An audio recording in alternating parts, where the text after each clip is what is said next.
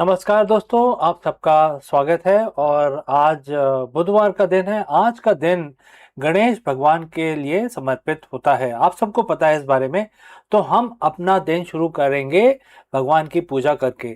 तो गणेश जी का मंत्र उच्चारण करेंगे और हर रोज की तरह हम इस काउंटर का इस्तेमाल करेंगे। आपको पता ही है काउंटर, इसमें नंबर्स, इलेक्ट्रॉनिक नंबर्स आ जाते हैं, तो ये हमें काफ़ी सहायता करता है अपने गिनती करने में। लेकिन आप किसी भी तरीके से जो आपको कंफर्टेबल हो, आप माला का इस्तेमाल कर सकते हैं और अपनी उंगलियों पे भी गिन सकते हैं, क्योंकि सिर्फ 11 बार ही करना है।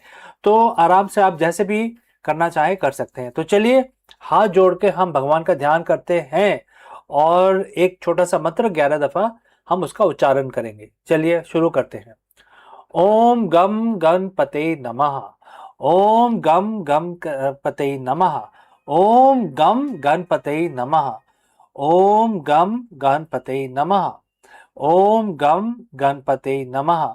ओम गम गणपते नमः। ओम गण गणपते नमः। ओम गम गणपते नमः। ओम गम गणपते नमः। ओम गम गणपते नमः।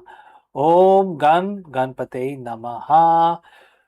तो हमारा भगवान की स्तुति आप समाप्त हुई। हमारा आज का जो हम दिन शुरू करना चाहते हैं वो हम अच्छी तरह स्टार्ट करें, यही हमारी प्रार्थना है। आपका भी दिन अच्छी तरह बीते, इस कामना के साथ हम इस वीडियो को बंद करते हैं। जल्दी ही मिलते हैं दूसरे वीडियो में, कहीं मत जाइएगा।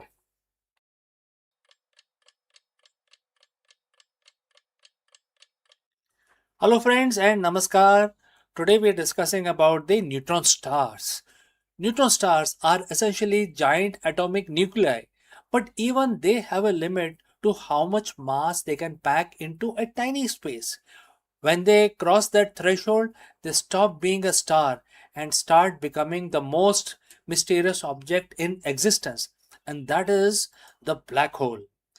In today's video, we are exploring the exact moment a neutron star collapses, and we break down the complex physics of stellar death into simple terms, explaining the tipping point that leads to total gravitational collapse. Let's go and discuss this further. Imagine the object the size of a city, roughly about 20 kilometers across, that contains more mass than our entire sun. If you could scoop up a single teaspoon of the material, it would weigh as much as Mount Everest. And this is known as neutron star. You know what we have heard described so far. It is the crushed, degenerated remains of a dead star held together by the most incredible force in the universe. But even these titans have breaking points. Today we are asking the question, what happens when a neutron star finally loses its battle against gravity? And why does that defeat the lead to the creation of the black hole itself? So friends, if you have reached this far, please inform us from which city you have tuned in and in which language you are watching this video. This will help us determine the reach of our channel. Alright, let's move ahead. To understand the collapse, we first have to understand why they don't collapse in the first place.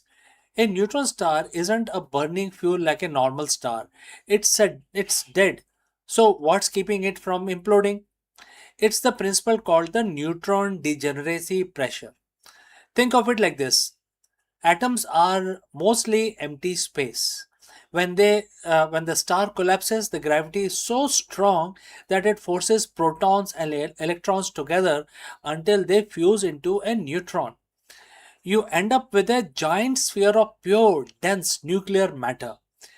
Those neutrons hate being squashed too much together, too close together. They push back. That pushback is what creates a physical wall against the gravity. However, there is a limit to that as well. That limit is called the Tolman Oppenheimer Volkoff limit, or in other words, short, TOV limit, named after the physicist who first crunched the numbers. And the TOV limit tells us that the neutron degeneracy uh, pressure can only support up to 2.1 to 2.3 times the mass of our sun. Think of it like a bridge. If you add one truck too many, the bridge fails. In the universe, if a neutron star gains mass, perhaps by stealing material from a companion star or colliding with another neutron star, it crosses that threshold. The bridge of degeneracy pressure snaps. Once that mass threshold is crossed, the game is over. The gravity stops being a force that the star can resist and become an inevitable destiny. The core begins to contract, but it doesn't just shrink, it essentially exits our observable universe because there is no known force in the laws of physics capable of stopping that contraction. The star keeps collapsing smaller and smaller and smaller. It shrinks past its own event horizon. At that point, not even light can escape the gravity. So, where does it go? Does it vanish? It doesn't disappear. It becomes a singularity, a point of infinite density, which is also known as the black hole. The material that used to be a bustling, spinning, magnetic neutron star is now permanent rip in the fabric of space-time. We call it nothingness because we can no longer see it, touch it, or send signal to it. It has essentially removed itself from our reality. The death of neutron star is the ultimate testament to the power of the gravity. It's a reminder that our universe, there are rules, and when you push those rules to the absolute limit, physics itself forces a change in the state of existence. So, friends, next time you look at stars, remember some of them aren't just sitting there, they are holding on for the dear life, balanced on a razor's edge between being a star and becoming a black hole in the fabric of space and time. Thanks for watching. If you want to dive deep into the mysterious cosmos, make sure that you hit the subscribe button. And friends, I will catch you again very soon in the next one. नमस्कार दोस्तों, अब हम देवी जी का पूजा करेंगे। रेसाइटेशन एक छोटा सा मंत्र है, 11 दफा करेंगे। हर रोज की तरह अपना दिन शुरू करेंगे, प्रारंभ करेंगे भगवान की स्तुति करके। तो हाथ जोड़ लीजिए, नमन कर लीजिए मेरे साथ और 11 दफा इस मंत्र का हम उच्चारण करेंगे। ओम श्री ह्रीं क्लीं श्री सिद्ध लक्ष्मी नमः। ओम श्री ह्रीं क्लीं श्री सिद्ध लक्ष्मी नमः। ओम श्री ह्रीं क्लीं श्री सिद्ध लक्ष्मी नमः। ओम श्री ह्रीं क्लीं श्री सिद्ध लक्ष्मी नमः। ओम श्री ह्रीं क्लीं श्री सिद्ध लक्ष्मी नमः। ओम श्री ह्रीं क्लीं श्री सिद्ध लक्ष्मी नमः। ओम श्री ह्रीं क्लीं श्री सिद्ध लक्ष्मी नमः। ओम श्री ह्रीं क्लीं श्री सिद्ध लक्ष्मी नमः। ओम ह्रीं श्रीं क्लीं श्री सिद्ध लक्ष्मी नमः। ओम श्री ह्रीं क्लीं श्री सिद्ध लक्ष्मी नमः। तो हमारी स्तुति समाप्त हुई। आपका दिल मंगलमय हो, इसी कामना के साथ इस वीडियो को अब यहीं समाप्त करते हैं। Friends, the mystery of our third interstellar visitor has finally been solved. In this video, we dive into the groundbreaking discovery of 3I Atlas and the incredible journey astronomers took to trace its path back to its source. For years, we wondered where this high-speed wanderer originated, but the answer is more chilling than we ever imagined. While Oumuamua and Borisov gave us the glimpse into the other star systems, 3I Atlas is different. New data reveals it was born in an environment of absolute extremes and extreme cold galactical origins that challenges everything we know about how comets and the planetary system forms. Let us explore this further. In the vast silence of ocean of the cosmos, things usually stay in their place. Stars keep their clusters, planets follow their tracks, but every once in a while, a ghost appears, a wanderer. In 2017, we saw Oumuamua, a bizarre cigar-shaped shard that defied explanation. In 2019, we saw 2I Borisov, a rogue comet that looked familiar but felt alien.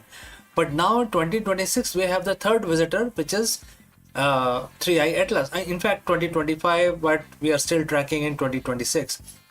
When it first appeared in 2025, July 1st, we knew it was fast. We knew it was big. But as it sped past our sun and began its long journey back into the void, it left us a parting gift, a chemical fingerprint. For months, the world's most powerful telescopes from Alama Array in high desert of Chile or the James Webb Space Telescope have been staring at this frozen traveler. And the data just came back, and we are now finally, we know where the 3i Atlas came from. And this truth is, it is colder than anything we have ever imagined. Alright, so friends, if you have reached this far, please inform us from which city you have tuned in and in which language you are watching this video. This will help us determine the reach of our channel. Alright, let's proceed further.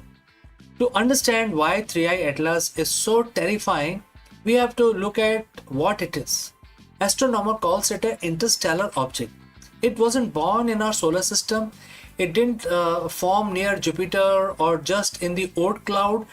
It's an immigrant from another star system, likely ejected billions of years ago. On April 24th, 2026, a team from the University of Michigan led by astronomers Teresa Caureno and Luis Salazar Manzano published a paper in Nature Astronomy that changed everything. They weren't just looking at the comet's shape, they were looking at its heavy water, specifically deuterated water or HDO. In our solar system, comets have a specific ratio of regular water to heavy water. It's like a biological signature of our sun's birth. But 3i Atlas was different. Its ratio of heavy water is 30 times higher than any comet in our solar system. And it is 40 times higher than the water in our own oceans. This isn't just a slight difference. This is a neon sign screaming that this object was born in an environment we can barely comprehend. So what does this heavy water ratio tells us? It's a thermometer for the deep past. Chemical processes that create this much deuterium only happens in extreme conditions, specifically temperatures below 30 Kelvin. That is minus 406 degrees Fahrenheit or minus 253 degrees Celsius. Imagine a place so cold that even the atoms themselves seems to move in slow motion. This is where 3i Atlas was born. But here is a kicker. Astronomers think it didn't just come from a cold planet. It likely came from a loner star. Our sun was born in a crowded nursery surrounded by sibling stars that provided heat and radiation. But the home star of 3i Atlas, it was like outcast born in a dark, isolated corners of the Milky Way, where there was no other star keeping the neighborhood warm. Scientists are calling it a cold galactic origin. This comet is essentially a 10 billion year old ice cube that has preserved the chemistry of a dead, frozen era of our galaxy. If the temperature doesn't haunt you, the age will definitely do. Our sun is roughly 4.6 billion years old, and we think that is ancient. But 3i Atlas initially estimated that it could be 11 billion years old. Think about that. When 3i Atlas was forming in its dark frozen cradle, the Earth didn't even exist. Our sun didn't exist. The Milky was a completely different shape.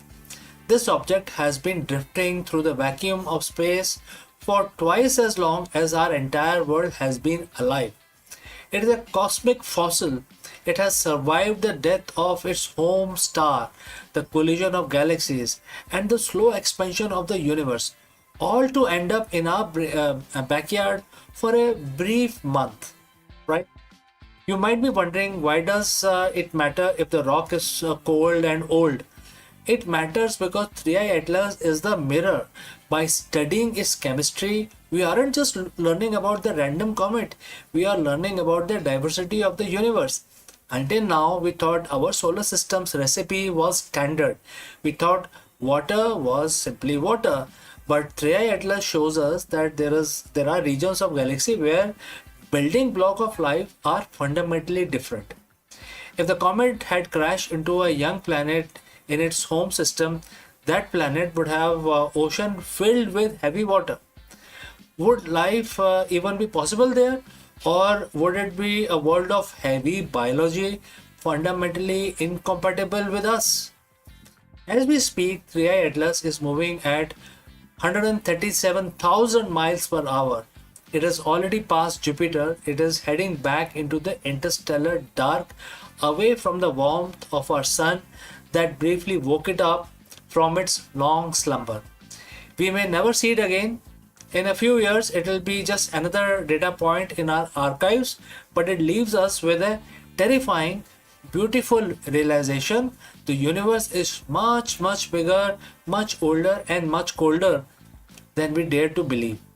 We have just, warm up little campfire in a very, very cold forest, right? So friends, what do you think about this? If you have any question, do not hesitate to send it across. Thanks for joining live. Thanks for watching. And if you want to keep up with the latest from the deep freeze of space, hit that subscribe button and stay curious. This next visitor could be the right around the corner. So friends, see you in the next one. But before I leave, a word from our affiliate partner. Stop settling for a good enough video. If your built-in laptop camera looks like a grainy mess, it is time for an upgrade. Want to instantly level up your video presence? I like to present the Lenovo Performance FHD webcam. This is a game changer for your desktop setup. Technically, this is packed. It has a very sensitive RGB sensor, very crisp photographs it takes. Also comes with 2 microphones on board, which helps you to record very clear voice in stereophonic format. And these microphones are very sensitive. You can actually move away from the camera up to 2 meters and these microphones will pick up your voice without any problem. This is a very strong piece. This is very sturdy. Comes with tripod ready. Comes with a very long leash, so it gives you a lot of flexibility to place the webcam wherever you want to keep in your studio. And also it has a swivel base, which is also very handy. So if you want to basically level up your game and you want to pick up this camera at a discount, please click on the link here or scan the QR code. Now let's get back to our video.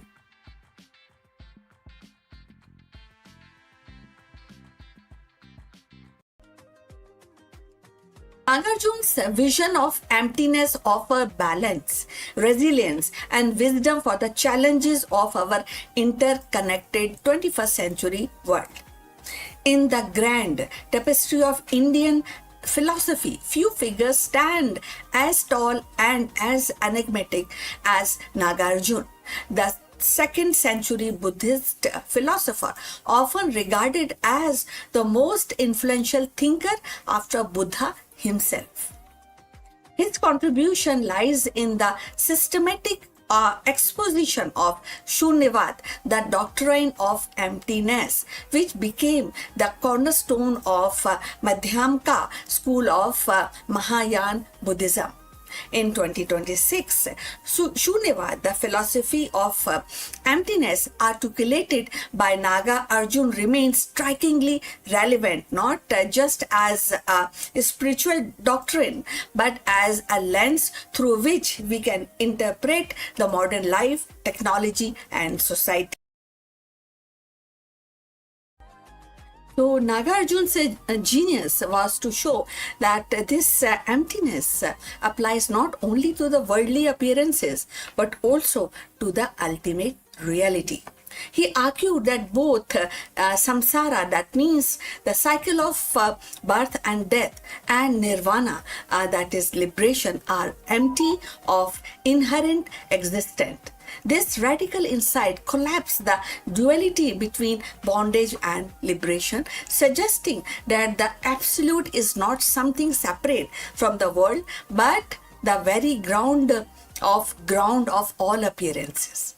So, with the geopolitical tensions, climate change, economic stress, and the doctrine of emptiness teaches resilience at this point of time, that means in 2026. So, by recognizing that the cries are not permanent entities but dependent on the cause and conditions, and we approach them with the flexibility rather than despair. And this is the way to go forward when we understand the teaching of Nagarjuna. So it is important to note that the Nagarjuna did not invent Shunyavad. The seeds of this doctrine were already present in Mahayana Sutras even before his time. What makes Nagarjuna remarkable is that he gathered these scattered threads and wove them into a coherent, rigorous philosophical system. He gave Shunyavad its intellectual depth, transforming it from mystical insight into a dialectical method that could withstand scrutiny. In an era of stress, identity crisis, and the idea that self is empty of fixed essence can be liberating. So it helps individual detach from the rigid ego construct and embrace fluidity and reducing anxiety about permanence and control. So if you have reached this far, please inform us from which city you have tuned in and in which language you are watching this video. This will help us to determine the reach of our channel. So we were talking about Shunyavad, and Shunyavad often misunderstood as nihilism. And sometimes called it is denial, but it is not a denial of reality. The Shunya literally means void or empty, but in Nagarjuna's philosophy, it carries a subtle meaning. It refers to the absence of inherent existent, that is Swabhav. When we talk in Hindi, all phenomena, according to him, arise in dependence on cause and conditions. A principle known as something when we understand pratyaksh, and then we analyze that, and or it depend where it dependent originated. So because things exist only in the relation to other things, and they cannot possess an independent permanent essence. So in this sense they are empty. And in a world dominated by artificial intelligence, virtual realities, and shifting identities, Shunyavad reminds us that phenomena lacks inherent existence.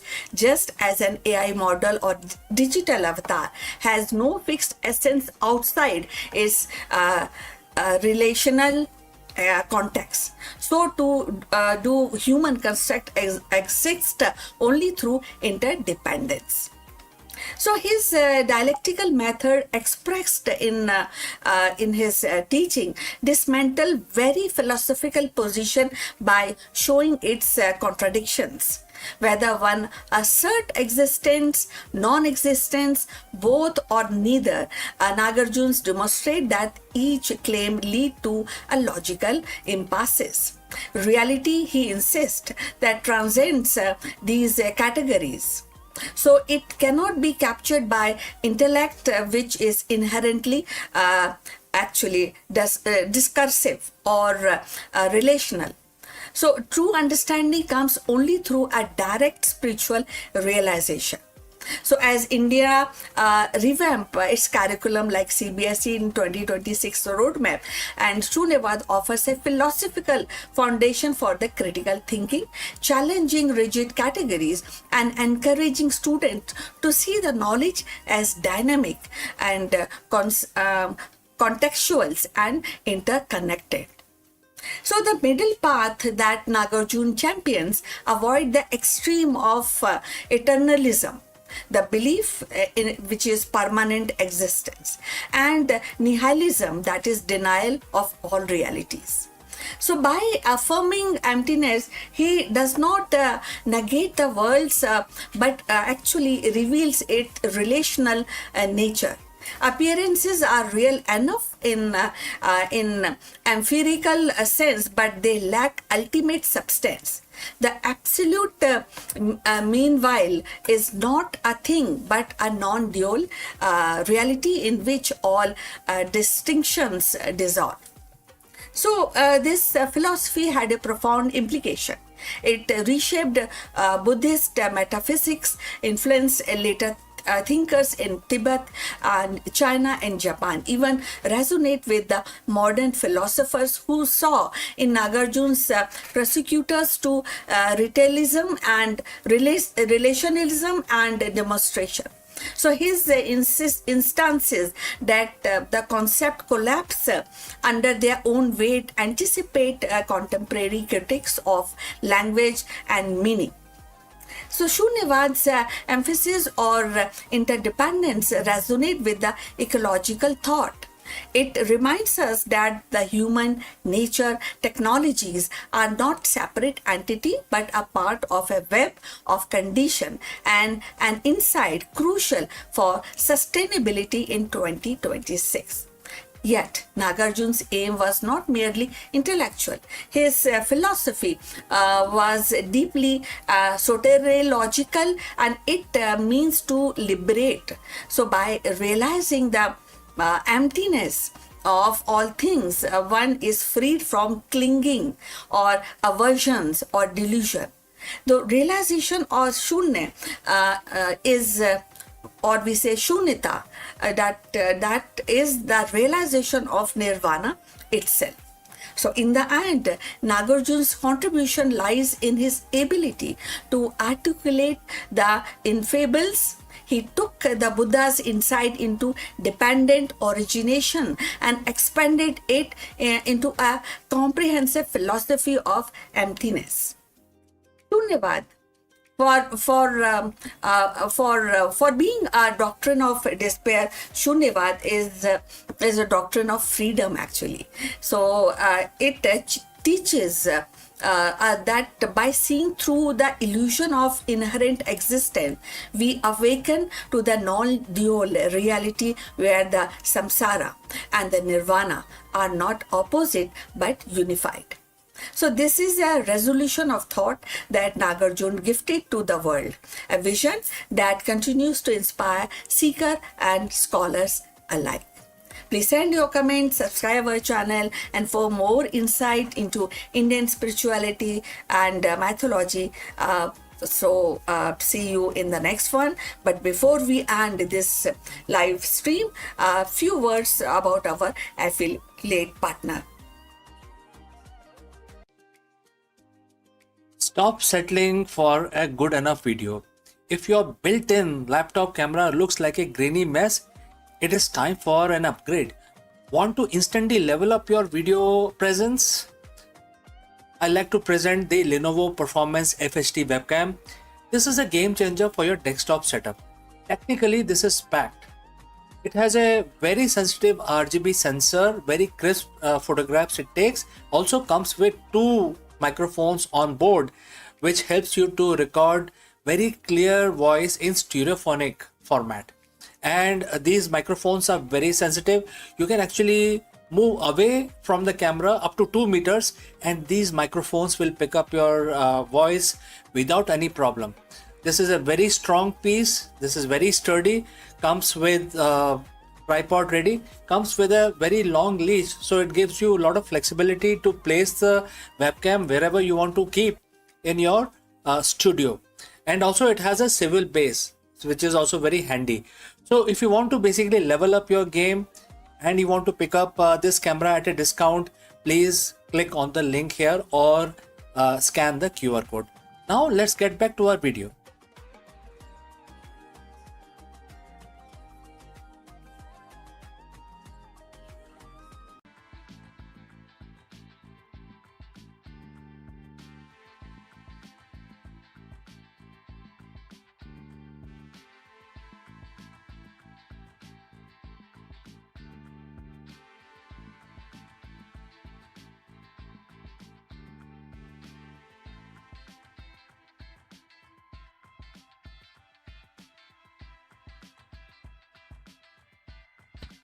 Hello, friends, and namaskar.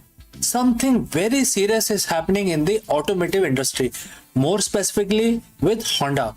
I'm sure all of us are Honda fan. Even if you're not Honda fan, then this information is still worthy for you to know.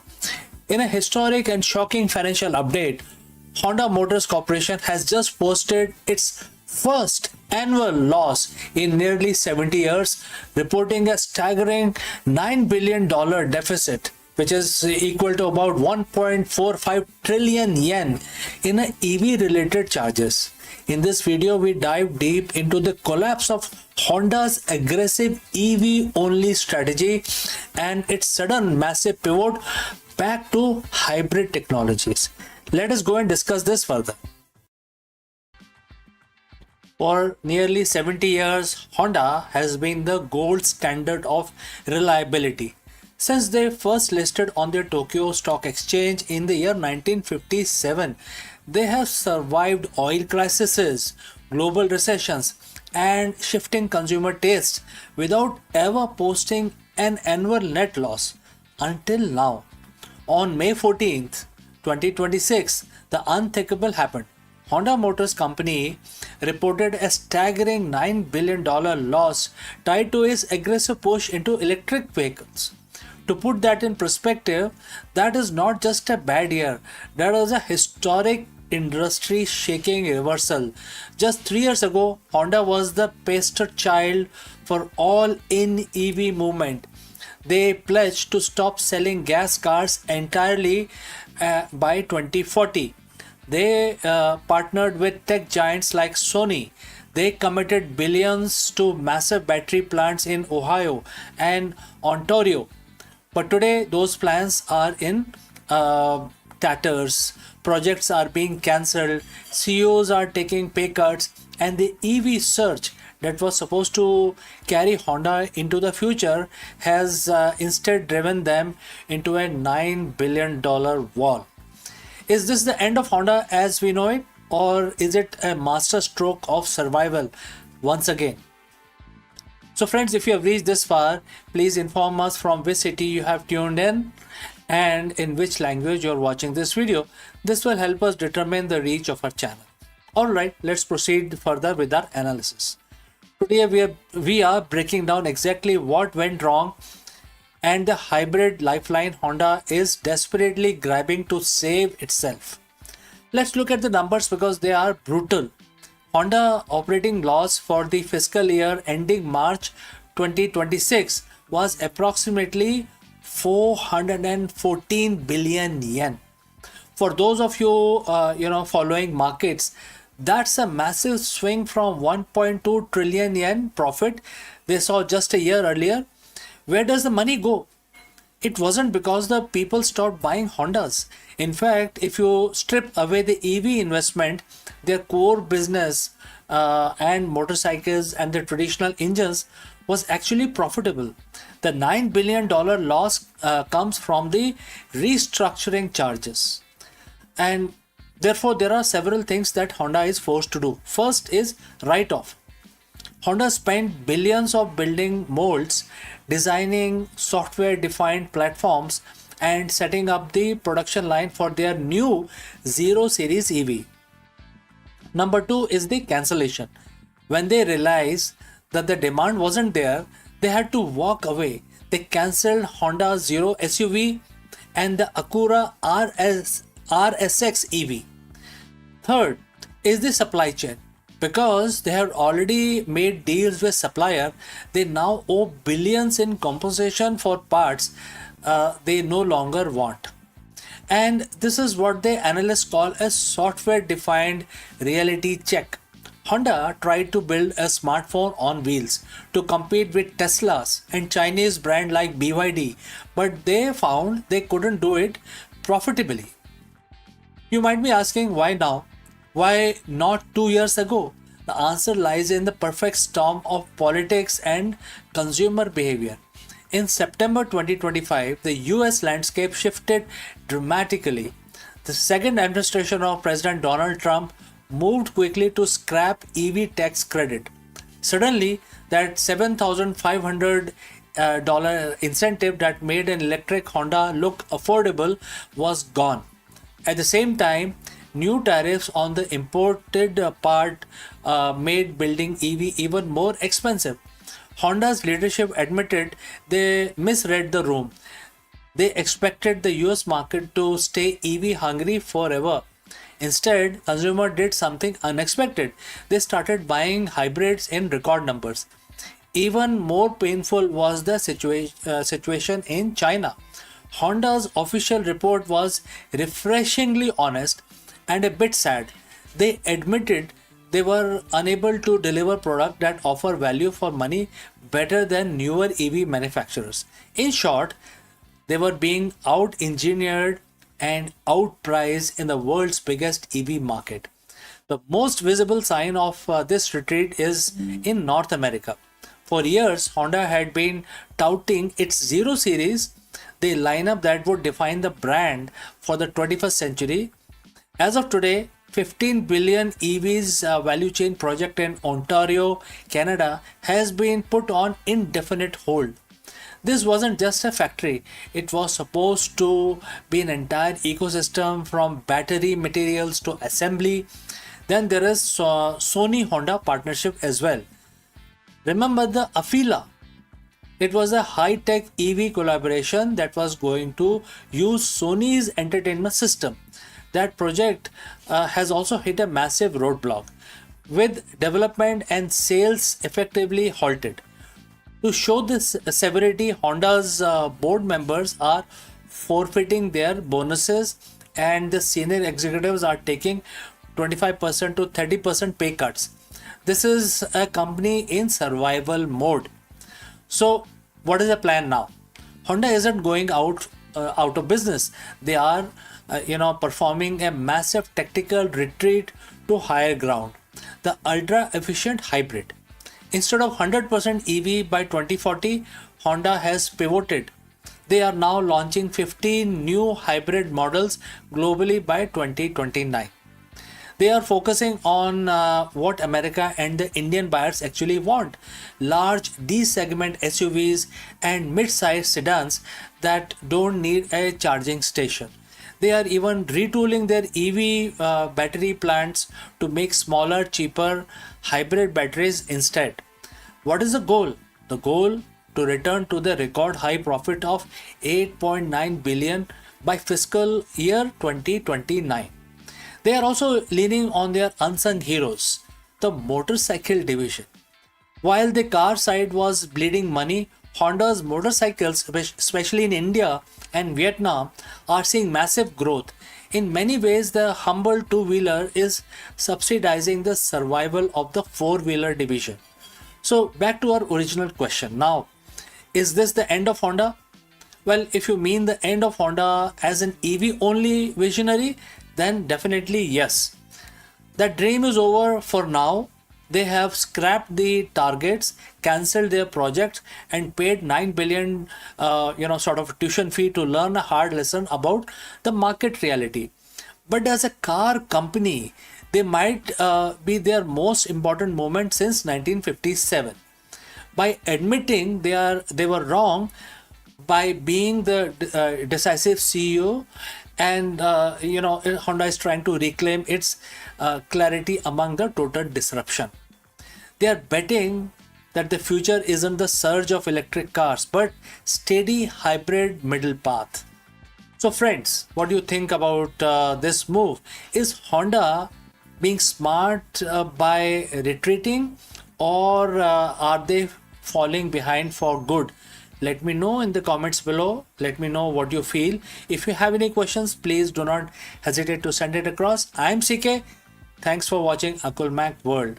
I will catch you again in the next one. But before I go, a word about our affiliate partner. Stop settling for a good enough video. If your built-in laptop camera looks like a grainy mess, it is time for an upgrade. Want to instantly level up your video presence? I like to present the Lenovo Performance FHD webcam. This is a game changer for your desktop setup. Technically, this is packed. It has a very sensitive RGB sensor, very crisp photographs it takes. Also comes with two microphones on board, which helps you to record very clear voice in stereophonic format. And these microphones are very sensitive. You can actually move away from the camera up to 2 meters, and these microphones will pick up your voice without any problem. This is a very strong piece. This is very sturdy. Comes with tripod ready. Comes with a very long leash, so it gives you a lot of flexibility to place the webcam wherever you want to keep in your studio. And also it has a swivel base, which is also very handy. So if you want to basically level up your game and you want to pick up this camera at a discount, please click on the link here or scan the QR code. Now let's get back to our video.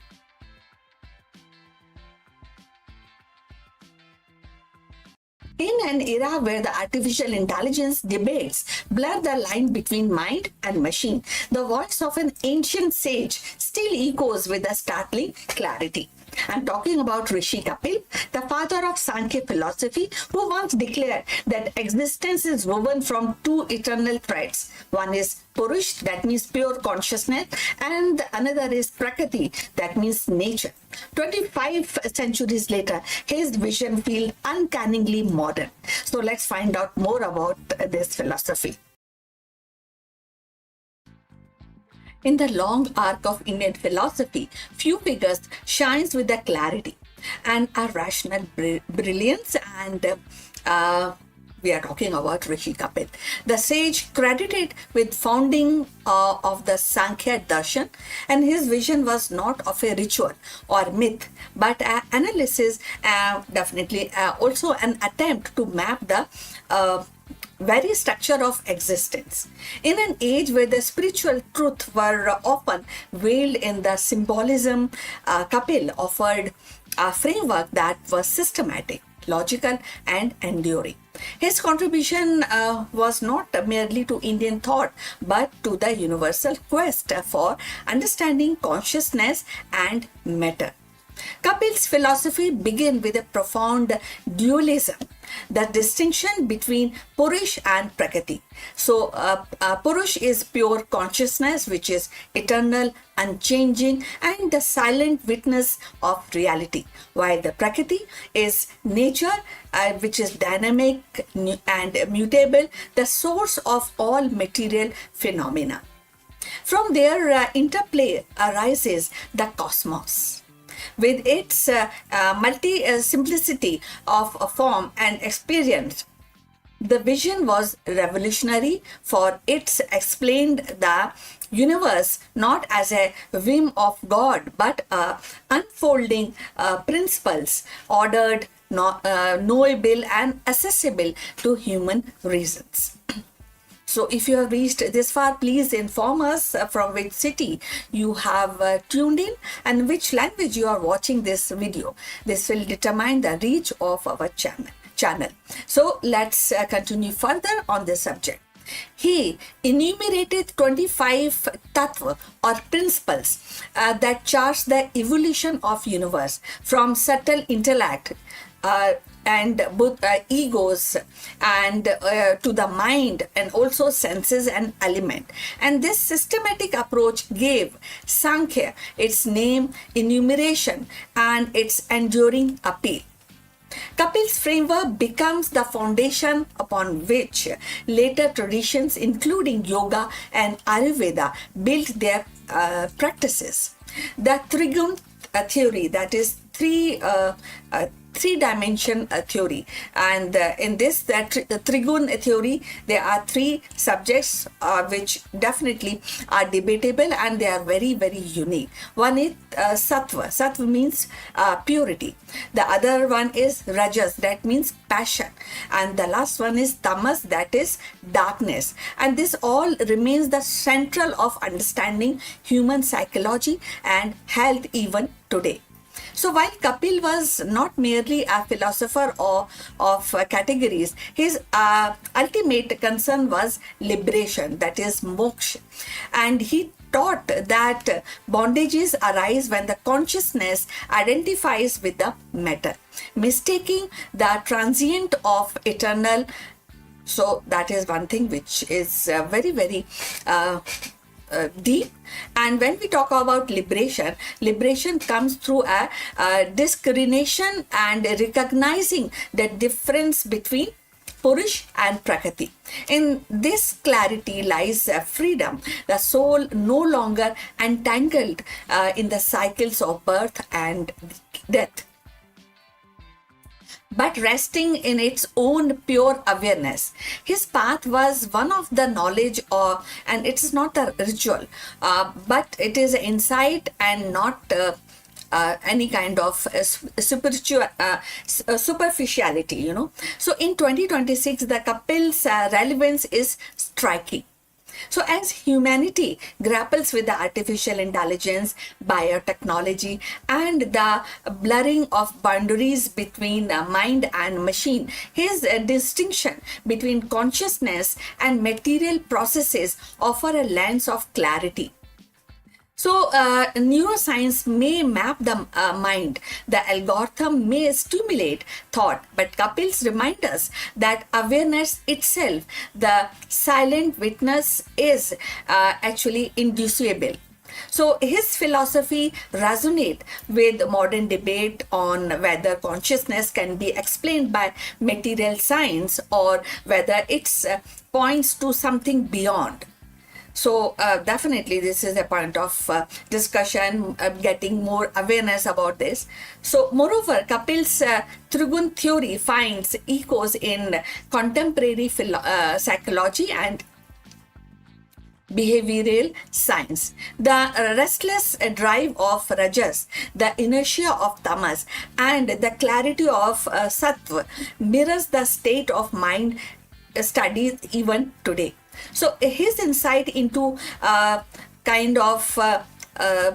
idea that effects the pre-exist in the cause align with the modern understanding of continuity in neutral processes. So in a sustainability discourse, his vision of interconnectedness between matter and consciousness inspire holistic approach of ecology and ethics. So Kapil's legacy also lives in Bhagavad Gita, where Krishna speaks of Sankhya as the path of wisdom and contemplating yoga and devotion. His rational spirit influenced Buddhist and Jain thoughts also, and his systematic enumeration shaped the centuries of Indian intellectual life. So in every age, his philosophy has been rediscovered not as a relic but a living framework of inquiry, of living, understanding the Sankhya philosophy. As we stand in 2026, facing crisis of environment, technology, and identity, Kapil's voice whispers across millennia. And seek clarity, distinguish the eternal from the transient, and liberation will follow. So his contribution is not confined to ancient text. It is a compass of modern seekers, scientists, and philosophers alike. In the lattice of his 25th principle, we find not only a map of cosmos but a mirror for the human conditions. Kapil's gift was not the courage to think systematically, to trust reason along the side devotion, and to see the liberation as the fruit of knowledge. His Sankhya reminds us one of the humanity's earliest and most profound attempt to understand existence. In 2026, as we decode genomes and program a machine, his wisdoms reminds us the dance of matter is endless. But the witness, the Purush, remains untouched, eternal and free. So we have come to the end of this live stream. Please like and subscribe our channel, and we look forward for your comments on this topic. But before we end, few words from our affiliate partner. Stop settling for a good enough video. If your built in laptop camera looks like a grainy mess, it is time for an upgrade. Want to instantly level up your video presence? I like to present the Lenovo Performance FHD webcam. This is a game changer for your desktop setup. Technically, this is packed. It has a very sensitive RGB sensor, very crisp photographs it takes. Also comes with two microphones on board, which helps you to record very clear voice in stereophonic format. And these microphones are very sensitive. You can actually move away from the camera up to 2 meters, and these microphones will pick up your voice without any problem. This is a very strong piece. This is very sturdy. Comes with tripod ready. Comes with a very long leash, so it gives you a lot of flexibility to place the webcam wherever you want to keep in your studio. And also it has a swivel base, which is also very handy. So if you want to basically level up your game and you want to pick up this camera at a discount, please click on the link here or scan the QR code. Now let's get back to our video.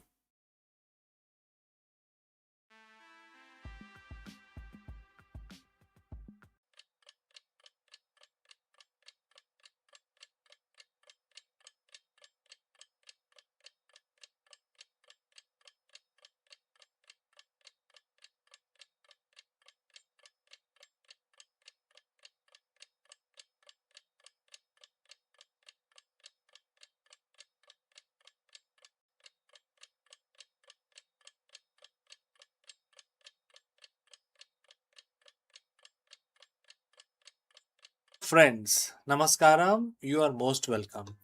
Let me ask you, is the safe haven of the past becoming a liability today? In this episode, we are breaking down why the gold, traditionally the go to asset for wealth preservation, is failing to deliver in 2026. From the impact of high interest rates and the king dollar to why investors are pivoting towards AI tech and alternative growth assets. We analyze the shifting global markets and the landscape. Let's go and discuss this further. For centuries, we have been told the same story. When the world goes into crisis, buy gold. It is the ultimate safe haven, the safest investment that you can have. The king of investments. Your parents did it, your grandparents did it, and perhaps you have done it too. But as we sit here in 2026, the data is telling us a very different, uncomfortable story. The crown is tarnishing and very rapidly. The safe haven is becoming a dead investment. Today, we aren't just talking about the gold prices, we are dissecting the death of an outdated financial paradigm. If you are still parking your wealth in physical gold, expecting it to protect you, you might be missing the greatest wealth creation cycle of your lifetime. Let's dive in. But before that, if you have reached so far, please inform us from which city you have tuned in and in which language you are watching this video. This will help us determine the reach of our channel. So, why do I call it a dead investment? Let's talk about the mechanics of the wealth. First, the opportunity cost. In the world of high finance, your money should be working for you. Gold is a non yielding asset. It doesn't pay dividend. It doesn't generate interest. It doesn't disrupt an industry. It just sit there like a dead investment. In a high interest rate environment, which we have navigated significantly through 2025 and 2026, capital has a cost. When you can put your money into assets that are fueled by the massive technological shifts we are seeing, like AI revolution, infrastructure, or even energy production, the opportunity cost of holding the stagnant metal becomes a massive mistake. The world has changed. Gold was the hedge for the world of paper currency and their geopolitical borders. Today, we are in a digital, algorithmic, borderless economy. When the king dollar is strong, gold struggles. And right now, despite the global volatility, we are seeing a decoupling. The old rule, crisis equal gold rally, is breaking apart. The algorithms are trading faster than humans can react, and they aren't reaching for physical bars, they are reaching for the growth. If gold is no longer the king, then what is the king now? Right now, the king of investment is the adaptability. The smart money is moving towards assets that are scalable. Unlike gold, which is finite and heavy, the digital economy scales infinitely. Number two is productive. Tech and AI are changing the industry, creating efficiencies and generating actual revenue streams. Number three is the algorithmic. We are living in an era where the data is the only oil. If your investment strategy is stuck in the 20th century, you are essentially betting against the trajectory of human innovation. Gold is a store value maybe, but it is not a creator of the wealth. In 2026, you cannot afford to just store your wealth, you have to deploy it. We often cling to the gold because of fear. We fear the collapse, we fear the unknown. But holding on to a dead asset out of fear is not the same as having a strategy of equanimity. True equanimity in business is the ability to look at the market, see the reality where the world is heading, and let go of what no longer serves the mission. So, if your portfolio is heavy in gold, ask yourself, is it there because it is the best strategy for growth, or is it there because you are afraid of the future? Now, let me explain in very, very simple terms. See, what happens is when we know all that the gold is a dead investment. It does not add any value to our life. Unlike other metals like steel or copper, they are useful for us. Gold is not useful. It cannot be used in any other way. So it's because it's a inert metal. You cannot make alloys out of it. So it's a something which is quite expensive, quite heavy, but it is not very useful for humans or our industries. So what people do, because it is expensive, a lot of people actually buy, thinking that sometime in future they will sell and recover that money. Now, the only premise here, only assumption here for investment is that somebody has to buy it. So, like if you in future you want to sell it, somebody has to buy it, right? Uh, and that buyer will be thinking in the same manner what you were doing 10 years back. That if I buy gold today, 20 years from now I will still become very rich, right? So that is the economy of gold. People, it does not grow, it is not invested, it is not useful, but people store money because it is quite heavy, it occupies less space, and therefore you can buy it, and then it keeps the price keeps going up simply because of the buyer sentiment, as I explained to you. Now, let's look at 2025 and 2026. What has happened? Major shakeups. Lot of geopolitics has happened in these last 2 years, and because of that, the currency dollar, played a major role. And since all other country measure their economy pegged with dollar directly, so if something goes wrong with the dollar, economy of America goes up and down. It in fact impacts the world all around. So sometimes dollar crash, there is inflation. It impacts the entire world because all other currencies are linked to dollar, that we know, right? Now if the dollar is doing badly, then what we have to do to improve the economy. What America will do, first of all, they will hedge their risk on all other countries. So it is very simple for them because everybody in the world is using dollars, so all their risk is transferred to all other country, rest of the world. Second, what they will do, let's say in India. So if the Indian economy start to slip after the US has done the hedging and transferred some of their recession to India, because India being a large country, let's say India also start feeling the pain of slight recession. So what the central bank in India will do, central bank in India will actually ease the loans. They will reduce the loans. so that there is more currency in the market and people start buying cheaper loans, etc., etc. Now in the US there will be a opposite of that will happen, because the as the economy, or like we are saying in 2026, as the economy is under a lot of stress, the Fed don't want to basically do the same thing what the RBI in India has done, because Indian economy is growing rapidly. It is actually growing between 7 to 8% every year. So there is a lot of opportunity in India.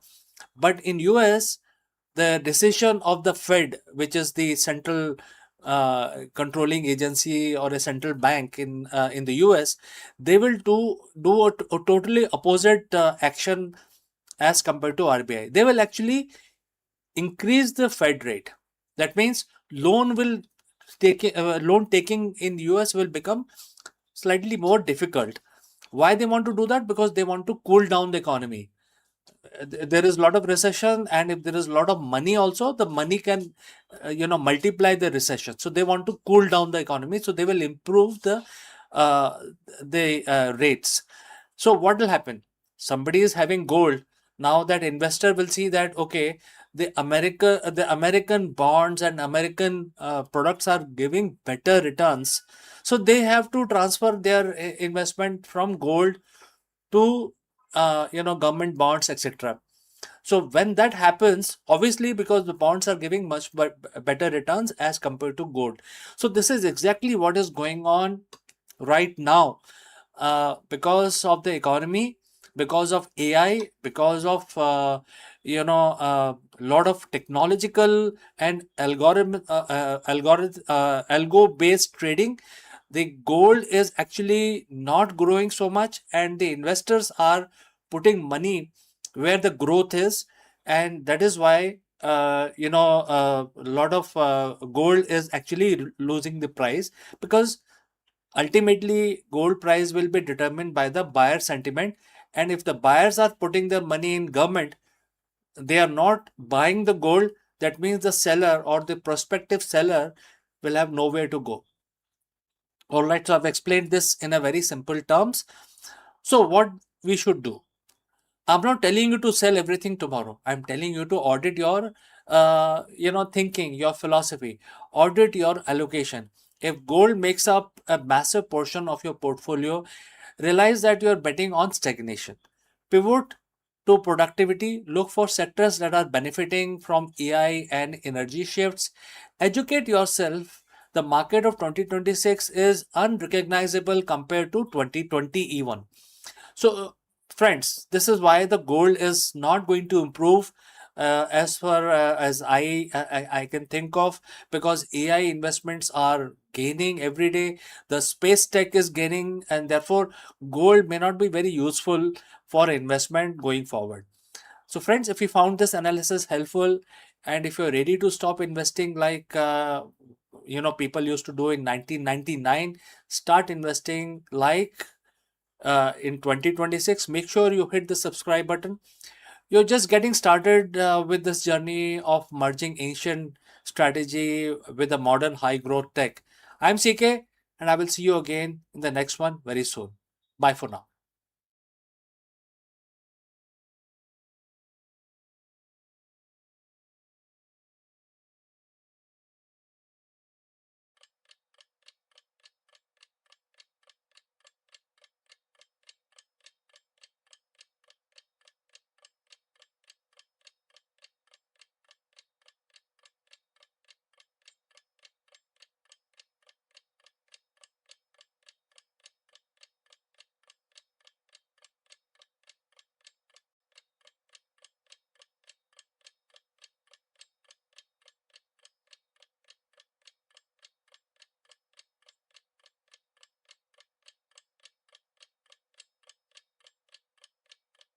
Hello, friends.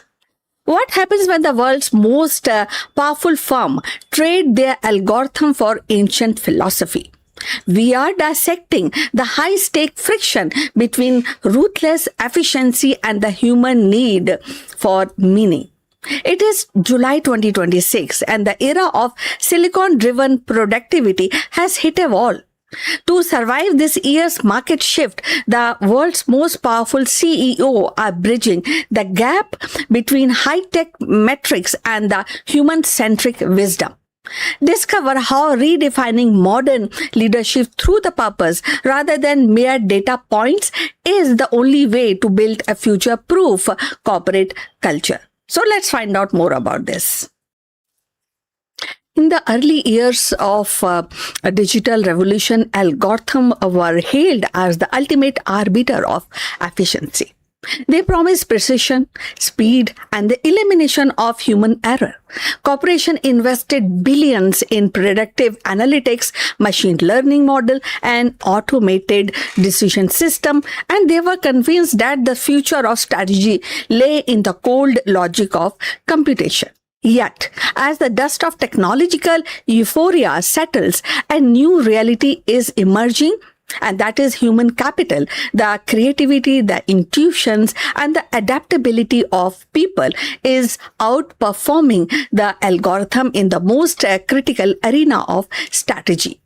The shift began with the recognition that the algorithm, while powerful, are bounded by the data they consume. They excel at pattern recognition, but flatter when they're confronted with the ambiguity and or novelty or maybe ethical complexity. Human being, by contrast, thrives in uncertainty. So a strategy who is in navigating the volatile market, geopolitical upheavals, and cultural shift cannot rely solely on historical data sets. So they must interpret the signals, the imagine possibilities, and craft narratives that inspire collective actions. So this is where the human capital assert its superiority.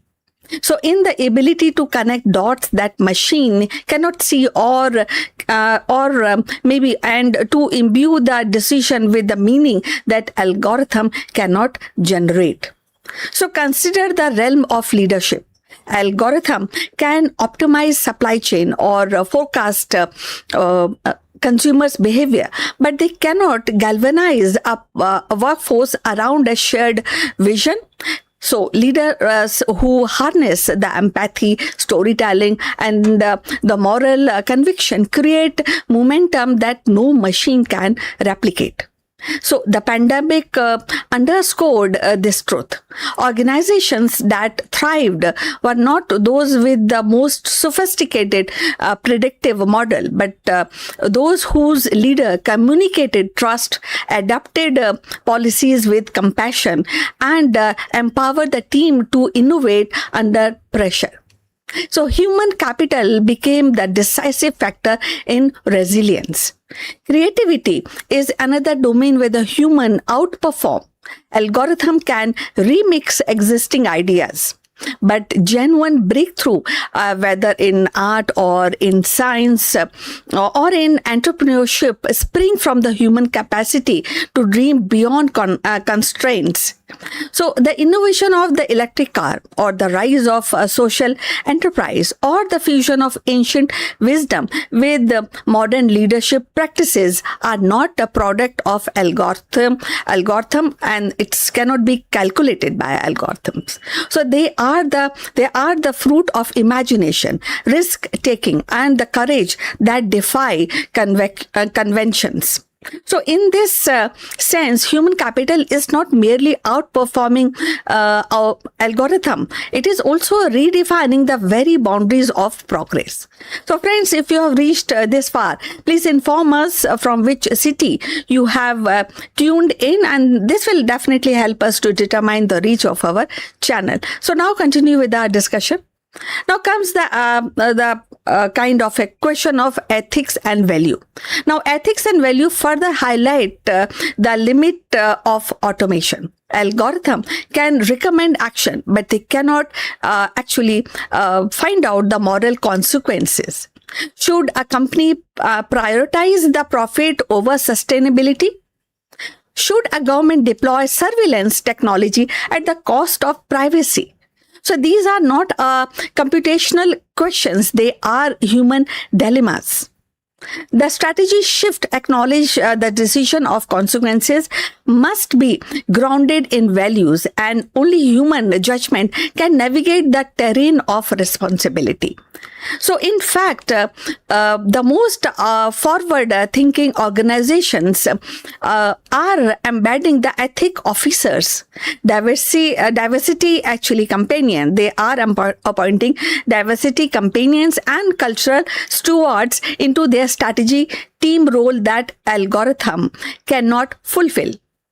So the irony is that the triumph of human capital does not diminish the importance of algorithm. Instead, it reframes them as a tool rather than the masters. So algorithm provide insight, but human decide which insight matters.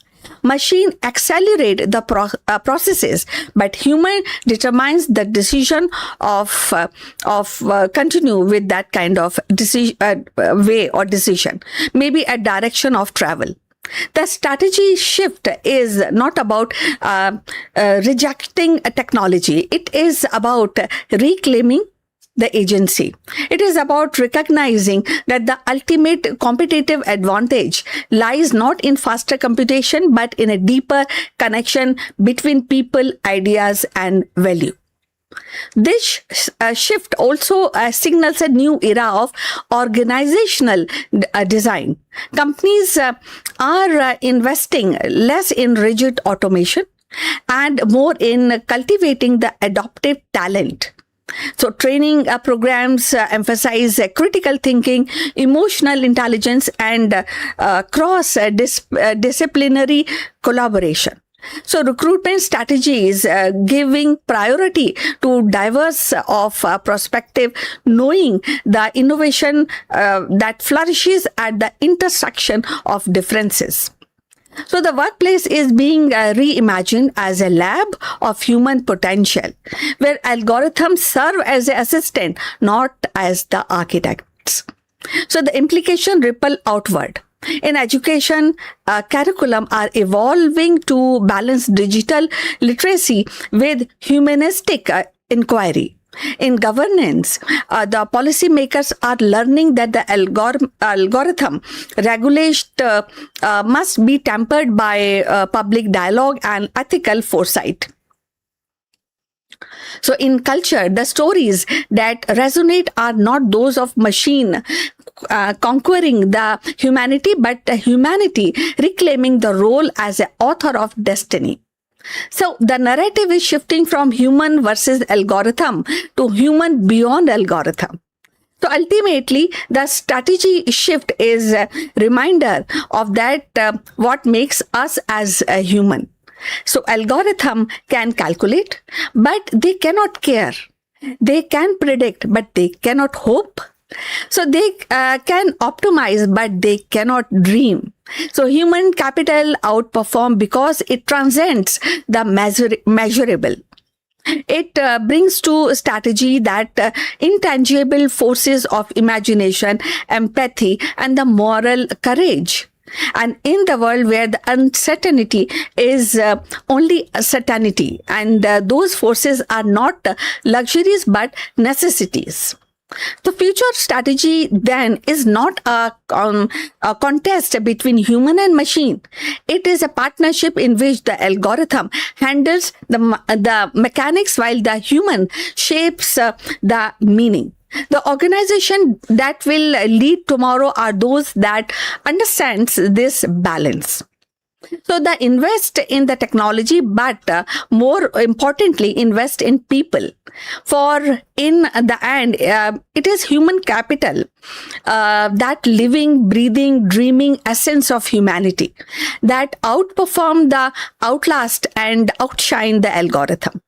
So lesson of this era is very clear.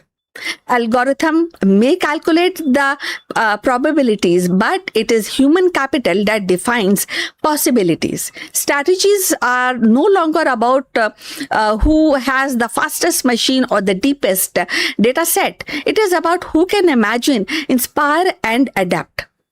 So, the organization that will endure are those that treat technology as an ally, not as a replacement. A place where the greatest investment in people.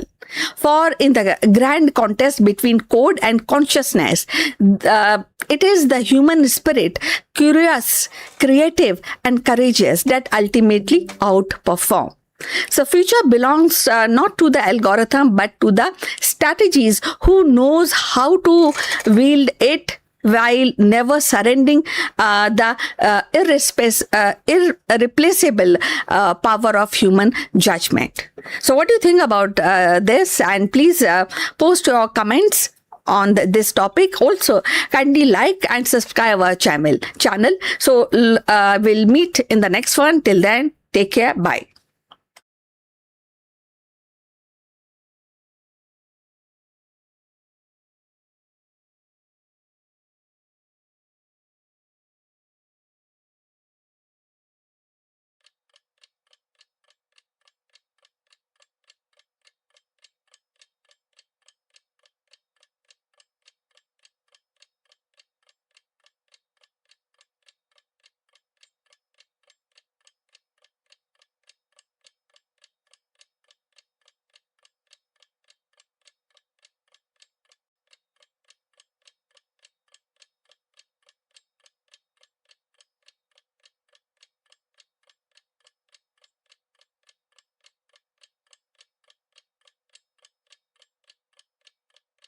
Why does every entry level job listing demands 3 to 5 years of experience?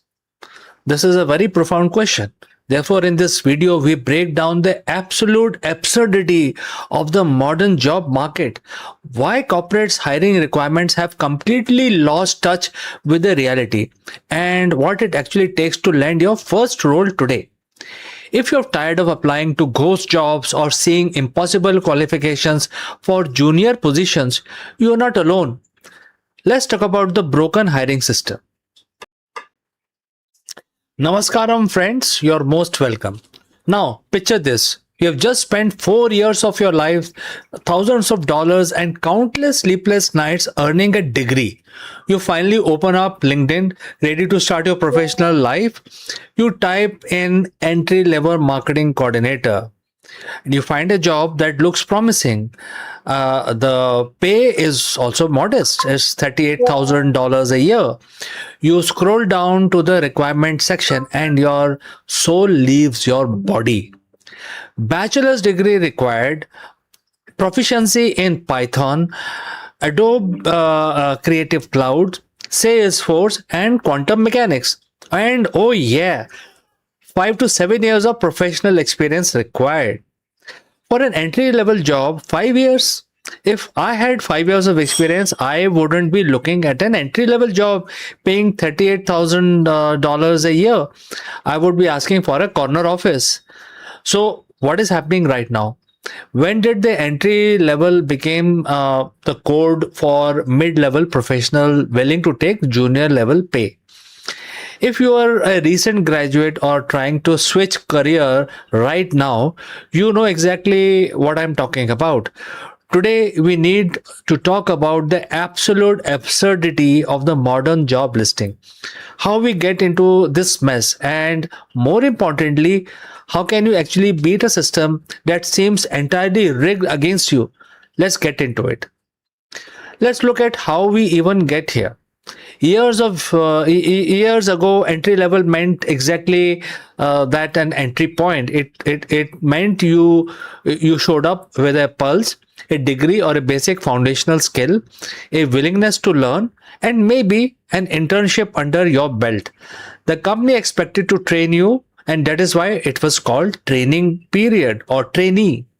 Today, companies have completely outsourced training to universities and the candidates. They want a plug and play employee who can hit the ground running on day one, require zero supervision, and accept the salary that barely covers the rent. So, why does this happens? It usually comes down to three main culprit. First, the HR wish list. Hiring manager often treat job descriptions as the Christmas wish list. They want a unicorn. They list every single tool, software, and skill used by the entire department. Even if the person filling the role will only use two of them, they think, well, it doesn't hurt to ask. Yes, it does. It does hurt sometimes because people may not know. It hurts millions of qualified candidates who look at the list and get imposter syndrome and decide not to apply. Next is automated ATS madness. Application tracking system, also known as ATS. It scans resume for keywords. To game these systems, companies pack job description like buzzwords, ballooning the requirement list into laundry list of impossible demands. Next is the fear of bad hires. In a volatile economy, companies are terrified of making bad hires. Instead of investing time in onboarding and training, they try to de risk the hiring entirely by demanding years of prior experience for junior roles. It's lazy, it's out of touch, it's breaking the job market. It doesn't even stop at regular entry level jobs. Let's talk about the trainee programs and internship. Remember when the trainee or traineeship was designed for people who didn't know the industry yet? You got brought at a lower rate and then company groom you over 6 months to a year into a full-time employee. Now look at the trainee listing. I saw a posting last week for a junior trainee accountant. The requirement: a bachelor's degree, CPA track progress, advanced Excel macro, and you also guessed it, 2 years of accounting experience. If you already have 2 years of accounting experience and a CPA track, you aren't a trainee anymore. You are an accountant. But company use trainee or junior labels as a legal loophole to justify paying below market rate. They want experienced talent at an intern prices. And don't even get me started on unpaid internship, requiring some to work for free while demanding they already know how to manage a social media empire or code a database is economic exploitation disguised as a career development. The psychological toll this takes on job seeker is massive.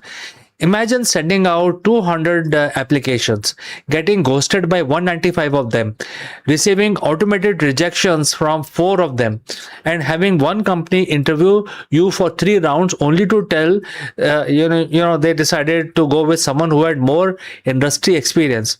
For an entry level job, it drives people crazy. All right, so system is broken. The job descriptions are a joke. HR is asking for unicorns, and the company feels like a video game set to nightmare and at difficulty level. So, what do we do? Do we just give up and move back into childhood bedrooms forever? No, because here is a dirty little secret about job description. They are wish list and not legal contracts. I want every single person watching this to internalize this rule. You do not need to meet 100% of the requirement to apply for a job. If you meet roughly 50 to 60% of what they are asking for, you have the core capability and willingness to learn the rest. Apply anyway. Let them tell you no. Don't self reject before you even give yourself a fighting chance. And here are the 3 tactical ways to bypass the broken entry level filter. First, ignore the years of experience rule. If a job is asking for 3 to 5 years of experience, but it's titled entry level or junior level, treat that requirement as preferred but optional. Frame your personal projects, freelance work, internship, and academic achievements as equivalent experience. Did you spend 6 months building a capstone project that solved a real business problem? That is the experience. Count it and mention that in your CV. Next, bypass the ATS via networking. Stop blindly clicking easy apply on LinkedIn. It is a black hole. Find the company you want to work for, look for hiring manager or a team lead on LinkedIn and send a short, polite human message. Say something like, "Hey," and mention your name, of course. "I saw a junior analyst role open. I've been following your company, work in X, Y, etc. And I build a portfolio project doing exactly that. And I love to ask you a quick question about the team." People hire people, and therefore not a piece of paper. This personal connection will definitely help you. Build proof not just for resume. Anyone can write a proficient in communication on a resume. Show, don't tell. Build a public portfolio. Write LinkedIn articles about your industry. Record Loom video breaking down how you would solve one of the company's problem. When you had a hiring manager tangible proof of your skill, the requirement for 3 to 5 years experience instantly shrinks because you have already proven that you can do the job. Ultimately, the burden shouldn't be on the job seeker to hack the broken system. Companies are and hiring managers need to do better. We need to call out unrealistic job listings. When you see a ridiculous posting, laugh at it, share it with your peers, and let the company know that the talent is paying attention. If a company wants senior level output, they need to pay senior level wages and stop hiding behind an entry level label to cut cost. To any hiring manager or executives watching this, invest in your junior staff again. Some of the most loyal, highly performing employees a company can ever have are the ones they took a chance on, trained them properly, and watched them grow. When you shut the door at entry level talent because they didn't have the 5 years experience under their belt, you are starving your own industry of future leaders. So, to everyone out there currently in the trenches for the job hunt, do not let these ridiculous listing gaslight you into thinking you aren't qualified or capable. You are valuable, your skills matter, and you will find your footing. So, friends, if you have seen a job description recently that made you want to scream, drop it in the, let me know, drop it, your feelings in the comments below. Let's read through them together and laugh or cry at how out of touch the corporate hiring has become. So friends, if this video resonated with you, hit that like button, subscribe for more real talk on career and job market, and I will see you very soon in the next one. Good luck for you for your job hunt, and have a nice day.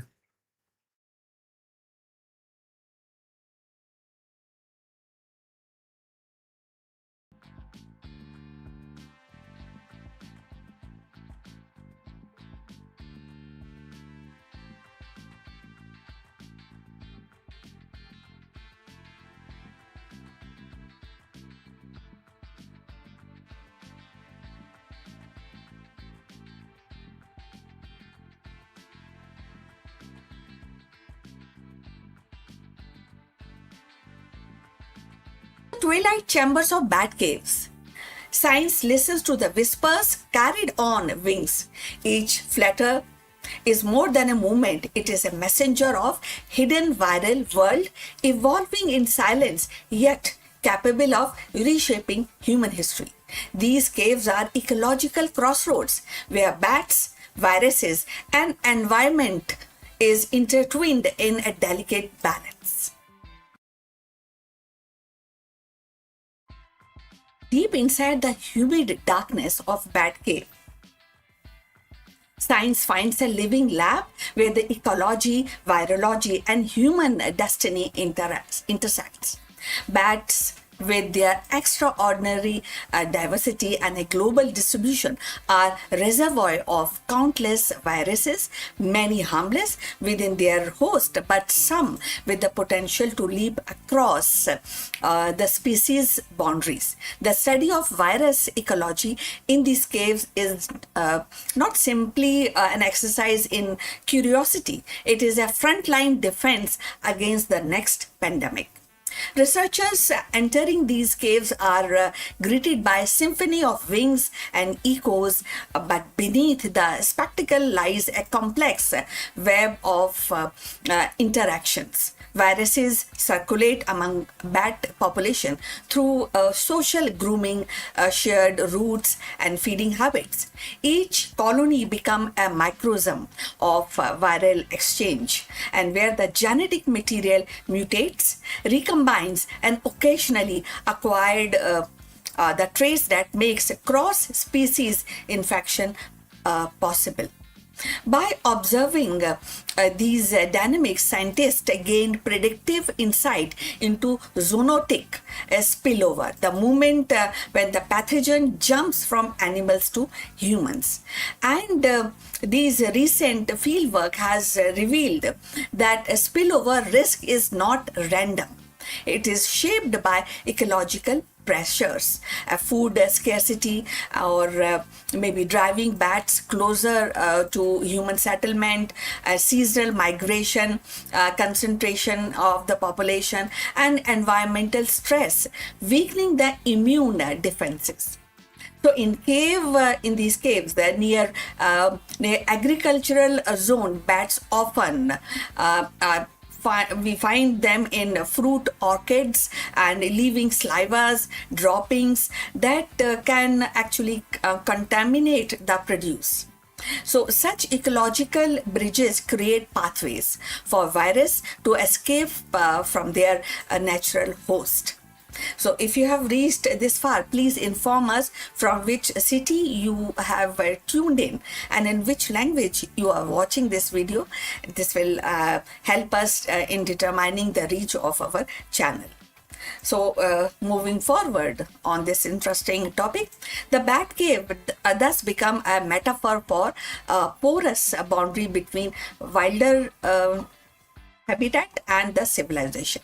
By squeezing viral genomes and collecting them from the salivas and other material which is like droppings, scientists can map evolutionary trajectories, and identifying which strain show sign of adapting to mammalian cells beyond bats.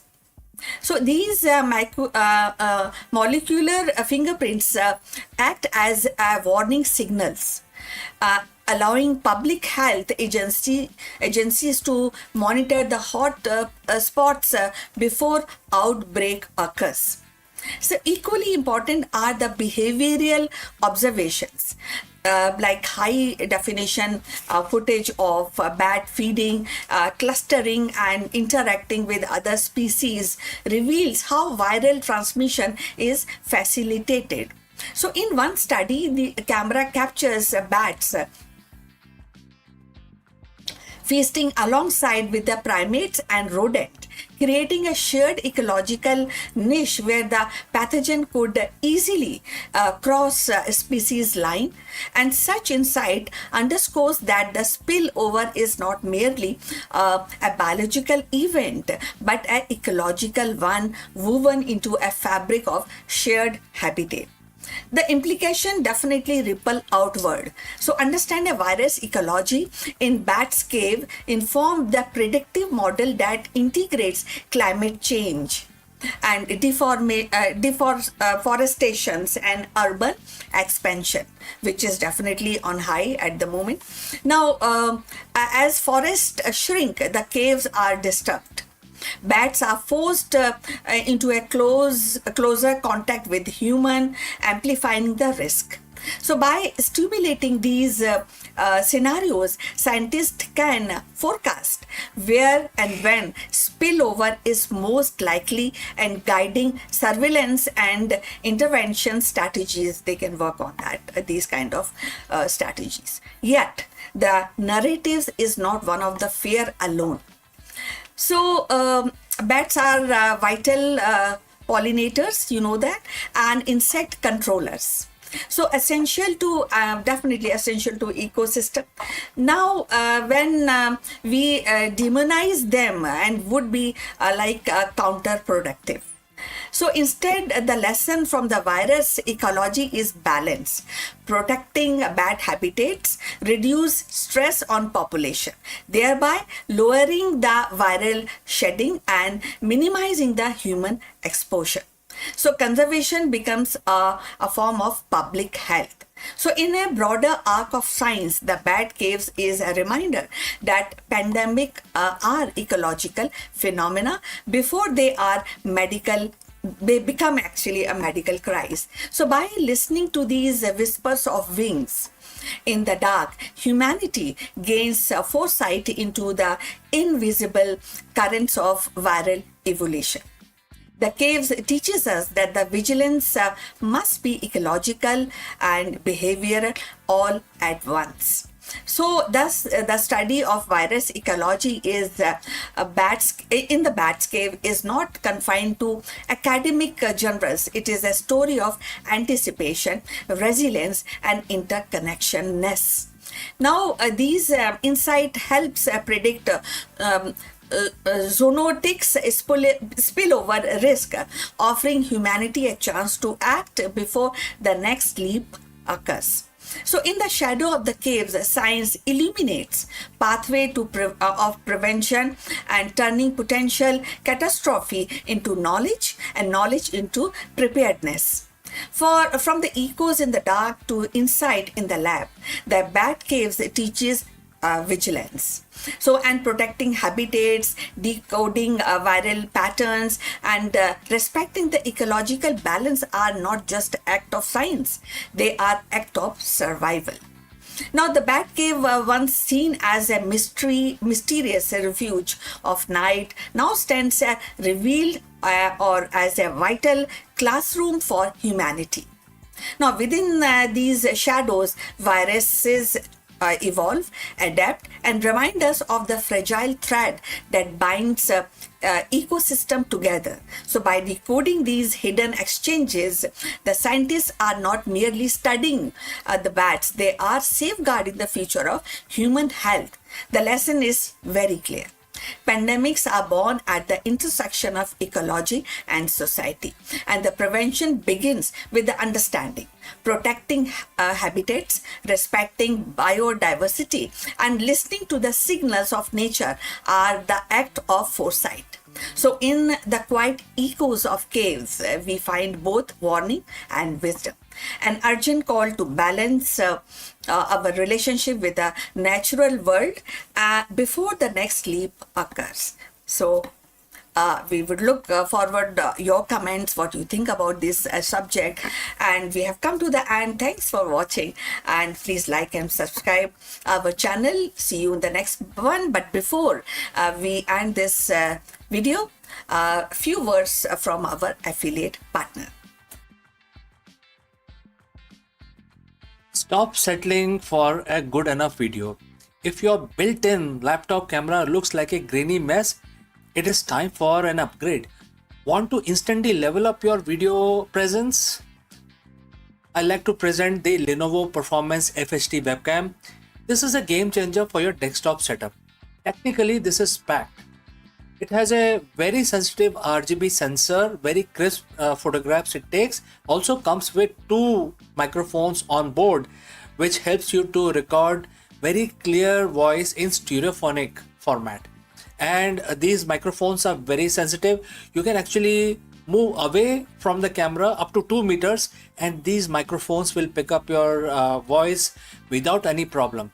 This is a very strong piece. This is very sturdy. Comes with tripod ready. Comes with a very long leash, so it gives you a lot of flexibility to place the webcam wherever you want to keep in your studio. And also it has a civil base, which is also very handy. So if you want to basically level up your game and you want to pick up this camera at a discount, please click on the link here or scan the QR code. Now let's get back to our video.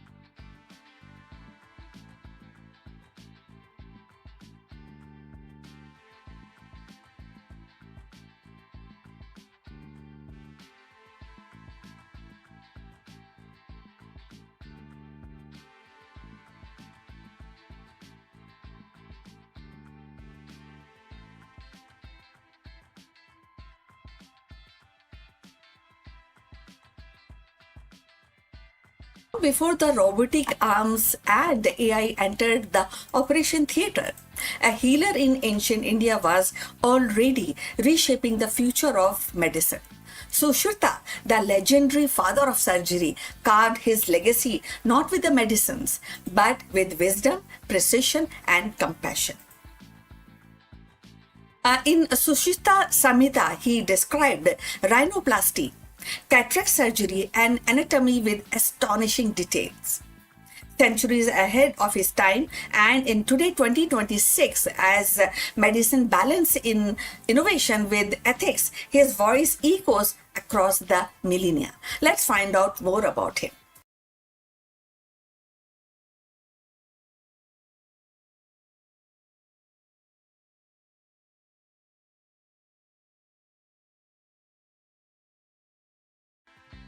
In the annals of medical history, few names shines as bright as Sushruta, the ancient Indian physician whose vision and practice earned him the title of Father of Surgery. So, living around the 6th century BCE in Kashi, the modern Varanasi, Sushruta was more than a healer. He was teacher, he was philosopher and innovator who believed medicine was a sacred duty rooted in compassion and discipline. His legacy, preserved in Sushruta Samhita, continues to resonate even in 2026 as the world seeks balance between cutting edge technology and holistic care. Sushruta Samhita is monumental text spanning 186 chapters covering surgery, anatomy, pharmacy, and pediatrics, taxology, and prevention medicines. Within its page, Sushruta described surgical techniques that astonish modern readers also, like rhinoplasty using skin flaps, cataract surgeries by lens removal, and lithotomy for bladder stones and obesities, a procedure to save mothers, especially in critical conditions. He catalogs over 300 bones, 700 vessels, and a wide array of surgical instruments. So, demonstrating a mastery of anatomy that was centuries ahead of its time. His insistence on hygiene, diets, and lifestyle as pillar of health foreshadows even the modern preventive medicines.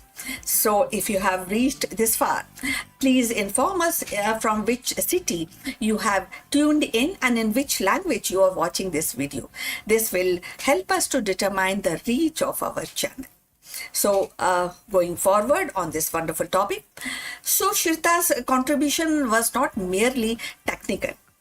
He emphasized on ethics, compassion, and the morality of responsibilities of physicians. So, in an age where the artificial intelligence and robotics are entering in operating rooms, his reminder that the healing is both science and art, and that feels especially both the things combination and the field definitely you will also agree is very urgent even in 2026. Technology may enhance precision, but the human touch, empathy, respect, and ethical judgment remains irreplaceable. In 2026, Sushruta's relevance is striking. As reconstructive surgery advances, his pioneer in rhinoplasty techniques are recognized as a procedure to modern plastic surgery. As integrative medicines gains traction, his holistic approach, combining such surgery with Ayurveda, diets, and lifestyle, offers a model for sustainable healthcare. And as a global health system grapples with the pandemics, lifestyle diseases, and ethical dilemmas, his vision of medicines as moral duty provides timeless guidance. So, Sushruta's life reminds us that innovation is not only about inventions but about foresight. He anticipated the need for structured surgical training, insisting that students practice on watermelon or animal carcasses before operating on human. As a principle, echoes even today's medical simulations. He saw the physician not as a technician but as a custodian of life, entrusted with both skill and conscience. So in 2026, Sushruta's voice echoes across millennia. His cave of knowledge, like that of a bat cave of virus ecology, teaches vigilance and balance. He reminds us that the medicine must evolve and serve the humanity, and the healing is a dialogue between tradition and innovation. His contribution is not a relic of past, but a living lesson for the future. So, definitely, and this is something, his legacy is not definitely we should read, we should appreciate, and we should also follow the footstep what he has put across for human development, human health development. So his legacy, as I said, is not definitely a relic. It's a living compass pointing us towards future where the healing is both precise, and compassion. So we have come to end of this interesting topic. I will request you to like and subscribe our channel and look forward for your comments on this topic. See you in the next one. But before we end this live video, a few words about our affiliate partner. Stop settling for a good enough video. If your built-in laptop camera looks like a grainy mess, it is time for an upgrade. Want to instantly level up your video presence? I like to present the Lenovo Performance FHD webcam. This is a game changer for your desktop setup. Technically, this is packed. It has a very sensitive RGB sensor, very crisp photographs it takes. Also comes with 2 microphones on board, which helps you to record very clear voice in stereophonic format. And these microphones are very sensitive. You can actually move away from the camera up to 2 meters and these microphones will pick up your voice without any problem. This is a very strong piece. This is very sturdy. Comes with tripod ready. Comes with a very long leash, so it gives you a lot of flexibility to place the webcam wherever you want to keep in your studio. And also it has a swivel base, which is also very handy. So if you want to basically level up your game and you want to pick up this camera at a discount, please click on the link here or scan the QR code. Now let's get back to our video.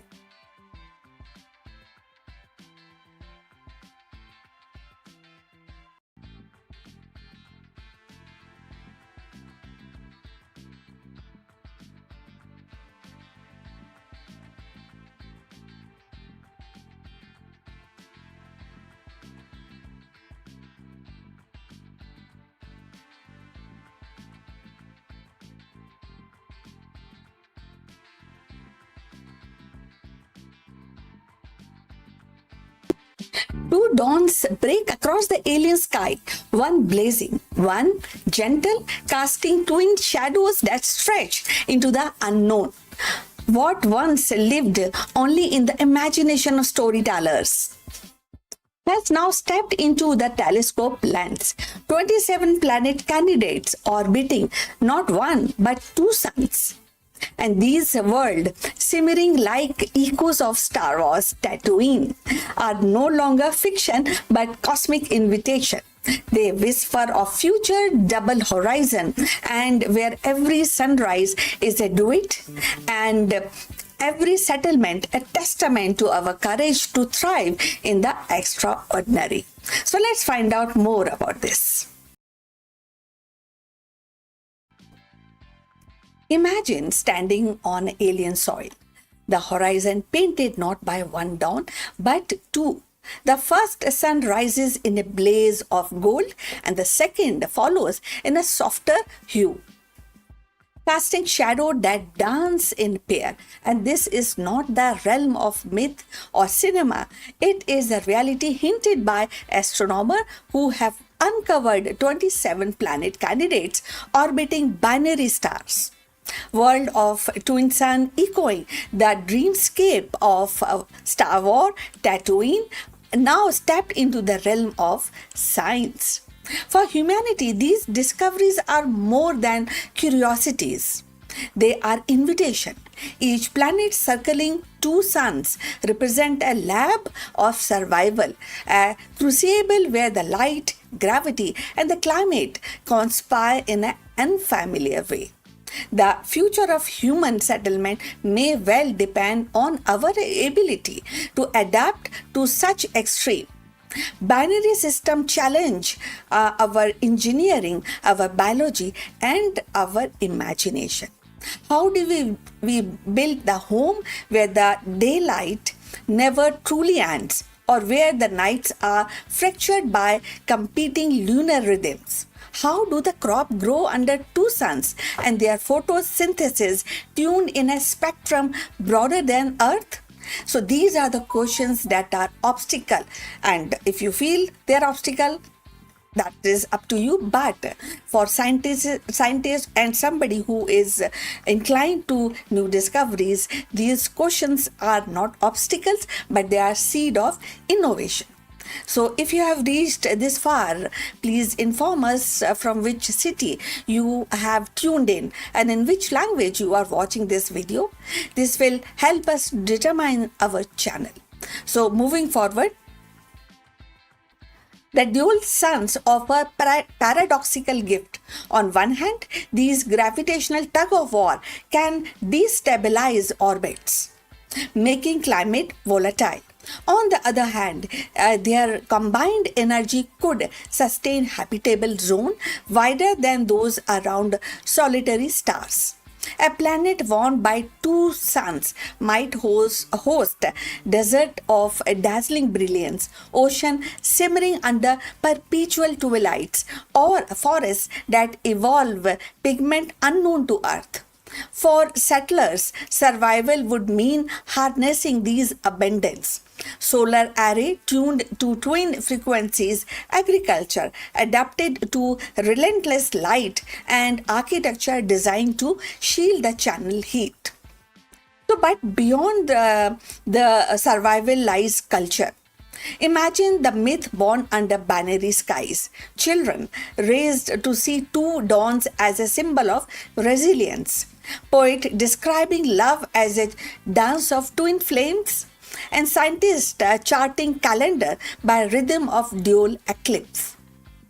So human settlement is not only about biology, it is about meaning. And these words promises meaning in abundance. The discovery of 27 such candidates is a reminder that our galaxy is not uniform. It is diverse, it is unpredictable and generous. Each binary system is a stage where the humanity might rehearse its next act. Colonies under twin suns could become outposts of resilience, teaching us to thrive in the condition once thought to be impossible. They could serve as a way station for a deeper journey, stepping stones and towards galactical citizenship. The future of the settlement among the twin suns is not guaranteed. It is earned. So, it actually will demand technologies that tame chaos, philosophies that embrace duality, and courage that sees opportunities in strangeness. So, yet the history shows that humanity thrives when they're challenged, and from desert to poles, from oceans to orbit, we have always actually turned the unfamiliar into the home. So, and as the telescope unveil these twin sun world, humanity stands at the threshold of possibilities. The double dawn are not just a spectacle of light. They are symbol of resilience, of future where we learn to thrive in the extraordinary.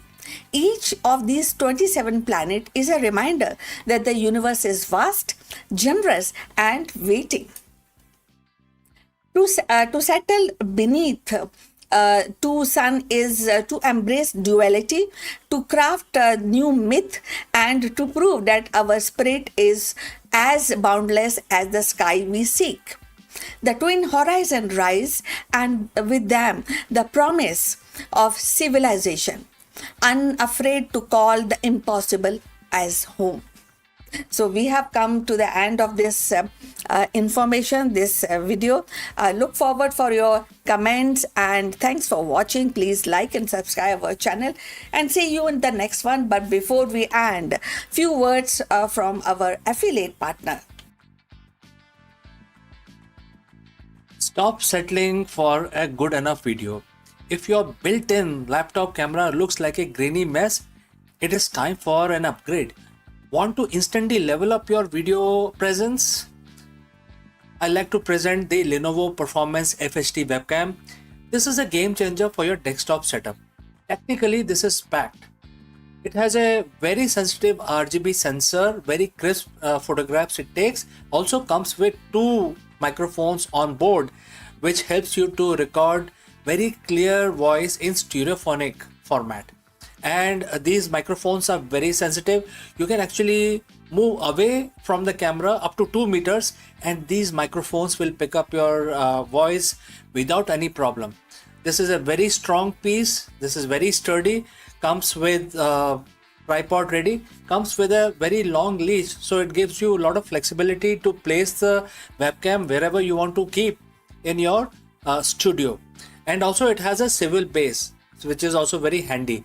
So if you want to basically level up your game and you want to pick up this camera at a discount, please click on the link here or scan the QR code. Now let's get back to our video.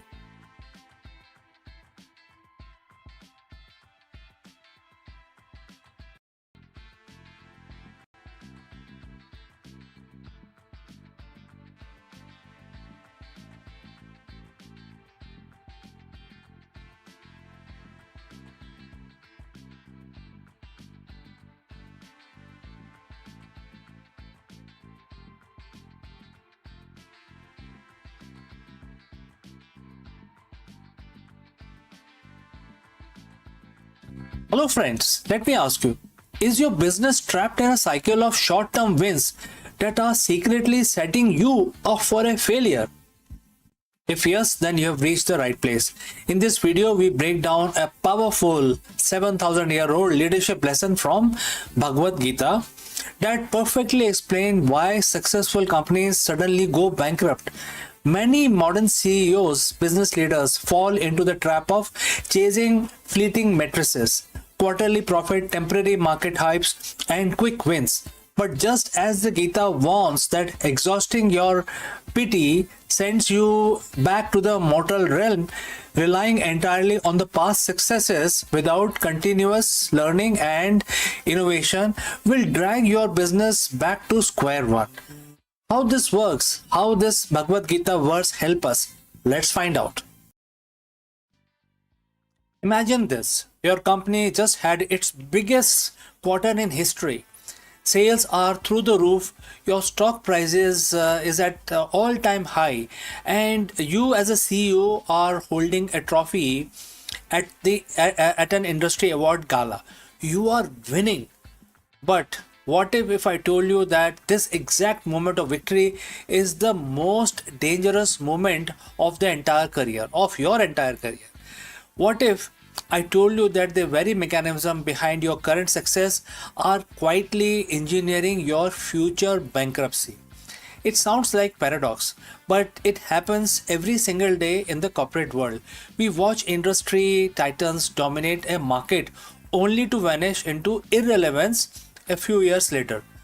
Think of Nokia in 2007, think of Blockbuster, BlackBerry, or even Kodak. They weren't losing their downfall when the downfall began. They were actually winning. To understand why winning is so dangerous, we need to look at the modern economic textbook. We need to look back, 7,000 years ago on a battlefield. In Bhagavad Gita, chapter 9, verse 21, there is a profound psychological and strategic blueprint that explains exactly why successful entities collapses. Today, we are going to decode this timeless verse and look at the ultimate trap waiting for modern CEOs. So friends, if you've reached this far, please inform us from which city you have tuned in and in which language you're watching this video. This will help us determine who's actually watching the entire video and who's not. Alright, let's proceed further. Let's look at the verse itself. The text states, and the quote starts, when they exhaust their piety, they return to planet of mortals. The Vedic rituals can give you only so much of fleeting pleasures, followed by entanglement in the cycle of life and death again and again. And the quote close.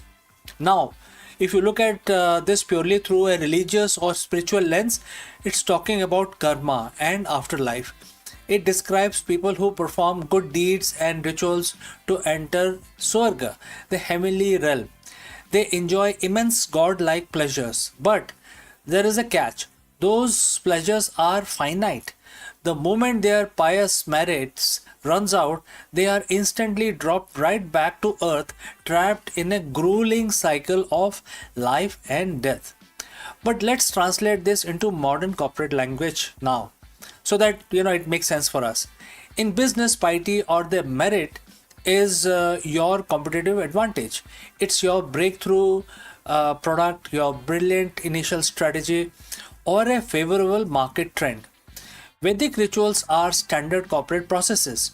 Your quarterly meetings, your recurring marketing campaigns, your traditional sales funnels, the structure that worked for you in the past. And the fleeting pleasures, what are those? That's your short term revenue, your high profit margins, and your soaring valuation. Bhagavad Gita is giving us stark warning about expiration date of success.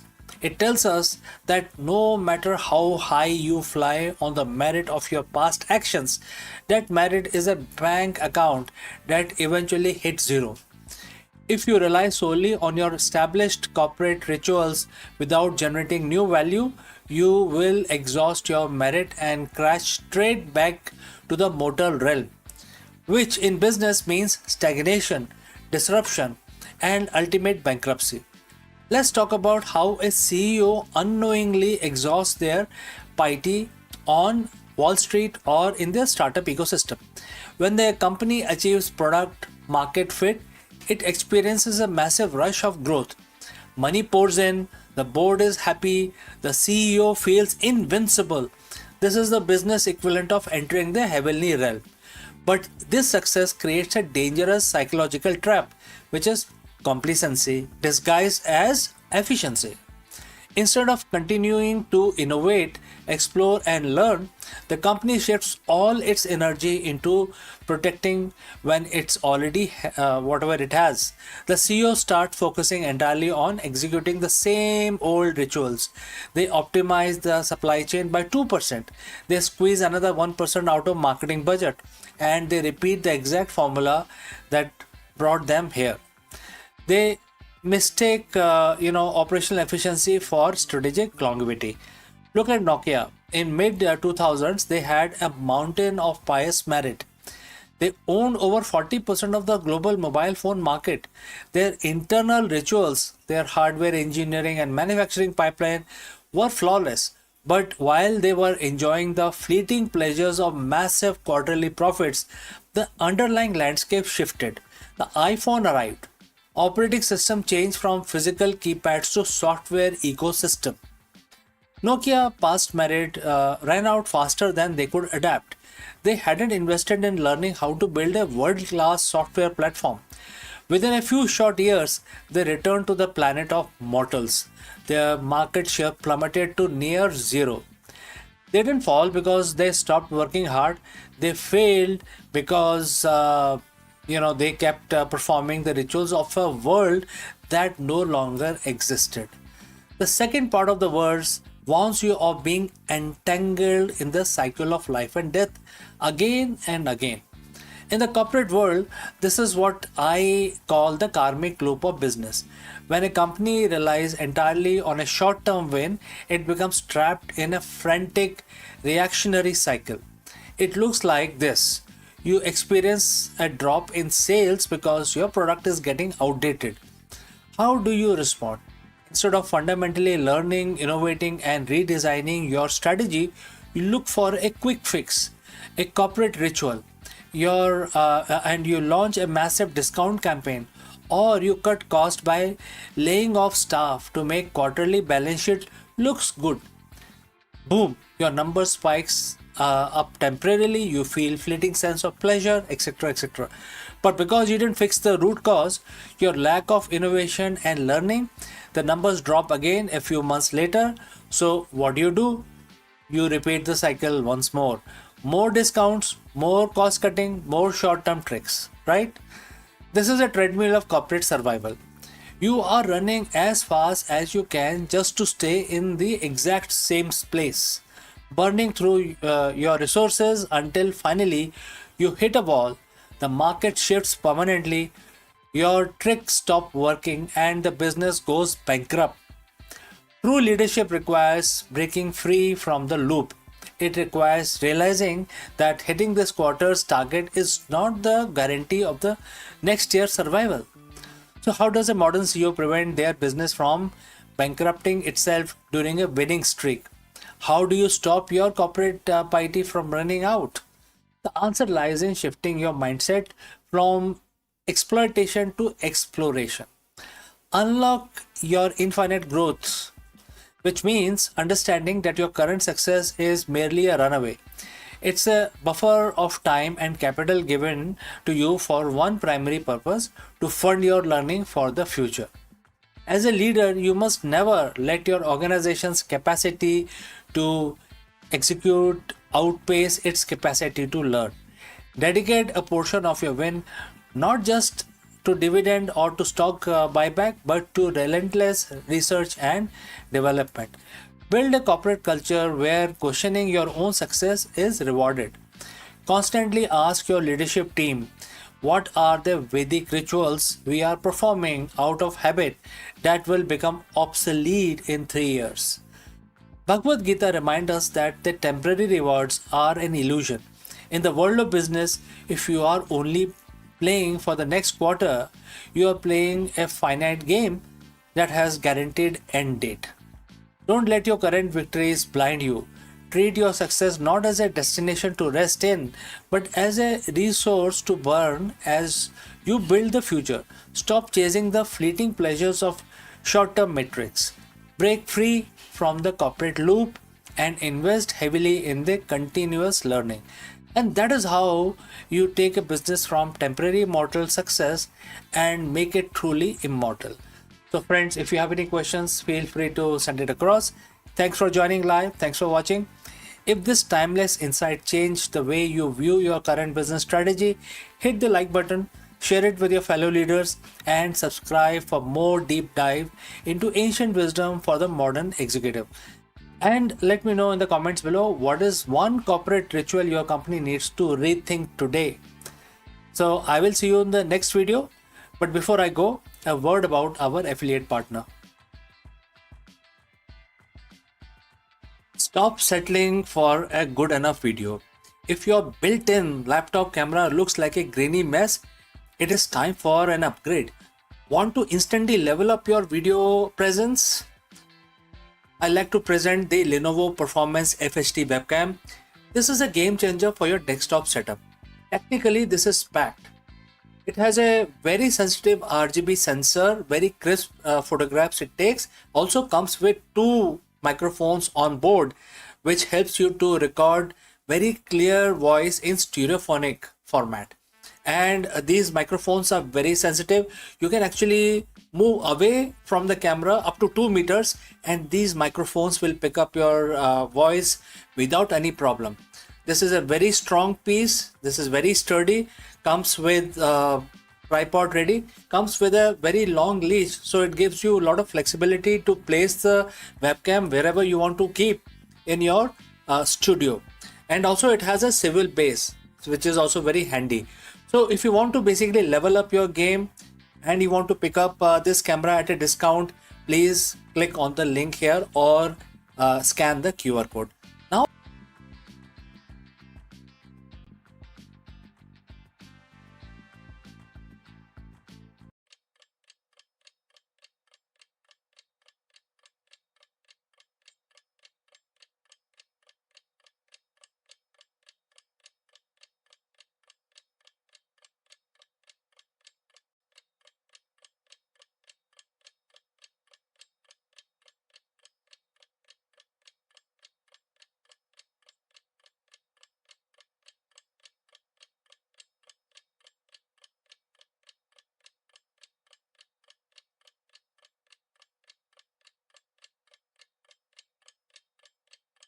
we are tracing the teak-ribbed hulls of ancient India's dhows as they harness the seasonal monsoon wind to dominate the Indian oceans. By examining the stitch, joinery, and celestial navigation, we reconstruct how these master shipbuilder outpaced the Roman fleet and establishing the primary maritime arteries that connected the distant civilization long before the colonial age. What if I told you that the ancient Indian maritime technology was centuries ahead of Roman Empire? By perfecting the art of teak-ribbed hulls, these master builders established the primary maritime arteries that still shape global trade today. To discover how their revolutionary navigation techniques connected distant civilization while the other was still hugging the shoreline. So let's find out more. So, hello friends, in 2025, off the coast of Kerala, divers stumbled upon a revelation that shook the foundation of maritime history. The remains of ancient Indian hulls, astonishingly larger and more durable than their Roman counterparts. These timber preserved by salt and slit whispered of a forgotten fleet that once ruled the ocean. The mystery deepened when the archaeologists realized these ships had crossed 3,000 miles of open water without a single metal nails, crafted instead with ingenious wooden joinery and coconut fiber lashing that flexed with the wave rather than breaking against them. While the Mediterranean vessels clung nervously off the coastline, then inching from port to port, Indian dhows sprinted boldly across the deep ocean. So these captains trusted the monsoon winds long before the Greek or Roman navigator recorded them. So the so-called Hippolytus wind pattern, named centuries later by outsiders, were already mastered by Indian sailors who timed their voyage with precision, turning the Indian Ocean into a predictable two-way highway. So the secret lay in the physics of the sails, and a triangular marvel that allowed ships to tack against the wind. With these innovations, Indian vessels could slice diagonally across the currents, harnessing the monsoon's rhythm to sail out in one season and return to another. This mastery of seasonal wind was not just technical brilliance. It was a heartbeat of global spice trade. Pepper, cinnamon, and cardamom flowed along these routes, dictating the wealth of empire from Rome to China. Navigation was no less revolutionary. The kamal, a simple wooden tool with a string and a bead, allowed sailors to measure the altitude of pole stars, giving them a precise latitude centuries before the sextant was imagined. The ancient Vedic astronomical texts, once used for ritual timing, were repurposed into a practical maritime charts. So these guides identified safe deep water corridors, enabling Indian captains to bypass the treacherous coastline and storms. In doing so, they laid the foundation for world's first global trade hubs. From Muziris in Kerala to Lothal in Gujarat, Indian ports became crossroads of civilizations. Roman gold flowed eastwards, Chinese silk westward, and Indian spices northwards, weaving together the Roman Empire and the Han dynasty through the maritime arteries. So these routes were not accidental. They were engineered by generations of Indian sea surfers who understood the ocean as intimidating as farmers understood a soil, you know. So the DNA of these shipbuilding genius survives even today.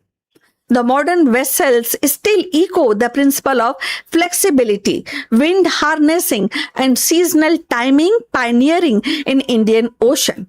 And as the maritime archaeology in 2026 continues to unearth the hulls, the anchors, and the charts, the narratives of globalization is being rewritten. The so-called age of discovery, long credited to European explorer, was in truth born 1,000 years earlier in Indian Ocean, when Indian ships dared to cross the horizon that others feared. The forgotten fleet is no longer forgotten. It stands revealed as the silent architect of a global trade, proving that India did not merely participate in history, it steered it with sails that caught the monsoon and the mind that mapped the stars. So, friends, if you have reached this far, please inform us from which city you are tuned in, and this will help us to determine the reach of our channel. Now, let's continue with our discussion. The story of how ancient Indian maritime routes created the first global economy is one of the vision, courage, and astonishing technological mastery. So long before modern trade networks and the digital globalization, India's shipbuilders and navigators had already woven the worlds together through the rhythm of the monsoon wind and the pulse of ocean currents. From the harbor to Lothal and Dolaria in the Indus Valley to a bustling port of Kaviripattam and Muziris, the Indian sailor charted the course that connected the Africa, the Arabia, and Southeast Asia and beyond. Their ship crafted with the teak, coconut fiber ropes, and ingenious waterproofing resin were not merely vessel but floating labs of ancient engineering. So these routes carried more than spice and silk. They carried ideas, mathematics, astronomy, and philosophy across the continents. The Indian Ocean became a living map of exchange. Gold from Africa, frankincense from Arabia, silk from China met the cotton, pepper, and gemstone from India. The result was not just commerce, it was a birth of global consciousness. It was again a networking of a civilization learning from one to another. The ancient Indian navigator understood the monsoon rhythm so precisely that they could time voyage to harness its power, transforming seasonal wind into an artery of global trade. This maritime brilliance was underpinned by sacred geometry and astronomical precision. Shipbuilders aligned hull design with the cosmic ratio, believing that the harmony between the vessel and the universe ensures safe passage. So their technology was both spiritual and scientific. A fusion that made Indian ships legendary for their durability and speed. By the time the Roman coin began appearing in South Indian port, the world has already entered its first era of global economy, an economy born not in the imperial conquest, but in sharp navigation and mutual exchange. India's maritime routes were the invisible thread that stitched together continents, culture, and destination. So we have reached to the end of this interesting topic. Please like and subscribe our channel, and we look forward for your comment on this topic. See you in the next one very soon. Till then, take care.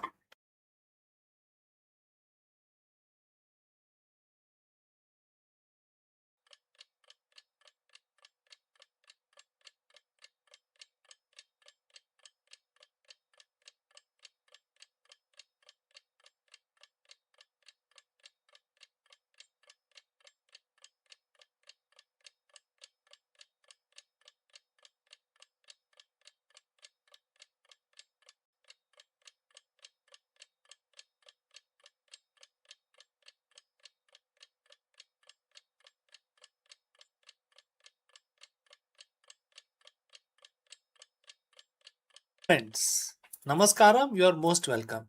Is your decision making being hijacked by personal bias, attachment, or aversion? In the high pressure world of CEO, unchecked emotions don't just cost you your peace of mind, they cost you your bottom line also. In this video, therefore, we decode and take help from Bhagavad Gita to uncover an ancient strategy for modern business success. We explore how developing a radical self control and emotional discipline allows you to lead with clarity, attract strategic grace, and maintain objective focus even during the market volatility. Let's go. You are a CEO. You are trained to be the most rational person in the room. You have the spreadsheets, the market data, the KPIs, and the team. You have built your entire career on the premise that the data driven means objective. But let me ask you a question. When the last time you made a decision that wasn't about the numbers, but about the outcome you desperately wanted, or the failure you were terrified of? Maybe it was holding onto a failing product line because you were too attached to the idea of it.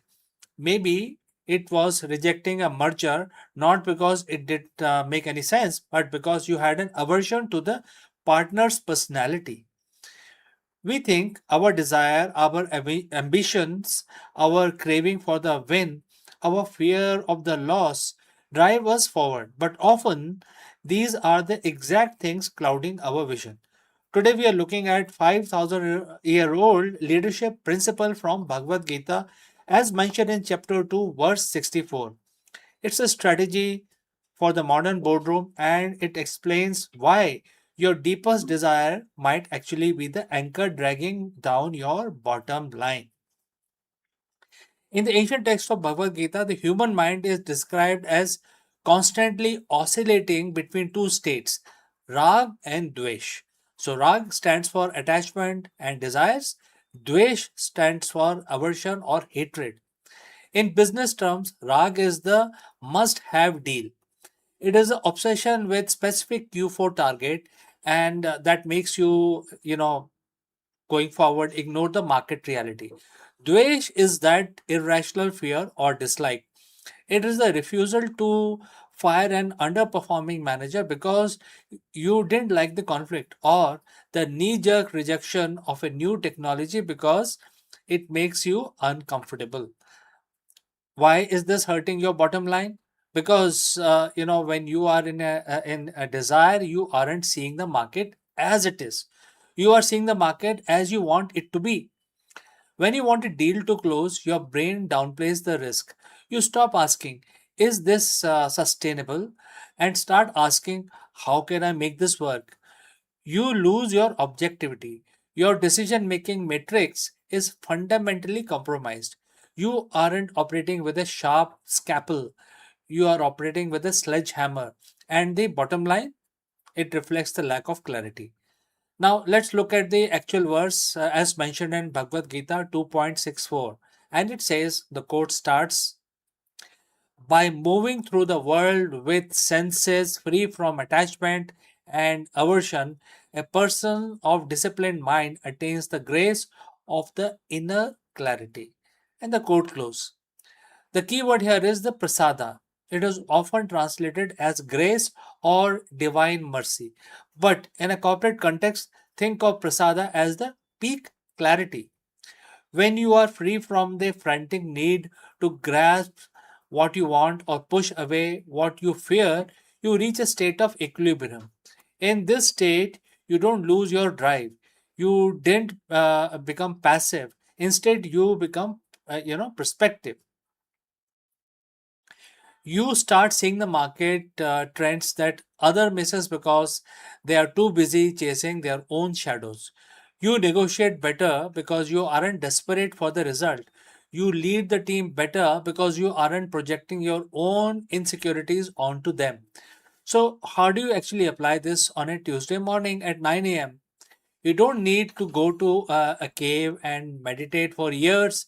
You need to apply emotional auditing. And here are the three steps which I want to share with you. Number one is trigger audit The trigger audit. Before every high stake meeting, take 60 seconds to scan yourself. Ask, am I attached to a specific outcome here? If the answer is yes, acknowledge it. Tell yourself, I want this outcome, but I am open to whatever is the best for the firm. Simply naming the attachment reduces its power over your subconscious. Number two is the worst case simulation, which is about fear or aversion. Fear is the flip side of the desire. Often we make bad decisions because we are terrified of specific outcome. Force yourself to play out that worst case scenario. When you accept that, you can survive the worst case scenario. The dvesha or aversion loses its grip. You are no longer acting out of fear, you are acting out of strategy. And number three, the 10-minute gap.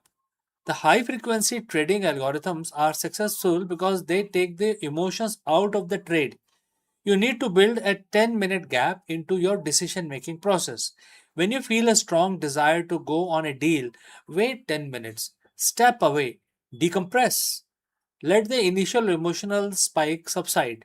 The decision you make often after the spike is almost always more profitable than the one you make during it.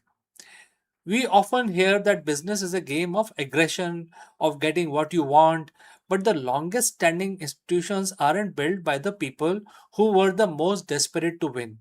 They are built by the people who were the most capable of seeing the truth. Desires are not your enemy, but they are dangerous guide. Use them as fuel, but never let them sit in the driver's seat. When you strip away the frantic grasping for results and fearful avoidance of the risk, you are left with something much more powerful, a CEO who claims clear and unshakable and is also calm. This isn't just enlightenment, that is a massive competitive advantage. That is how you protect your bottom line and, more importantly, how you secure your legacy. Master your desires and you master the market. So, friends, thanks for watching. If this perspective shifted the way you look at your next big decision, hit the subscribe button and let me know in the comment what is one attachment you are ready to let go this week. If you have any questions, please do not hesitate to send it across in the comment section below, and I will see you in the next video, my friends. Bye for now.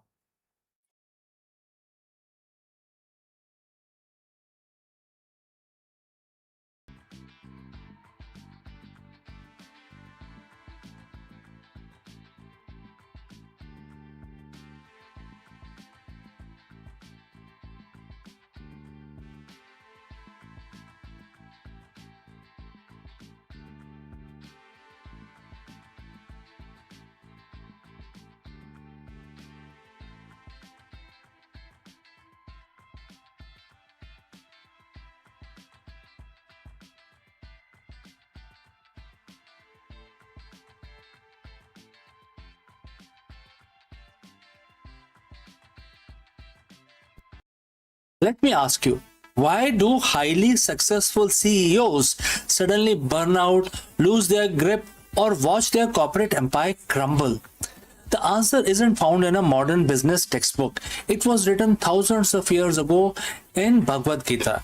Therefore, in this video, we break down Bhagavad Gita and translate its profound wisdom into survival guide for the modern executive. Let's go. What is the ultimate destination for a highly successful CEO? Very profound question, but very difficult to answer. If you look at the tech world, Wall Street, or startup ecosystem, the playbook says exponential growth, massive exits, and legacy carved in stone, and ultimate control. But look at all this a little closer at the corporate history.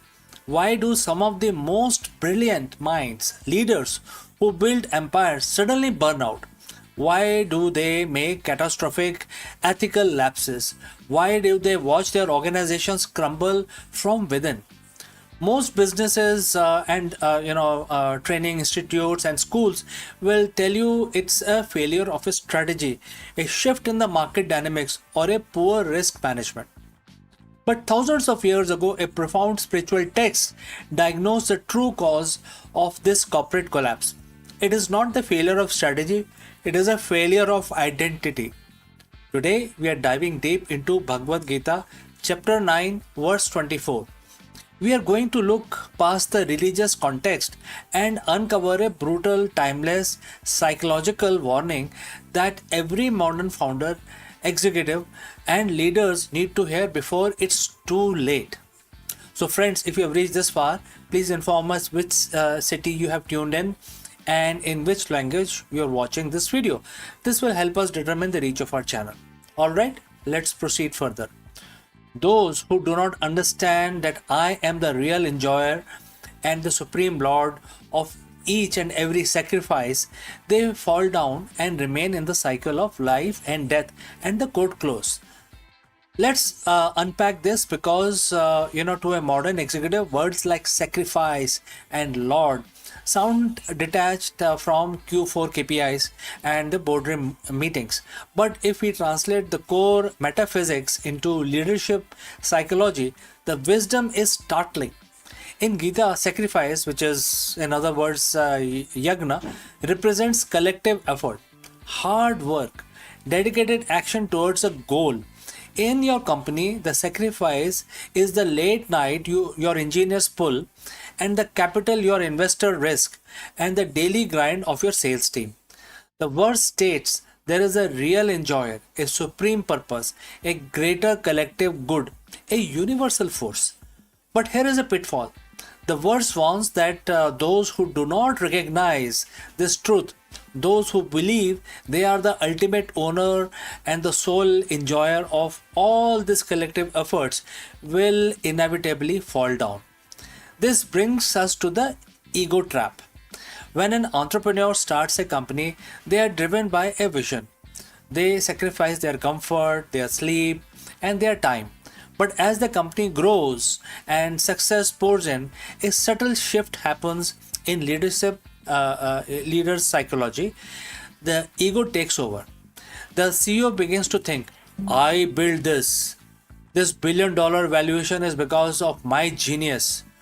The employees are sacrificing their time so that I can enjoy the profit and the fame. They declare themselves the real enjoyer.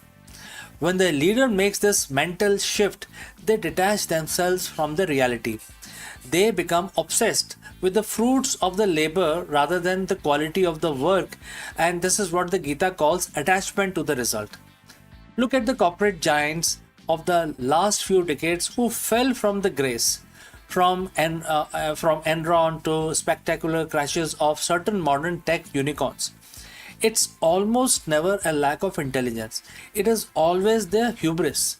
The leader begin to believe they are above the rules, above the ecosystem, and completely responsible for the sun rising and setting on their industry. And just as the verse warns, they plummet. The second part of the verse says that because they don't understand this truth, they remain in the cycle of life and death. In a corporate context, this is the exhausting, endless cycle of cyclic failure and burnout. When you believe you are the sole enjoyer and bearer of the company's burden, you carry an unsustainable weight. Every market dip feels like a personal attack. Every failed product feels like an existential crisis. You find yourself trapped in a loop. You chase temporary success. You achieve milestones and your ego inflates. Because your ego is inflated, you make a blind, arrogant decision. The business takes a hit, leading to loss of purpose and intense anxiety. You scramble frantically to fix it, restarting the cycle, etc. This is the corporate, sansar or the world, the cycle of the professional life and death. You are constantly fighting to protect your self image rather than steering the ship. You aren't building a legacy. You are running an emotional treadmill fueled by fear and pride. So, what is the antidote here? How does the modern CEO applies chapter 9 and verse 24 to find sustainable success? The secret lies in moving from ownership mind to a stewardship mindset. In the visual rendering of this lesson, I mean, if you start imagining, uh, you know, um the act as a steward, your relationship with the company changes. First, the burden lifts. If you are not the ultimate owner of the result, you no longer carry the paralyzing fear of the failure. You focus purely on the execution, the karma, and leave the outcome to the market, the universe, or the collective ecosystem. Second, your team thrives. True sustainable leadership happens when a CEO realizes they are there to serve the vision and not the other way around. Employees can sense when a leader wants all the credit. Conversely, they will run through brick walls for a leader who shares the triumph and views the company's success as a collective sacrifice. You shift from saying, "Look what I made," to "Look what I have been trusted to guide." So, next time when you look at your company's quarterly metrics, your rising valuation, or even your personal achievement, take a step back. Remember the warning of Gita 9.24. Do not fall into the trap of thinking you are the ultimate master of the universe. Recognize the immense sacrifices of your employees, your customers, and the ecosystem supporting you. Dedicated your corporate efforts to cause higher than your own bank account or your personal ego.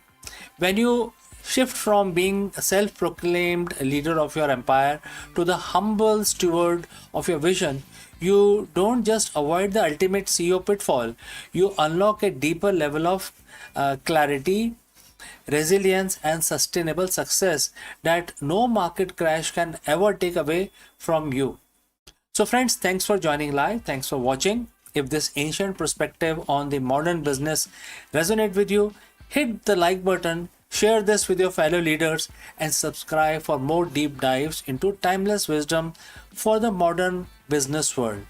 Lead with humility, focus on the effort, and let go of the ego. So friends, I will see you in the next video. Before I go, a word about our affiliate partner. Stop settling for a good enough video.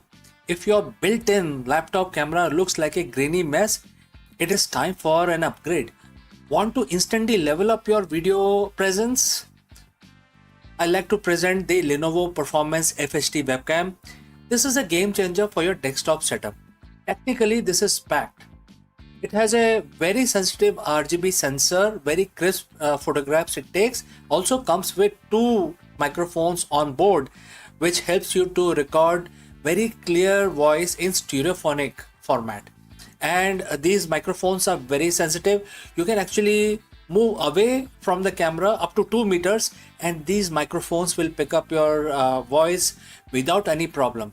This is a very strong piece. This is very sturdy. Comes with tripod ready. Comes with a very long leash, so it gives you a lot of flexibility to place the webcam wherever you want to keep in your studio. And also it has a swivel base, which is also very handy. So if you want to basically level up your game and you want to pick up this camera at a discount, please click on the link here or scan the QR code. Now let's get back to our video.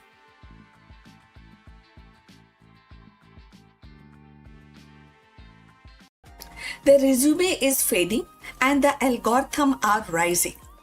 Welcome to the new age of hiring. For our generation, the resume has been the passport to opportunity, a single sheet of paper meant to capture the essence of person's career, ambition, and potential. Recruiters relied on it as their compass, scanning from keywords, actually judging the experience and making the judgment further. And that shaped the lives and the companies alike. But in today's corporate world, the compass is being recalibrated. Artificial intelligence has entered the hiring arena, shifting the focus from polished resume to predictive algorithm. What once depended on the human intuition is now increasingly governed by machine logic. And the ripple effect are transforming not only how companies recruit, but also how candidates present themselves. For decades, the hiring process has revolved around the resume, carefully crafted document meant to summarize a candidate's skill, experience, and aspirations. Recruiters would shift through the stacks of resumes, searching for the right fit and often relying on the intuition and human judgment. But today, the familiar ritual is being disrupted. Algorithms are shaping in and reshaping corporate hiring strategies and slowing down the traditional recruitment as we know it. Artificial intelligence is no longer confined to futuristic speculation. It is embedded in the very fabric of talent acquisition. So companies are deploying AI-driven platform that scan thousands of applications in a second, identifying patterns invisible to human eye. And instead of recruiters spending hours and like judging the resumes and finding out the right candidate, machine learning models evaluated it very fast and very the behavioral clue and the skill is being judged by the machine. Competencies are judged by the machines, and the result is hiring process is more faster, more data driven, and at least in theory more objective. Yet this shift is not without tension. Traditional recruitments relied heavily on human interaction. The handshake at the interview, the nuances, reading of a candidate's personality, the gut feeling that someone might be a cultural fit. AI challenges this by reducing the process in qualifying metrics. So algorithm can rank candidate by predictive job preferences, but they cannot replicate the warmth of human connection. And this raises a profound question. Are we hiring people or are we hiring data points? So if you have reached this far, please inform us from which city you have tuned in and in which language you are watching this video. This will help us to determine the reach of our channel. So now going forward, when we are talking about resume and the algorithm shift in the job market, the corporates are embracing the AI because it promises efficiency. In industries where the talent demand is high, AI tool can cut hiring timelines dramatically, and they can also help reduce bias, at least when designed carefully by focusing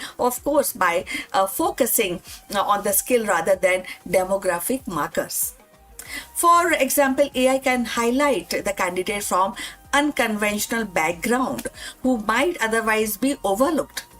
So paradoxically, if the algorithm are actually trained on biased historical data, they risk perpetuating the very inequalities they are meant to solve. So the slowing of traditional recruitment is evident in diminishing role of resume themselves. So increasingly, the companies are actually finding this easy, and the companies are also asking candidates to demonstrate the skill through online assessment, coding challenges, and or sometimes gamified test. An AI system then evaluate these results often before a human recruiter even see the candidate's name. So the resume, once the centerpiece of hiring, is becoming a supportive document at the best. And this transformation also changes the role of recruiters. Instead of manually screening resume, recruiters are becoming interpreters of AI insight. So this is how the job market is evolving. Their job is shifting towards relationship building, employers branding, and ensuring that the human element is not lost in the set of algorithm. In this sense, AI is not eliminating recruiters, it is redefining their responsibilities. For job seekers, the implications are profound, very high. So, and I think you're also aware of this change in the market. So, when we talk about the candidates and the getting hired by big companies, by corporate, so there's the role of crafting a resume with a clever wording may no longer be enough. Candidate must learn to speak algorithm and tailoring their application to highlight measurable skills, and also the AI system which actually AI system recognize. At the same time, they must prepare for the recruitment journey that feels less personal, more automated, and sometimes opaque. Transparency is how these algorithms work, and will be crucial to the meaning of trust for hiring also. Ultimately, the rise of AI is hiring kind of a balance, a story of a balance, The efficiency and the scales are undeniable, definitely an advantage, but they must be they also weigh against the fairness sometimes, and maybe you can say more on empathy, or sometimes you may feel that they are less empathic. So the human judgment is not there that much, which was there earlier. The future of recruitment will likely to be hybrid. Algorithm handling the heavy lifting of the data analysis, and while the human provide the nuances, the context, and the compassion that machine cannot replicate. So when we say that algorithm over resume, we are not just describing a technological shift. We are witnessing a cultural transformation, and that is also at the same time how company define talent, how individuals present themselves, and how society negotiate the line between human intuitions and machine precision. So the resume may not disappear entirely, but its reign as the king of hiring is definitely ending. In its place, the new era of emerging, one where the algorithm and the human must learn to collaborate in the delicate art of choosing what we get in the job, So in the end, the rise of AI in recruitment is not simply a technical actually shift or a technical upgrade. It is a cultural turning point. The resume, once the centerpiece of professional identity, is being overshadowed by algorithms that promise speed, scale, and sharper insight. Yet the human element remain irreplaceable. The company will need a strike, definitely a delicate balance, letting machine handle the data while the people preserve the empathy, the intuition, and nuances that define meaningful work in relationship. So as we move forward, the question is not whether algorithm will replace the resume, but how human and machine will collaborate to redefine the hiring means. So the future of recruitment will be less about polished documents and more about demonstrated skills, adaptability, and authenticity. And in that the future success will belong to the organization that embrace the technology without losing sight of humanity. So we have come to the end. Thanks for watching. Please like and subscribe our channel, and we'll see you in next one. And before we close this video, few words about our affiliate partner. Stop settling for a good enough video. If your built-in laptop camera looks like a grainy mess, it is time for an upgrade. Want to instantly level up your video presence? I like to present the Lenovo Performance FHD webcam. This is a game changer for your desktop setup. Technically, this is packed. It has a very sensitive RGB sensor, very crisp photographs it takes. Also comes with two microphones on board, which helps you to record very clear voice in stereophonic format.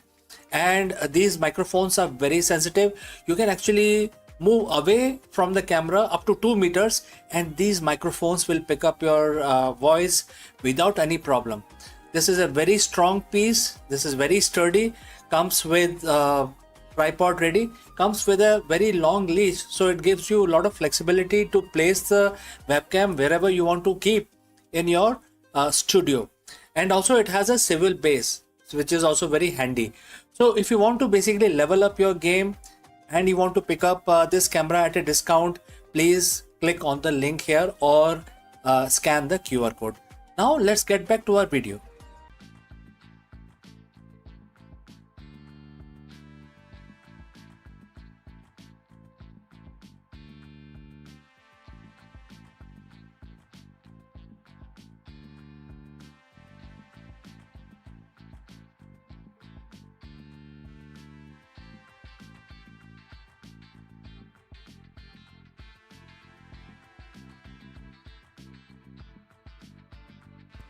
Hello friends and namaskar. Is your business strategy built on a foundation of sand? Like a sand castle? I'm sure everybody gets this kind of a feeling, and there are no straightforward answers. Therefore, in this video, we dive into a powerful and sobering lessons from Bhagavad Gita and apply its ancient wisdom to the high-stake world of modern leadership. Many CEOs and entrepreneurs fall into the trap of hollow hustle, achieving massive metrics, scaling operations, and they acquire vast knowledge only to find that their efforts feel empty or ultimately fail. Let's go forward and discuss this further. We've all seen it. The CEOs who have everything, the corner office, the soaring stock price, a strategy that looks flawless on a PowerPoint deck. They are brilliant, driven, and possess a wealth of technical knowledge, technical know-how. But then it happens. Despite the perfect plans, the culture rot from within. The strategy lead to a moral or financial dead end. The growth wasn't sustainable because it wasn't grounded in anything real. In the corporate world, we call this a strategic failure. But 7,000 years ago, the Bhagavad Gita called it something else. It called it a spell. Today we are looking at chapter 9, verse 12 of Gita. This isn't just a religious text. It's a psychological mirror for every leader who has ever wondered why their hard work felt like total waste. So friends, if you have reached this far, please inform us from which city you have tuned in and in which language you are watching this video. This will help us determine the reach of our channel. Alright, let's proceed further. Let's look at the verse, and the quote starts. They came under the spell of the material energy, embracing demonic and atheistic belief. Alas, all their hopes for liberation, their fruitive actions, and their knowledge are a total waste. Quote close. To a modern CEO, words like demonic or spell might sound out of place, but let's translate them into business language and let's give it a business context.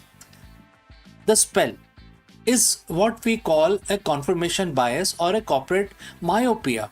It is when you are mesmerized by a short-term metrics and material energy, which is the profit.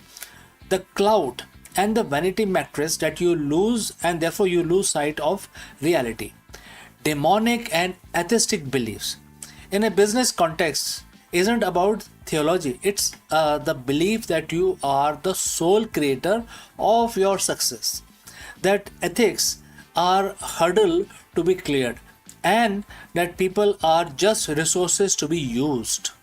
So Bhagavad Gita warns that when a leader operates from this place, three specific things become a total waste. Every CEO, every CEO has a hope for liberation. In business, this is your exit strategy. It's the IPO, the acquisition, the freedom you think you will find once you hit a certain valuation. But verse 12 says these hopes are waste if they are built on demonic foundation. Why? Because if your strategy is driven by ego rather than purpose, you never actually become free. You become a slave to the next quarter, the next competitor, and the next ego driven goal. You aren't leading a company, you are running a treadmill that has no off switch. Next, Gita mentions fruitive action. This is the heart of every business. The execution, the marketing campaign, the R&D, and the pivots. We have seen CEOs execute brilliant fruitive actions that lead to disasters. Think of massive corporate scandals of the last decade. Those leaders were smart. Their actions produce fruits, which is, in other words, money. And therefore, this is all short terms. But because those actions embrace atheistic belief, meaning they ignored the universal laws of integrity and service, the fruits was poisonous. The result? Total waste, lawsuits, bankruptcy, and destroyed reputation. This is the most painful part for a leader. The Gita says your knowledge is a total waste. You might have an MBA from Harvard. You might know every trend in the AI and fintech, but if that knowledge is used merely to serve the material spell to manipulate market or exploit people, it becomes completely useless. True knowledge, according to Gita, should lead to, sort of realized wisdom. Without a moral compass, your data and your insights are just tools for your own downfall. So, how does a CEO avoid the dead end? The solution isn't stop being ambitious, it's to change the source of your ambition. Break the spell. There are a few things, starting with breaking the spell. Audit your motivations. Are you doing this for the material energy, which is ego slash status, or for the dharma, which is purpose and duty? So you must ask this question. Second, reject the demonic models. Stop seeing your business as a machine and start seeing it as an ecosystem that must add value to the world. Third, validate your knowledge. You must ensure your strategy passes the integrity test. If your plan requires you to abandon your value to succeed, the Gita tells you right now it will be a total waste. Lead with purpose, and your actions will finally bear fruit that lasts longer. So friends, what do you think about this? Thanks for watching. If this ancient perspective or on the modern leadership resonate with you, hit the subscribe button, share this video with leaders who need to hear this, and I will take your leave today only to catch you again in the next one. Before I go, a word about our affiliate partner. Stop settling for a good enough video. If your built-in laptop camera looks like a grainy mess, it is time for an upgrade. Want to instantly level up your video presence? I like to present the Lenovo Performance FHD webcam. This is a game changer for your desktop setup. Technically, this is packed. It has a very sensitive RGB sensor, very crisp photographs it takes. Also comes with two microphones on board, which helps you to record very clear voice in stereophonic format. And these microphones are very sensitive. You can actually move away from the camera up to 2 meters, and these microphones will pick up your voice without any problem. This is a very strong piece. This is very sturdy. Comes with tripod ready. Comes with a very long leash, so it gives you a lot of flexibility to place the webcam wherever you want to keep in your studio. And also it has a swivel base, which is also very handy.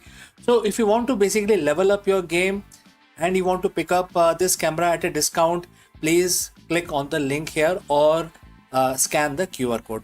Now let's get back to our video.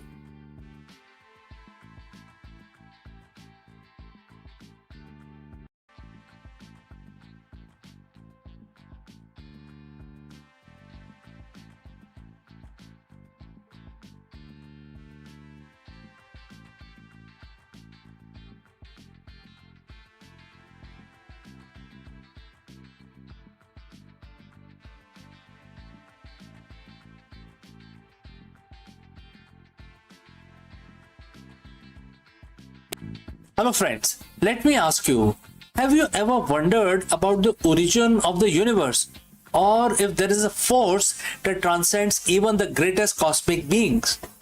In order to answer this very profound question, we will take a deep dive into the most profound verses of Bhagavad Gita, more specifically chapter 10 verse 2.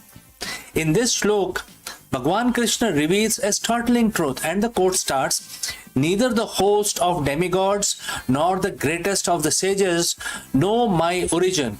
For all in respects, I am the source of the demigods as well as the sages." And the quote close. Join us as we break down the philosophy behind this powerful statement. We explore what it means to be the source of all, why even the greatest celestial being cannot fathom this ultimate reality, and how understanding this concept can transform your perspective on life, spirituality, and the nature of the universe. Let's go. Have you ever looked at the night sky and wondered who created all this? We often look for answers in science, history, or even philosophy. But what if the origin of everything was not a what, but who? And what if that who was beyond the reach of even the most enlightened being in existence? Today we are exploring one of the most profound, humbling, and mysterious verses in the entire Bhagavad Gita, mentioned in chapter 10, and the verse number is 2. It is a verse that shifts our entire perspective on the cosmos. I am CK, and today we are unraveling the source of everything. So friends, if you have reached this far, please inform us from which city you have tuned in and in which language you are watching this video. This will help us determine the reach of our channel. Alright, let's proceed further. To understand the magnitude of this verse, we need to set the stage. In the Vedic worldview, the universe is vast and layered.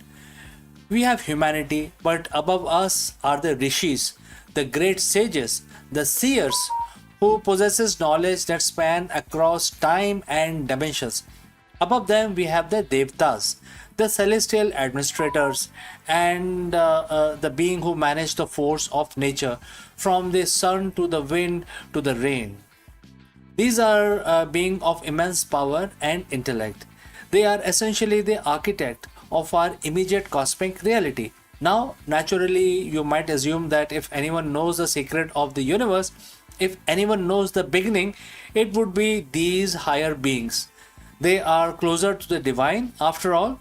But then Krishna speaks in chapter 10, verse 2, and his words are absolute. And the verse reads like this: "Neither the host of demigods nor the great sages know my origin. For all in all respect, I am the source of the demigods and the sages." And the quote close. Think about the weight of that statement. Krishna isn't just saying I am great. He is defining a fundamental limit to knowledge itself. He is telling Arjun and also us indirectly that even the most advanced, powerful, and enlightened entity in the universe are looking at the effect, while he is the cause. You cannot trace a river back to the source if you are standing in the middle of the river, and the source is the very water that sustains you. So, why would the Gita emphasize this so early in the Bhubbiti Yoga chapter? First, it's a lesson in humility. If the greatest sages and the God doesn't know the origin of the source, it invites us to drop our arrogance. It reminds us that human logic, though brilliant, is finite. We are trying to measure an infinite architect using a finite rule. Second, it establishes non duality. Krishna is stating that he is not a separate entity that appeared in the universe at some point in time. He is the pre existing cause. Before the sun was lit, before the first Rishi meditated, before the first Devta took the post, he was already present. This brings us to the ultimate cosmic mystery. We often search for God in the end, at the end of our life, or at the end of our problem. But this verse challenges us to look for the beginning. It seeks the source rather than just the object that the source has been created. So, friends, what do you do with this information if the source is beyond the reach of gods and even sages? Is it impossible to know? The irony is, while they cannot know this origin because he has no origin, they can know him through devotion and realization. The Gita is not meant to keep us in the dark, it is meant to guide us to the light. So, when you struggle with the whys of your life, when you feel small in this vast universe, remember this verse. You are not a random accident. You are connected to the very source that even the celestial being acknowledge. You don't need to figure out the origin with your intellect. You cannot you cannot actually reach the source itself. You connect to it with your heart. The universe is not a collection of matter. It's a manifestation of a divine source. So, friends, chapter 10, verse 2 is our invitation to stop looking at the scenery and start looking at the architect. Thank you for joining in this journey through the cosmic mystery with me today. If this shifts your perspective, please leave a comment below. And I will also like to ask you, what does the source mean to you in your daily life? And don't forget to like and subscribe for more deep dives into the wisdom of the Bhagavad Gita. Once again, I am CK and I will see you very soon in the next one. Before I go today, let me share a word about affiliate partner. Stop settling for a good enough video. If your built-in laptop camera looks like a grainy mess, it is time for an upgrade. Want to instantly level up your video presence? I like to present the Lenovo Performance FHD webcam. This is a game changer for your desktop setup. Technically, this is packed. It has a very sensitive RGB sensor, very crisp photographs it takes. Also comes with 2 microphones on board, which helps you to record very clear voice in stereophonic format. And these microphones are very sensitive. You can actually move away from the camera up to 2 meters and these microphones will pick up your voice without any problem. This is a very strong piece. This is very sturdy. Comes with tripod ready. Comes with a very long leash, so it gives you a lot of flexibility to place the webcam wherever you want to keep in your studio. And also it has a swivel base, which is also very handy. So if you want to basically level up your game and you want to pick up this camera at a discount, please click on the link here or scan the QR code. Now let's get back to our video.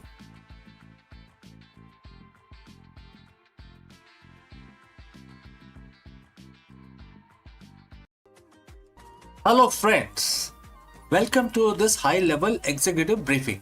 We explore the profound leadership wisdom found in Bhagavad Gita. While the modern corporate culture often drives leaders towards external validation and endless doing within quotes, this ancient verse reveals that the most effective leadership comes from a state of internal being.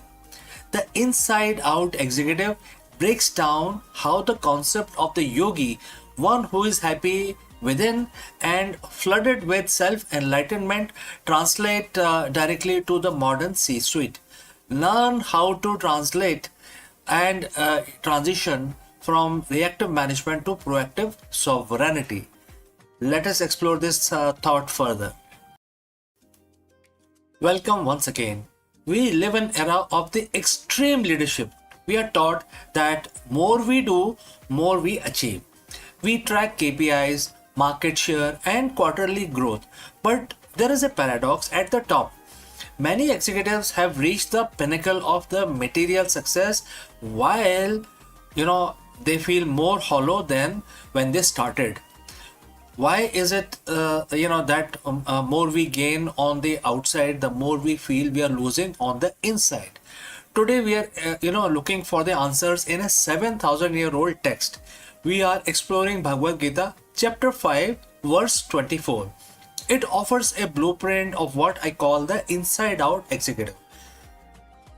Let's look at the verse itself, and Bhagwan Krishna says, and the quote starts, "A yogi is happy within. He sees God within himself. He is flooded with self-enlightenment. He attains the liberation from material existence and unite with the divine." And the quote close. So friends, if you have reached this far, please inform from which city you have tuned in and in which language you are watching this live stream. This will help us determine our reach. Alright, let's proceed further. To the modern CEO, words like yogi or divine might feel distant. But let's translate this into a language of the leadership. A yogi is simply a person of the perfected discipline. Happy within himself means you are emotional, in your emotional state is no longer a hostage to the stock market or a boardroom meeting. Flooded with self-enlightenment is what we now call high-level intuition and clarity. This verse isn't about retiring to a cave, it's about becoming an unshakable in the boardroom. Most leaders are outside in. If the company performs, they are happy. If the media criticize them, they are miserable. Their internal world is a mirror of their external environment. The inside out executive flips the script. Verse 5.24 tells us that the source of joy must be internal. When you are happy within, you lead from a place of abundance rather than scarcity. You aren't making decisions because you are afraid of losing your status. You are making them because they are the right thing to do. This is where the self-enlightenment comes in. When the noise of ego and anxiety is silenced, you gain the quiet mind. In that quiet, you see the God within, or in professional terms, you access your highest intelligence. Now let's talk about the most provocative word in this verse, liberation. In the Gita, this is the moksha, which is freedom from cycle of birth and death. For an executive, this is freedom from the material grind. Think about it. How much of your stress comes from things you cannot control? The economy, the competition, the global supply chain. Liberation means you are no longer a slave to these outcomes. You perform your dharma, which is your duty, with 100% intensity, but your soul isn't crushed if the result fluctuate. Ironically, this detachment makes you more powerful. A leader who doesn't need a specific outcome to feel whole is the most dangerous person in a negotiation. You have nothing to lose because your fulfillment is already locked in internal space. So how do we apply this tomorrow morning, right? First, the morning audit. Before you check your emails, which is coming from outside, check your inside. Spend 5 minutes in silence. Find that internal happiness before the world tries to give you its version of it. Alright? Number 2, intellectual detachment. During a crisis, ask yourself, is my happiness based on solving this, or is my happiness constant while I solve this? Right? Number 3 is lead by light. So verse 5.24 mentioned about flooded with light. Be the leader who brings clarity to the room, not heat. If you are enlightened within, you illuminate the path for everyone else. The verse ends by saying the yogi unite with the divine. In leadership, this is the union of the purpose and action. When your internal state matches your external impact, you aren't just working anymore, you are fulfilling your mission. So, don't just lead a company, lead yourself first. Be the inside out executive. And friends, we have come to the end. Thanks for joining live. Thanks for your time. If you have any questions, please do not hesitate to send it across.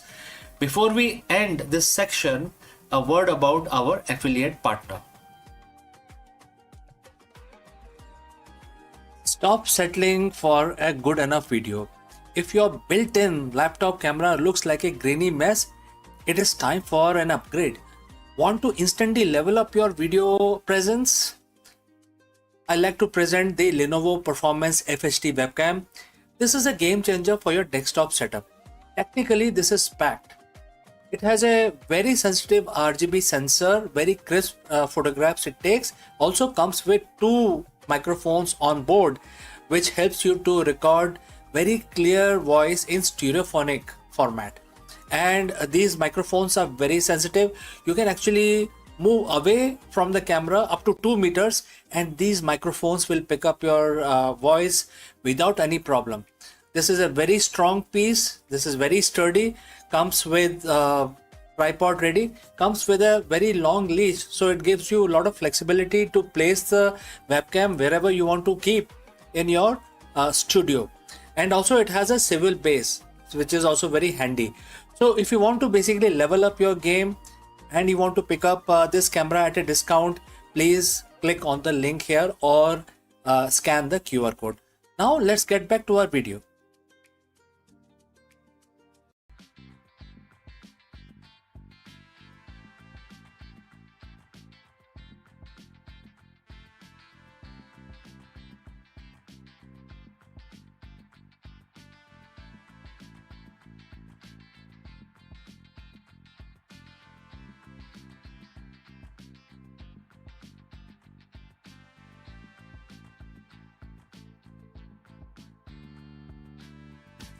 Did you know that Earth is actively sailing through debris of an ancient stellar explosion? Scientists drilling deep into tens of thousands of year old Antarctica ice have just confirmed a mind-blowing cosmic secret. Our solar system is traveling through radioactive cloud left behind by an ancient supernova. In this video, we break down an incredible discovery made by international research team. By analyzing pristine ancient ice layers in Antarctica, scientists detected traces of iron-60, a rare radioactive isotope that only forms during a supernova. Let us explore this further. Antarctica, it is the coldest, driest and most isolated continent on Earth. For centuries, we have treated it as a pristine time capsule of our own planet's history. But recently, an international team of scientists drilling deep into the ancient ice sheets uncovered something that doesn't belong to Earth. In fact, it doesn't even belong to our solar system. Deep within the tens of thousands of years old ice layers, researchers found a steady, undeniable influx of a rare radioactive space dust. And the data tells us a story that sounds like straight up science fiction. Right now, you are actually sitting here watching this video. Our planet is sailing directly through a radioactive debris of an alien supernova. We aren't just looking at the remnant of the dead star through our telescopes anymore. We are actively breathing them in. We are traveling through cosmic cloud of stellar wreckage. So friends, if you have reached this far, please inform us from which city you have tuned in and in which language you are watching this video. This will help us determine the reach of our channel. Alright, let's proceed further. How did scientists figure this out from a block of ice? What exactly is lurking in the cosmic cloud? And should we be worried about radiation? Let's break it down. To understand how we know this, we have to look at the specific cosmic fingerprint. An isotope known as iron 60. Now, normal iron is incredibly common on Earth and also on Moon, and also on Mars and other rocky planets, also rest of the solar system. It's in our own skyscrapers, our cars, and hemoglobin carrying oxygen through the blood right now. But iron 60 is a different one. It's a radioactive cousin of normal iron, packing 4 extra neutrons in its nucleus. And here is the thing about iron 60. It is not native to Earth. It cannot be naturally produced by any geological or chemical processes on our planet. It can't even be cooked up by a normal process inside our sun. There is only one place in the universe with the chaotic energy, extreme pressure, and the mind boggling temperatures required to forge iron 60. The heart of a dying massive star during a supernova explosion. When these stars explode, they blast out heavy elements across light years of empty space like a cosmic shrapnel. But here is the real kicker. Iron 60 is radioactive and it has half-life of about 2.6 million years. Now 2.6 million years might sound like a long time, but in cosmic terms, in a universe which is 13.8 billion years old, that's a blink of an eye.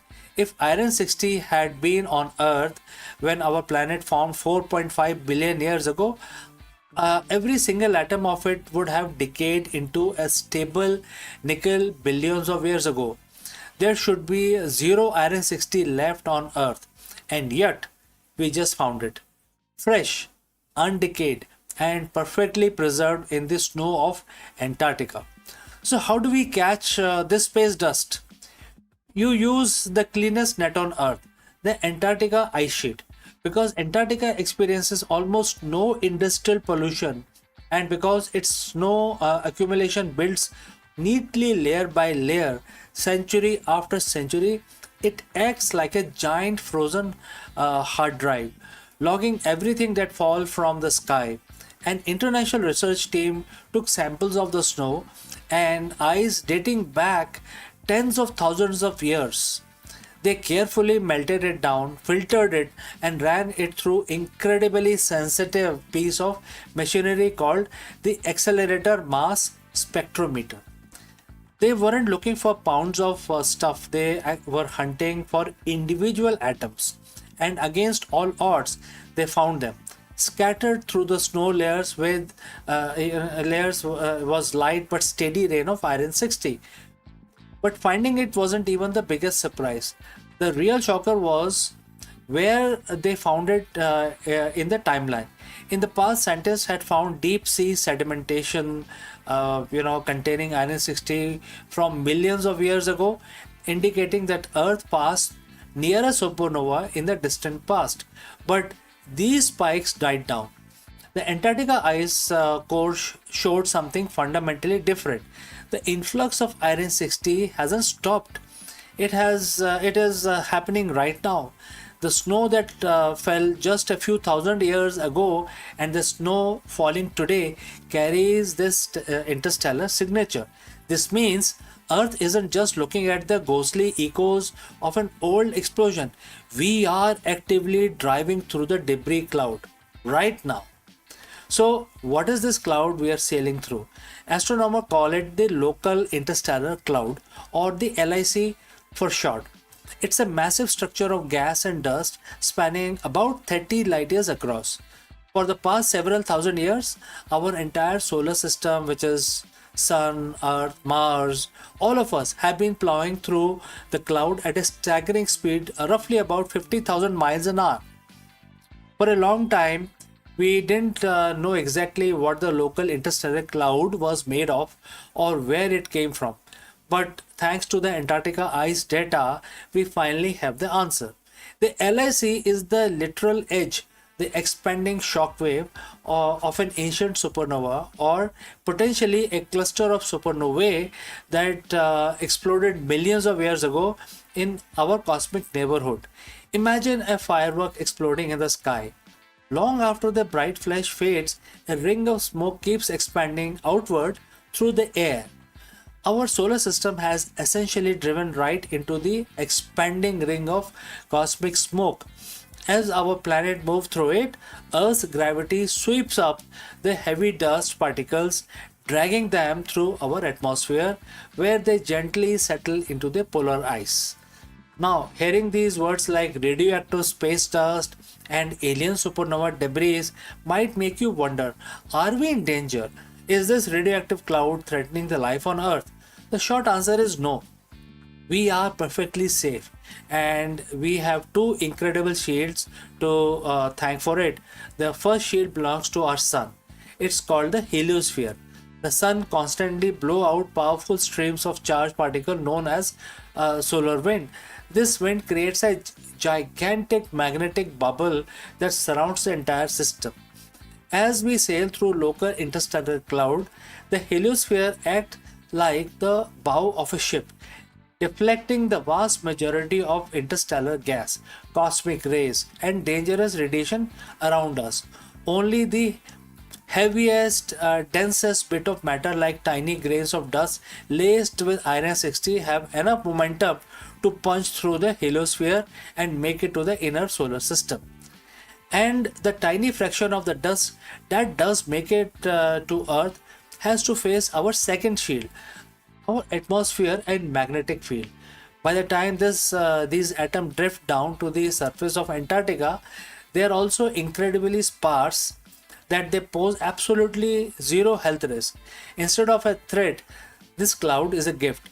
It's an unprecedented scientific gold mine. It allows us to study the chemistry of a dying star without ever leaving our planet. This discovery completely changes how we think about our place in the universe. We often view our solar system as an isolated, peaceful bubble, completely cut off from the chaotic deep space beyond. But the Antarctica ice has shattered that illusion. It proves Earth is deeply, intimately connected to the wider galaxy. We are dynamic travelers in changing cosmic landscape. Astronomers estimate that our solar system will finish its voyage through the local interstellar cloud in the next 10 to 20,000 years. As we exit, we will sail into a new region of interstellar space, and the layers of Antarctica snow will record that transition too. It's a beautiful reminder that we are all quite literally made of stardust, and right now we are sailing through the very force that created us. And therefore, friends, if you found this discovery as mind-blowing as I did, make sure to smash that like button. It really helps the channel out. Let me know in the comments below, how do you feel to know that you're breathing an ancient supernova dust right now? Don't forget to subscribe for more fascinating space breakdown, and I will see you very soon in the next voyage, my friends. Before I go, a word about our affiliate partner.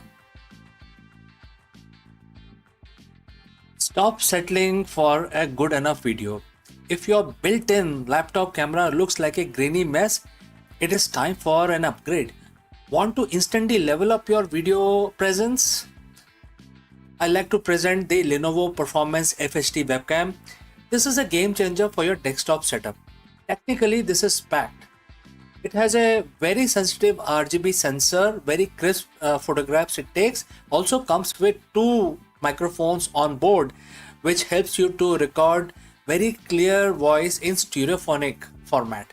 And these microphones are very sensitive. You can actually move away from the camera up to 2 meters, and these microphones will pick up your voice without any problem. This is a very strong piece. This is very sturdy. Comes with tripod ready. Comes with a very long leash, so it gives you a lot of flexibility to place the webcam wherever you want to keep in your studio. And also it has a swivel base, which is also very handy. So if you want to basically level up your game and you want to pick up this camera at a discount, please click on the link here or scan the QR code. Now let's get back to our video.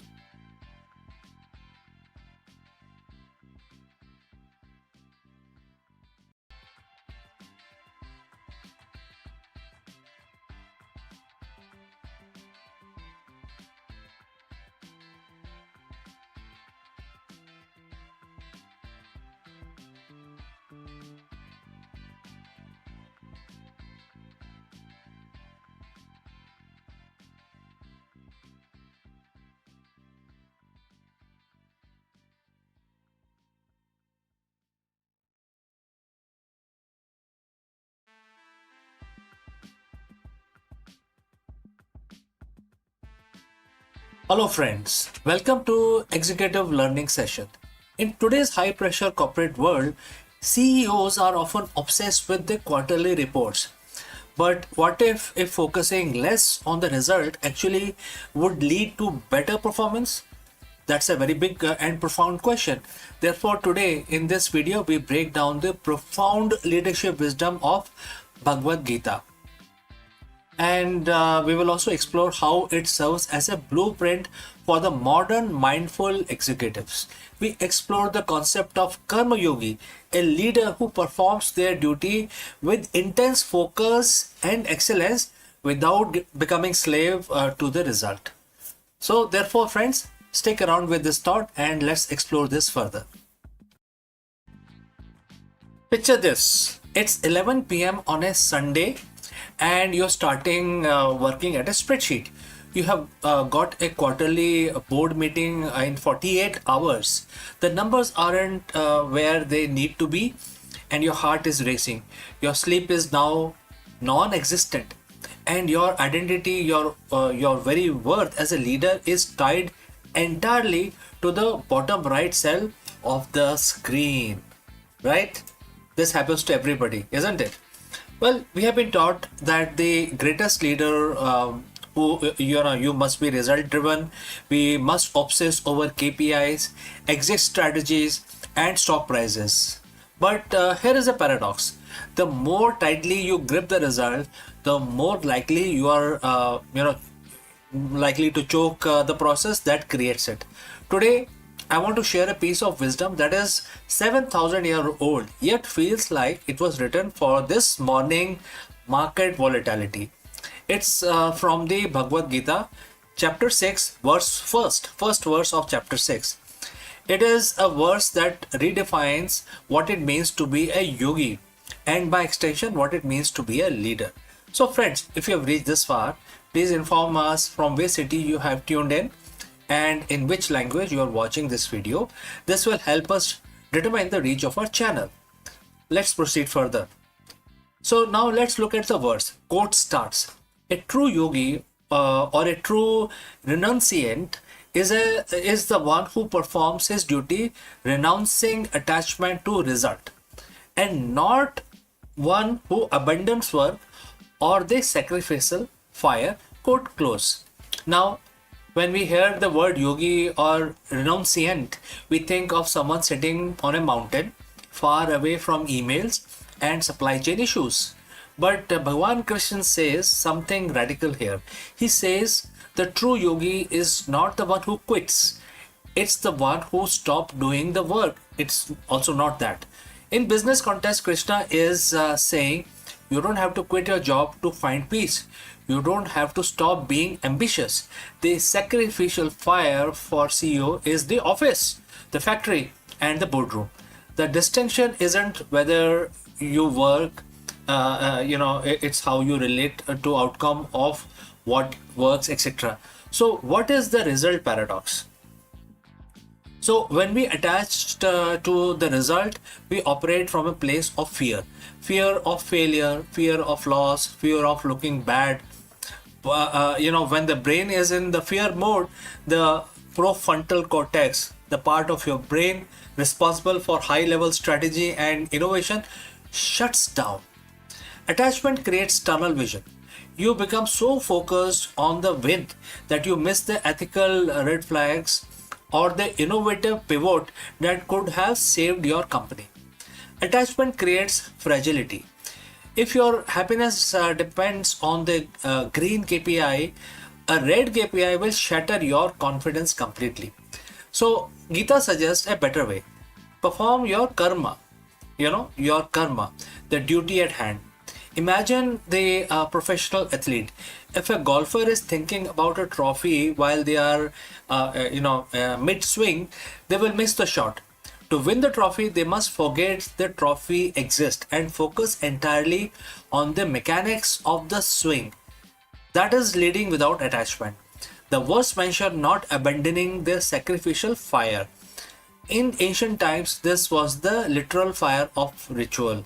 Today, for a leader, it is the energy of the action. Leading without attachment does not mean leading without excellence. In fact, it requires more excellence. When you aren't worried about how the result will make you look, you are free to be. There are several things you are free to be. First is bold, because you aren't afraid of the fallout. Second is the present, because you aren't living in the future quarter. And third is the objective, because you see the data for what it is, not what you want it to be.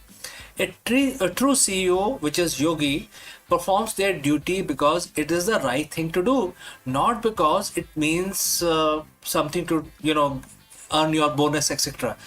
They treat their company as a sacrifice, a contribution to the world. So, how do we actually do this? How do we walk into the board meeting tomorrow and lead without the attachment? There are few ideas which I want to share with you. First is shift from what to how. Instead of asking, will they reach the target? Ask, are we executing this with the highest level of integrity and skill?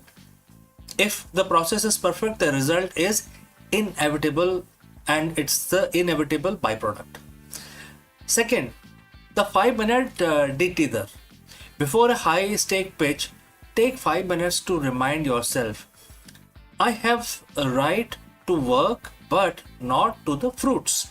Tell yourself that your value as a human being is independent of this deal.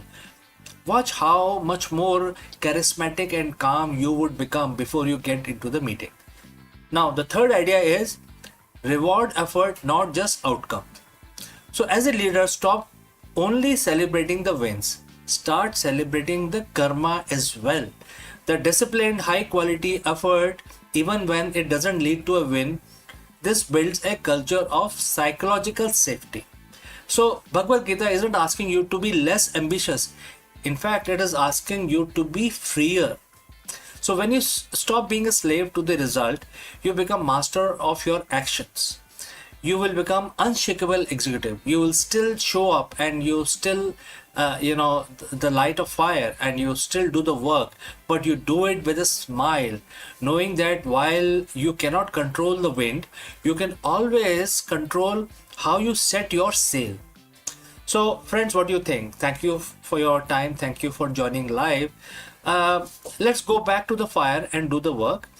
And if you have any questions, please feel free to send it across. Before I wind up this session, a word about our affiliate partner. Stop settling for a good enough video. If your built-in laptop camera looks like a grainy mess, it is time for an upgrade. Want to instantly level up your video presence? I like to present the Lenovo Performance FHD webcam. This is a game changer for your desktop setup. Technically, this is packed. It has a very sensitive RGB sensor, very crisp photographs it takes. Also comes with 2 microphones on board, which helps you to record very clear voice in stereophonic format. And these microphones are very sensitive. You can actually move away from the camera up to 2 meters, and these microphones will pick up your voice without any problem. This is a very strong piece. This is very sturdy. Comes with tripod ready. Comes with a very long leash, so it gives you a lot of flexibility to place the webcam wherever you want to keep in your studio. And also it has a swivel base, which is also very handy. So if you want to basically level up your game and you want to pick up this camera at a discount, please click on the link here or scan the QR code. Now let's get back to our video.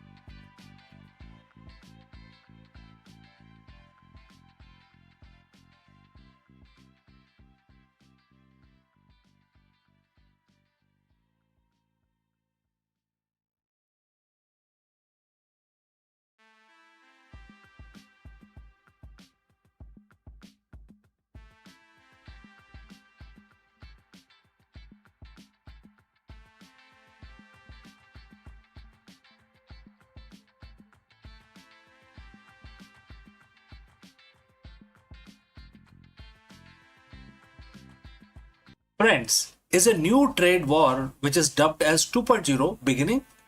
As the US radically rewrites its global tariff rules, India is launching a high stake diplomatic mission to Washington, D.C. And therefore, in this video, we dive deep into why an Indian delegation led by Chief Negotiator Mr.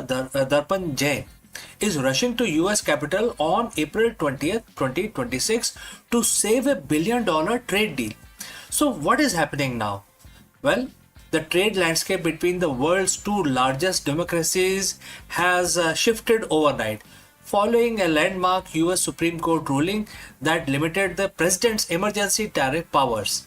The Trump administration has introduced a new 10 to 15% global surcharge under Section 122 of the Trade Act. Now, this move has effectively reset the 18% tariff framework India and US agreed upon during the early February 2026. Now, India is fighting to maintain its competitive edge as other global players face the same flat rate. Let us discuss this further. On February 7th, 2026, the world thought the trade war between India and the US was finally over. Headlines around the globe announced the breakthrough. Washington would slash tariff on Indian goods to be a flat 18%, and in exchange the trade king and the Make in India giant would enter a new era of cooperation. But in the global politics, nothing is final until the ink is dry. Fast forward to today, that 18% deal, it's practically on the paper shredder right now. Why? Because of the US Supreme Court just dropped a legal bombshell that stripped the president of his emergency tariff powers. In response, the Washington has hit the reset button, rewriting the global trade playbook with a brand new 10% global surcharge. So friends, if you have reached this far, please inform us from which city you have tuned in and in which language you are watching this video. This will help us determine reach of our channel. Alright, let's proceed further. Now, as you watch this, a high-level Indian delegation led by Chief Negotiator Mr. Darpan Jain is on a plane to Washington, D.C. They would land on April 20th, and their mission would be to save India's 87 billion export market from being swallowed by a trade war 2.0. To understand why India is rushing to DC, we have to look at what happened in the courts. For over a year, the Trump administration used the International Emergency Economic Power Act (IEEPA) to slap reciprocal tariffs on countries including India. But on February 20th, 2026, the US Supreme Court ruled 6-3 that the president cannot use this act to raise revenue generating tariffs. It was a massive rebuke of the executive power. Overnight, the legal foundation for the India US deal, the one that promised an 18% rates, evaporated. The administration had to halt all IEEPA collections. But if you think this means free trade is back, think again. The administration immediately pivoted to Section 122 of the Trade Act of 1974. This is a global surcharge of 10% on all imports from all countries to address international payment problems. It's valid for 150 days. You might be asking, wait, if the new US tariff is only 10%, isn't that better for India than 18% they agreed to in February? So on paper, yes, but in the world of trade, it is all about comparative advantages. Under the old deal, India was going to pay 18% while its competitor like China or Vietnam might have been paying 25% or even 50% in certain cases. The gap made Indian goods cheaper. But under the new section 122, everyone pays 10%. Suddenly, India loses its special edge. Furthermore, there is the section 301 threat. While the 10% global tariff is a temporary fix, the US Trade Representative USTR has launched a fresh investigation into 16 economies, including India. These probes are looking into forced labor and unfair practices. If these investigations go south, India could face even higher punitive tariffs on top of the 10%. And this is why Mr. Darpan Jain and his team are in Washington this week. They aren't just there for coffee, they are there to finalize the bilateral trade agreement and the legal text. And here are the three main fires they need to put out. First is the solar crisis. The Indian solar module exports to US have already crashed by 35% this year due to fluctuating duties. India needs a stable long-term rate to protect its growing green energy industry. Number two, the Russian oil factor. The US previously hit India with punitive duties because of the India's purchase of Russian oil. While some of those rolled back in February, the new section, which is 301 probe, could bring them back under a different name. And third is the big ticket energy deal. So in exchange for lower tariff, India is looking at buying massive amount of US LNG and nuclear tech. This energy for export swaps is the heart of the deal. India isn't just waiting on the Americans, while DC talks are happening. Commerce Secretary Mr. Rajesh Agrawal has confirmed the 2026 roadmap. And it's very interesting. First is the India-UK FTA, expected to go live in May 2026. Second is the India-New Zealand FTA, set to be signed in April, especially on April 27. Third is the EU and Oman FTA. Negotiations are in full swing and final stages. So India is essentially telling Washington, we want to be your partner, but we aren't putting all our eggs in one basket. With the trade deficit between the two nations narrowing down to 34 billion from 40 billion last year, India has some leverage, but the US is playing the hardball. The next 72 hours in Washington will determine the future of your wallet as well as my wallet. From the price of iPhone, even though it is assembled in India, to the cost of Indian textiles and pharma in the US, everything is on the line. Is this the start of a trade war 2.0, or it is just growing pain of a new America first architecture? One thing is certain, the era of easy, predictable global trade is over. So friends, what do you think? Should India stand its own ground, or should it offer more concessions to secure the US market? Let me know in the comments below. And don't forget to like and subscribe for more deep dives into shifting world of global power. Thank you for joining live. Thank you for watching. Before I wind up this session, a word about our affiliate partner. Stop settling for a good enough video. If your built-in laptop camera looks like a grainy mess, it is time for an upgrade. Want to instantly level up your video presence? I like to present the Lenovo Performance FHD webcam. This is a game changer for your desktop setup. Technically, this is packed. It has a very sensitive RGB sensor, very crisp photographs it takes. Also comes with two microphones on board, which helps you to record very clear voice in stereophonic format. And these microphones are very sensitive. You can actually move away from the camera up to 2 meters, and these microphones will pick up your voice without any problem. This is a very strong piece. This is very sturdy. Comes with tripod ready. Comes with a very long leash, so it gives you a lot of flexibility to place the webcam wherever you want to keep in your studio. And also it has a swivel base, which is also very handy.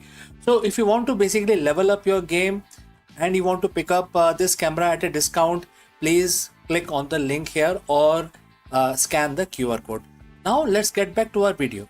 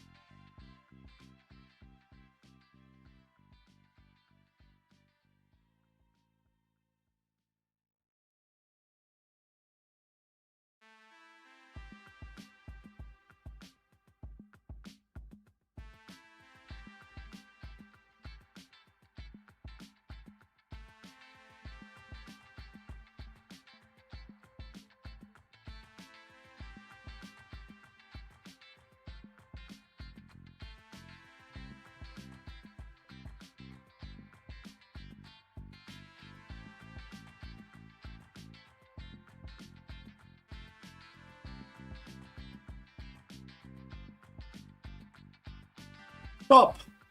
Before you hit the delete channel button or give up on your next upload, you need to watch this. Most creators quit YouTube exactly 3 feet from the gold. They see flat lines in their analytics and assume they are failing. But in reality, they are simply in a ghost phase, the period where the algorithm tests your consistency and your skills are being sharpened for the big break. In this video, we dive deep into the psychology of the content creation and why zero views might actually be your biggest competitive advantage. How? Let us discuss this further. You are checking your phone again. It's been 3 hours since you uploaded your latest video and the one you spent all weekend editing. You have refreshed the studio app 10 times and the number hasn't budged. 4 views, 2 of which were probably you. The thought starts creeping in. Is this even worth it? You see other creators blowing up overnight and you feel like you are shouting into a void. You are ready already to quit, but before you hit that delete channel button, I need you to understand one thing. You aren't failing. You are actually in the most important phase of your journey. Most creators quit exactly 3 feet from the goal. Today I'm going to show you why nobody is watching is actually your secret weapon and why your biggest breakthrough is like hidden right behind the urge to give up. Let's dive in. But before, if you have reached this far, please inform us from which city you have tuned in and in which language you are watching this video. This will help us determine the reach of our channel. I would also know who's watching and who's not. Alright, let's proceed further. Let's address the elephant in the room, which is the algorithm. We talk about it like it's a sentient being that hates us. It doesn't, but it's a system built on trust. When you are a new creator or you're trying to pivot, you enter what I call the ghost phase. Think about it. Why would YouTube push your content to millions of people if you are only person you can stay consistent for only 2 weeks? The algorithm is testing two things: your competence and your consistency. During this ghost phase, you have a massive advantage that no big creator has, which is freedom to fail. When nobody is watching, you can experiment, you can find your voice, you can mess up the lighting, and you can make terrible jokes without hundreds and thousands of people judging you. This is your training ground. You are not being ignored, you are being incubated. This is the concept from the book Atomic Habits, called the plateau of latent potential. We expect progress to be in a straight line up. We think if I put in X amount of work, I should see X amount of views. But the growth on YouTube is exponential, not linear. You spend months, maybe years, working in the valley of disappointment, and this is where you are putting in the work, but the result aren't showing yet. You are building the foundation. It's like bamboo tree. It grows underground for 5 years, developing a massive root system, and then it shoots up 80 feet in 6 weeks. So if you quit during the root building phase, the tree will never grow. Every video you make into a flop is actually a root. It's a data point. It's a lesson. It's one step closer to the 80-foot breakthrough. So why do most creators quit right before they win? It's because of the psychological phenomena called cognitive friction. The effort required to make a video feels much higher than the reward of 10 views. To survive this, you have to shift your win condition. If your win condition is to get 1,000 views, you get 50, you feel like as if you have lost it. You feel defeated. But if your win condition is like getting 1% better at color grading, or write a more compelling hook, or you do that, you have won already, right? I mean, if you do all of these core competencies, regardless of the view counts, don't you think so? Winning on YouTube is a war of attrition. The pros aren't necessarily the most talented people on the platform. They are the one who refuse to go away. They stayed in the game long enough for the luck to find them. Because on YouTube, luck is just where the preparation meets the long enough timeline. Now, as a disclaimer, I'm not saying that you should keep doing exactly the same thing if it is not working. There is a difference between quitting and pivoting. If you have made 50 videos and they all have 0 views, don't quit YouTube. Change your strategy. Maybe your thumbnails are weak. Maybe your intros are too slow. Use the silence to audit yourself. When nobody is watching, you have the lowest stakes possible to reinvent yourself. Don't you think so? So ask yourself, am I making content for me, or am I making content that solves a problem or provide value for someone else? Once you align your passion with audience's need, the nobody watching problem start to disappear. The hardest part of YouTube isn't the editing or the SEO. It is the mental game. It is showing up on Tuesday morning to film a video when your last 3 uploads tanked.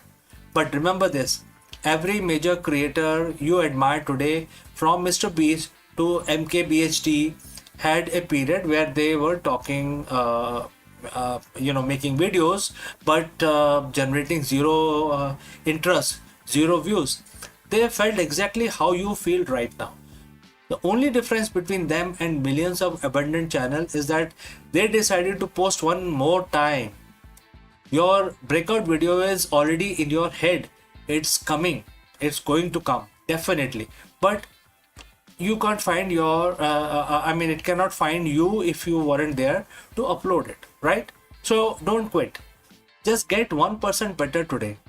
So friends, what do you think? If you have any question or if you want to know more, please leave a comment below, and I will see you again in the next one. Before I take your leave, a word about our affiliate partner. Stop settling for a good enough video. If your built-in laptop camera looks like a grainy mess, it is time for an upgrade. Want to instantly level up your video presence? I like to present the Lenovo Performance FHD webcam. This is a game changer for your desktop setup. Technically, this is packed. It has a very sensitive RGB sensor, very crisp photographs it takes. Also comes with two microphones on board, which helps you to record very clear voice in stereophonic format. And these microphones are very sensitive. You can actually move away from the camera up to 2 meters, and these microphones will pick up your voice without any problem. This is a very strong piece. This is very sturdy. Comes with tripod ready. Comes with a very long leash, so it gives you a lot of flexibility to place the webcam wherever you want to keep in your studio. And also it has a swivel base, which is also very handy. So if you want to basically level up your game and you want to pick up this camera at a discount, please click on the link here or scan the QR code. Now let's get back to our video.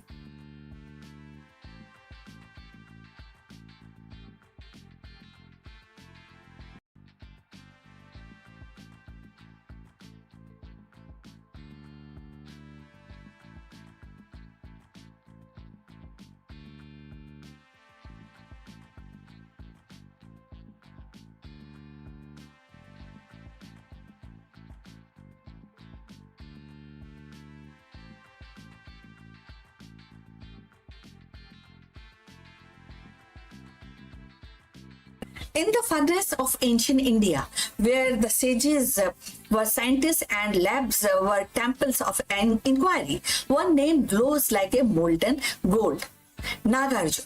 Not the philosopher of Mahayan fame, but the metallurgist and alchemist whose experiments with mercury, iron, and transmutation blurred the line between mysticism and the material science.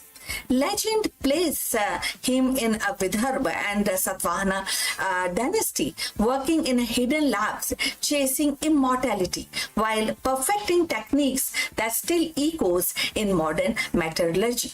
In 2026, as nanotechnology, refined alloys, and imitation jewelry thrives on his ancient method, Nagarjuna's story reminds us that the quest to transform matter is timeless as human spirit itself. So let's find out more. In the annals of Indian science, Nagarjuna stands as a figure both enigmatic and luminous. While the name Nagarjuna is often associated with great Buddhist philosopher of 2nd century CE, another tradition celebrates him as a metallurgist and alchemist of medieval India.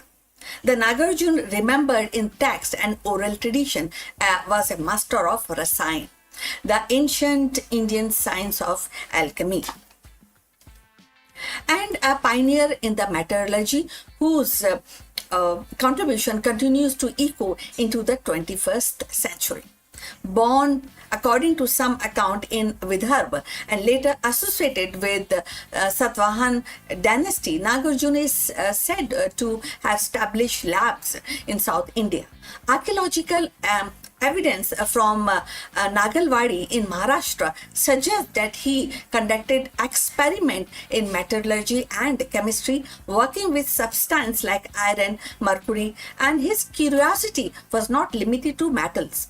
He sought an elixir of immortality, invisibility, and transformation, blending mystical aspiration with a rigorous experimentation. So if you have reached this far, please inform us from which city you are tuned in and in which language you are watching this video. This will help us to determine the reach of our channel. So moving forward, his most celebrated text is Rasa Ratnakar, is a compilation of chemical knowledge. In it, Nagarjuna discussed the acid, the metals, and the process of purification. He described a method for extracting gold, silver, tin, and copper, and even outlined the distillation techniques. These writings reveal a mind deeply engaged with the material world, yet always linking a chemical process to the spiritual purification. For Nagarjuna, the act of refining metal mirrored the refining or refinement of soul. Impurities must be removed, whether in the matter or in human character. One of his most intriguing contribution was gold shine mechanism. Through experiment, he discovered the ways to transmute the base metal into substance that resemble gold. While not true transmutation, this process produced a gold-like sheen technology that remarkably is still used today in the jewelry industry for imitation of ornament. Thus, a technique born in ancient labs continues to shape the modern aesthetics. Nagarjuna's influence extended beyond the metallurgy. He was also a physician, a yogi, contributing to Ayurveda through texts like Yoga Satak and the Jeev Sutra. His integration of chemistry with medicine enriched Indian medieval traditions, offering insight into the preparation of compound and the treatment. In this way, he embodied the interdisciplinary spirit, a scientist, a healer, a philosopher, rolled into one. In 2026, his legacy feels strikingly modern. His principle of articulated systematic experimentation, purification, and transformation resonate with the contemporary chemistry and the material science. His vision of linking matter and spirit anticipates today's holistic approach, where the science and philosophy are not seen as an opposite but as a contemporary path of understanding. Moreover, his experiment in distillation and metallurgy remind us that India's scientific heritage is not peripheral but central to the global history of science. Nagarjuna, the metallurgist, thus emerged as a bridge builder between philosophy and chemistry, between ancient aspiration and modern technologies. His labs may have been simple by today's standards, but his imagination was vast, reaching for the immortality and the cosmic truth, while the grounding itself in the practical art of working with the metals. In honoring him, we recognize not only as a pioneer of Indian alchemy, but also a timeless symbol of human curiosity, the drive to transform, to refine, and to discover. Nagarjuna's alchemy was more than a pursuit of gold. It was a pursuit of knowledge itself. In 2026, as we refine materials at nanoscale, explore new alloy for space exploration, we walk a path he helped to lay centuries ago, providing the fire of inquiry he kindled still that inquiry which he kindled that still actually burns within us in 2026. We have come to the end. Please like and subscribe this channel. Look forward for your comments. But before we end, few words about our affiliate partner. Stop settling for a good enough video. If your built-in laptop camera looks like a grainy mess, it is time for an upgrade. Want to instantly level up your video presence? I like to present the Lenovo Performance FHD webcam. This is a game changer for your desktop setup. Technically, this is packed. It has a very sensitive RGB sensor, very crisp photographs it takes. Also comes with 2 microphones on board, which helps you to record very clear voice in stereophonic format. And these microphones are very sensitive. You can actually move away from the camera up to 2 meters and these microphones will pick up your voice without any problem. This is a very strong piece. This is very sturdy. Comes with tripod ready. Comes with a very long leash, so it gives you a lot of flexibility to place the webcam wherever you want to keep in your studio. And also it has a swivel base, which is also very handy. So if you want to basically level up your game and you want to pick up this camera at a discount, please click on the link here or scan the QR code. Now let's get back to our video.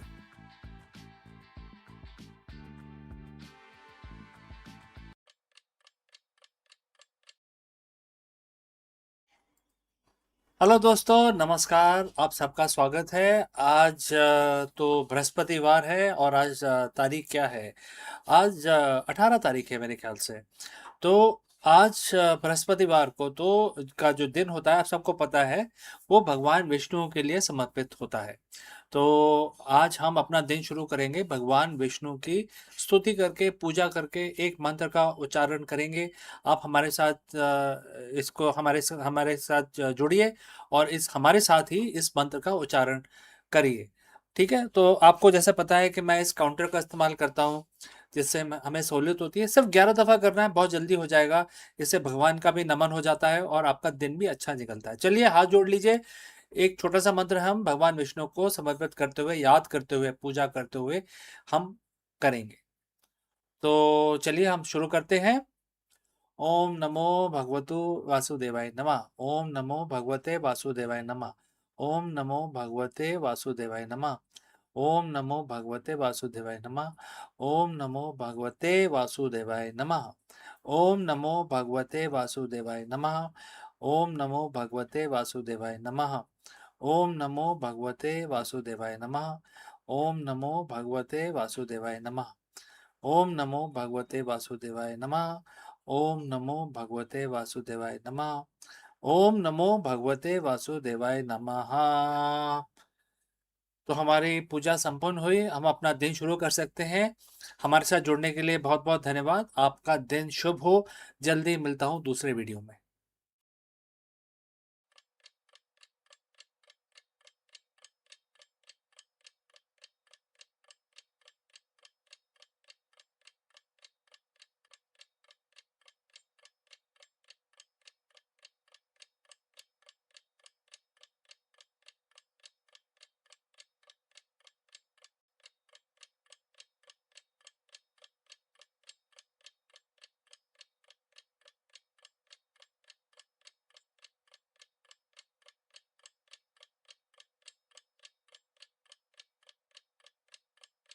Friends, Namaskaram, you are most welcome.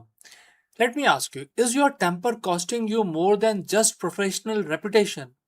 In the high stake world of C suite, emotional control isn't just a soft skill, it is a critical business strategy. In this episode, we dive deep into the ancient wisdom and we will take help from Bhagavad Gita to uncover why anger is the single greatest liability to the executive decision making. Let's go. We often talk about competitive advantages in business. We talk about market share, supply chain, optimization, AI integration, and capital allocation. But today, I want to talk about your biggest liability. It is not your competitor, it is not the economy, it is not a supply chain disruption. It is something that lives inside most of the critical asset of your company, that is the CEO's mind. I'm talking about anger. And before you dismiss this just as a human nature or passion, I want you to understand that in a high stake world of C suite, anger is not a leadership trait. It is a system failure. It is a silent killer of the empires, startups, and legacies. Today, we are going to break down the science of why this happens using the timeless framework from Bhagavad Gita mentioned in chapter 2, verse 63, to understand why emotional control is the ultimate executive strategy. Now, let's look at the wisdom from the Gita, and the quote starts: Anger compound delusion.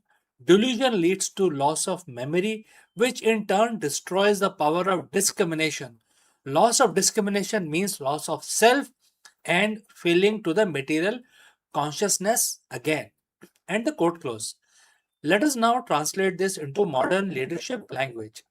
The verse describes a specific sequential, chemical, and the psychological chain reaction. Anger compounds delusion. When you get angry, you stop seeing the world as it is and start seeing it as a fear it to be. You create a false reality. Next is loss of memory. This is critical for a CEO. When you are angry, your mind shuts off access to your database, your experience, your past failures, your previous lessons, your long term strategy. You lose access to the very data you need to make the most appropriate and the right decision. Next is loss of discrimination. Discrimination here doesn't mean bias, it means discriminate, ability to tell the difference between a minor setback and a company ending crisis. Next is loss of self. You cease to be a leader you intend to be. You become a reactionary figurehead.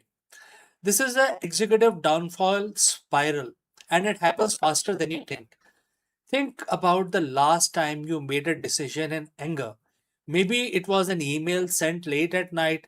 Maybe it was firing, that you later regret. Maybe it was an acquisition you pushed through because you wanted to win the negotiation rather than making a sound investment. In the boardroom, when you enter this delusion state, you lose the ability to see the objective truth. Your team stops bringing you bad news because they fear your reaction. Your culture shifts from innovation to survival. If you are a CEO or an entrepreneur anywhere globally, you know that your primary job is to be the chief decision making officer. Your ability to discern it's like your product. When you're angry, you have essentially bricked your own operating system. You're trying to run a multi-million dollar company on a system that is compromised by emotion. That, by definition, is a liability. So, friends, how do we fix this? How do we stop the loop? How, you don't suppress the emotion, you intercept the signal. So, there are a few steps which I would like to suggest to you. Step one, pattern interrupt. The moment you feel that the heat in your chest or that tightening in your jaw, you have to hit a circuit breaker. Physically stand up, leave the room, step away from the screen. Neuroscience tells us that it takes about 90 seconds for an emotional chemical rush to dissipate. If you can stay silent for 90 seconds, you regain your prefrontal cortex, your seat of logic. Step number two, data retrieval. Force yourself to look at the facts. Strip the story you are telling yourself about why someone is out to get you or why this project is failing. Ask, what is the actual verifiable data here? This reactive process reactivates the memory that the Gita mentions, the wisdom you have built over your career, over your experience. Step number three is perspective shift. Ask yourself, will this matter in 5 years? Will you know will it mean anything to you in 5 years, for example? Will this matter mean anything in 5 months? Will this matter mean anything to you in 5 weeks? If the answer is no, stop treating it like a five alarm fire. This restores your power of discrimination. You are not an emotional robot. You are the leader. Your team relies on your equanimity. When the storm hit, the ship doesn't, get angry at the waves. It adjusts the rudder. So be the rudder. Be like a rudder, right? Leadership is the art of mastery. Mastery over markets, mastery over technology, but most importantly, mastery over oneself. The Gita warned us thousands of years ago, and modern neuroscience confirms it today. If you cannot govern your mind, you cannot govern your enterprise. So, we believe that the integration of these ancient strategies with the modern technology is the key to the next generation of business success. Therefore, we bring these episodes to you every day. So, friends, if you found this breakdown helpful, hit that like button, share this with your fellow leaders who need to hear it. Don't let your emotions be your company's biggest liability. Keep your head clear, keep your strategy sharp, and you will see, the things will basically take a better turn. I will see you in the next one. My name is CK, and thanks for watching.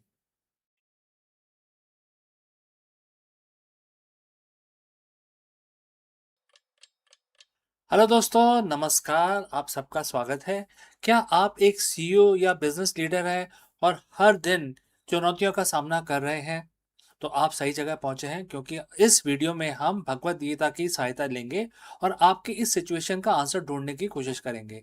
हम ये जानेंगे कि जो सीख मिलती है हमें भगवत गीता से, वो एक मंत्र युद्ध क्षेत्र में एप्लीकेबल ही नहीं है, बल्कि हर एंटरप्रेन्योर के लिए एक जीवन दर्शन है, जो आपकी टीम का नेतृत्व में करने में सहायता करता है। चाहे जीत हो या हार, एक लीडर को अपनी निष्ठा, कर्म पर कैसे निगाह रखनी चाहिए, हम इस वीडियो में सीखेंगे और इसके बारे में और डिस्कशन करेंगे। तो चलिए आगे बढ़ते हैं।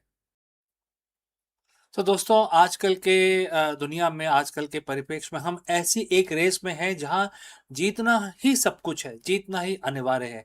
एक सीईओ के तौर पे आप हर सुबह एक नई चुनौती, एक नए संकट और एक नए डर के साथ उठते हैं। क्या ये मर्जर काम आएगा? मार्केट शेयर बढ़ेगा? क्या मेरी टीम परफॉर्म करेगी? हम सब अक्सर एक तनाव में जीते हैं। अगर मैं हार गया तो क्या होगा? अगर ये डिसीजन गलत हो गया तो क्या होगा? लेकिन आज मैं आपके साथ बिजनेस का एक ऐसा सीक्रेट कोड शेयर करने वाला हूं, जो 5000 साल पहले महाभारत के रण क्षेत्र में दिया गया था। यह सिर्फ एक श्लोक ही नहीं, एक आधुनिक कॉर्पोरेट जगत का सबसे बड़ा रिस्क मैनेजमेंट टूल है। ध्यान से सुनिएगा। आज हम चर्चा करेंगे भगवत गीता के अध्याय 2, श्लोक 37, चैप्टर 2, वर्स 37 की। और इस श्लोक आपको सिखाएगा कि कैसे विन विन माइंडसेट के साथ आप अपनी कंपनी और अपने जीवन को लीड कर सकते हैं। तो आइए पहले श्लोक को हम पढ़ लेते हैं। भगवान कृष्ण अर्जुन से कहते हैं, एंड द कोट स्टार्ट्स, यदि तुम लड़ते हुए हार भी गए तो तुम्हें स्वर्ग मिलेगा। यानी आपको वो अनुभव और सीख मिलेगी जो आपको उच्च स्तर का लीडर बनाएंगे और आपको ऊंचाई पे ले जाएंगे। और यदि तुम जीत गए तो इस पृथ्वी पर सुख भोगोगे, यानी सफलता, प्रॉफिट एंड मार्केट लीडरशिप आपकी होगी। तो ये आपको बता रहा है कि दोनों ही सिचुएशन में विन विन है। तो दोस्तों, अगर आप यहाँ तक पहुंचे हैं तो आप बताइए कमेंट करके कि किस सिटी से आप हमारे इस वीडियो को देख रहे हैं। तो चलिए आगे बढ़ते हैं। हम सब ने इस वर्ष को सुना। जरा रुकिए और सोचिए, भगवान कृष्ण यहाँ अर्जुन से क्या कह रहे हैं? वो कह रहे हैं कि हारने का विकल्प ही खत्म कर दो। अर्जुन, कृष्ण के लिए हार जैसा कुछ है ही नहीं। अगर तुम हारते हो तो तुम कुछ सीखते हो, अगर तुम जीतते हो तो तुम कुछ हासिल करते हो। तो सीईओ के तौर पे क्या आपकी लाइफ में हार जैसी कोई चीज है या नहीं? अगर कोई प्रोजेक्ट फेल होता है तो आप एक लीडर के रूप में विकसित होते हैं, आप नई चीजें सीखते हैं, अपनी असफलता से आगे बढ़ते हैं। अगर सफल होते हैं तो आपकी कंपनी विकसित होती है। तो इस श्लोक में हम हमें अपनी कॉर्पोरेट लाइफ के को कैसे लागू करें, किस तरह से अपना माइंडसेट करें, इस चीज की हमें सीख दी गई है। तो इसमें मुख्य हमें क्या सीख मिल रही है? नंबर 1 इज डर का अंत। जब आप स्वीकार कर लेते हैं कि सीखना भी एक जीत है, तो डर खत्म हो जाता है। एक सीईओ को जो डर में फैसला लेता है, वो कभी बड़े रिस्क नहीं ले पाता। तो गीता आपको सिखाती है कि रिस्क लेना ही आपका धर्म है। नंबर 2, परिणाम से डिटैचमेंट। डिटैचमेंट जो आउटकम है, जो रिजल्ट है, उससे डिटैच हो जाइए आप। भगवान कृष्ण कहते हैं कि यानी कि अगर आप लड़ना ही नहीं करेंगे तो आपको कोई परिणाम मिलेगा ही नहीं। तो आप लड़िए। अगर आप हारते हैं तो कुछ सीखते हैं, और अगर आप जीतते हैं तो आप डेफिनेटली सक्सेस पाते हैं। लेकिन हार जीत आपके कंट्रोल में नहीं है, तो क्यों उस बारे में सोचना? 100% आपके कंट्रोल में नहीं होता। आपको अपना कर्म करना होता है, कर्तव्य करना होता है। लेकिन क्या हार मिलेगी, क्या जीत, इसका फैसला कोई नहीं कर सकता। इसका फैसला सिर्फ यूनिवर्स के हाथ में है, जो हमारे कंट्रोल से बाहर है। अब तीसरा होता है विन विन फॉर्मूला। आज की दुनिया में हम विन लॉस के बारे में सोचते हैं। मुझे जीतना है हर हालत में, सामने वाले को हारना है हर हालत में। लेकिन गीता आपको क्या ज्ञान देती है? विन विन का क्या मतलब है? अपनी ड्यूटी मतलब अपना कर्म आपको पूरा करना है। अपनी पूरी क्षमता के साथ मैदान में उतरें, बाकी परिणाम अपने आप संभल जाएगा। अपने आप यूनिवर्स आपको दे देगा। आपके एक्शन के ऊपर डिपेंड करता है वो। तो कल सुबह जब आप ऑफिस जाएं, तो ये 3 चीज़ें अपने साथ लेके जाएं। मैं बुलेट पॉइंट्स की तरह आपको ये दे रहा हूँ। पॉइंट नंबर 1, अपने हर प्रोजेक्ट को एक धर्म युद्ध की तरह देखें। यह आपकी ज़िम्मेदारी है। जब आप इसे ज़िम्मेदारी की तरह देखेंगे, तो आप हारने से नहीं डरेंगे। आप सिर्फ अपनी ड्यूटी निभाने पर फोकस करेंगे। बुलेट पॉइंट नंबर 2, अपने फेलियर्स को हेवनली गेन के रूप में देखें। हर बड़ी कंपनी जो आज लीडर है, उसने सैकड़ों बार फेलियर का स्वाद चखा है। उन फेलियर्स को स्टार्टअप या लर्निंग की तरह देखा जाए। बुलेट पॉइंट नंबर 3, निर्णय लेने में देरी ना करें। श्लोक के अंत में भगवान कृष्ण कहते हैं, उठो यानी एक्शन लो। एनालिसिस में फंसे रहोगे तो मैदान में कब उतरोगे? दोस्तों, एक सीईओ के रूप में सबसे बड़ी पूंजी आपकी मानसिक स्टेट ऑफ माइंड है, मानसिक स्थिरता है। अगर आप हार के डर से जकड़े हुए हैं, तो आप कभी बड़ी ऊंचाइयों को हासिल नहीं कर पाएंगे। आज से अपनी डिक्शनरी में फेलियर शब्द को हटा दीजिए और आप ये समझ लीजिए कि आप जीतेंगे, हर हाल में जीतेंगे। और अपने जो थॉट प्रोसेस है उसको अपग्रेड करिए। तो इसमें भगवान बोलते हैं कि उठो, फाइट करो और जीतो। अगर आपको यह विन विन श्लोक का जो इम्प्लीमेंटेशन है बिजनेस फील्ड में अगर पसंद आया है, तो कमेंट करके ये लिखें कि मैं तैयार हूँ और हाँ मैं तैयार हूँ। ये कमेंट करके आप मेरे पास भेजें। और अगर आपको लगता है कि ये गीता का ज्ञान बिजनेस में उतारने के लिए आप और डिटेल चाहते हैं, तो ज़रूर हमसे संपर्क करें। My name is CK. जल्दी ही मिलता हूँ दूसरी सीख लेके आपके साथ। तब तक उठो, लड़ो और जीतो। धन्यवाद।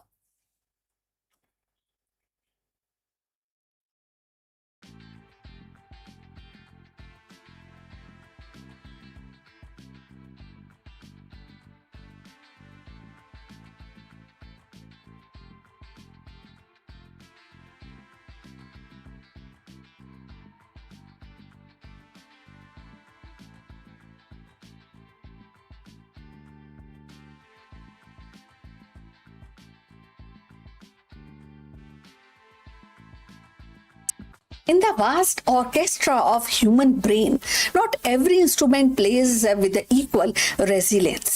Some neuron hum steadily through life's symphony, while other trembles at the faintest discord. The multiple sclerosis, long seen as a sweeping storm against the nervous system, is now revealed to the strike with a selective fury, targeting the most fragile player in this ensemble. New research uncovered that the certain brain cells stretched thin by their energy demand and delicate architectures are far more vulnerable to the disease relentless assault. And this discovery reframes MS as a uniform battle, but as a war fought on unseen terrain where the weakest link determine the fate of the whole. So let's find out more.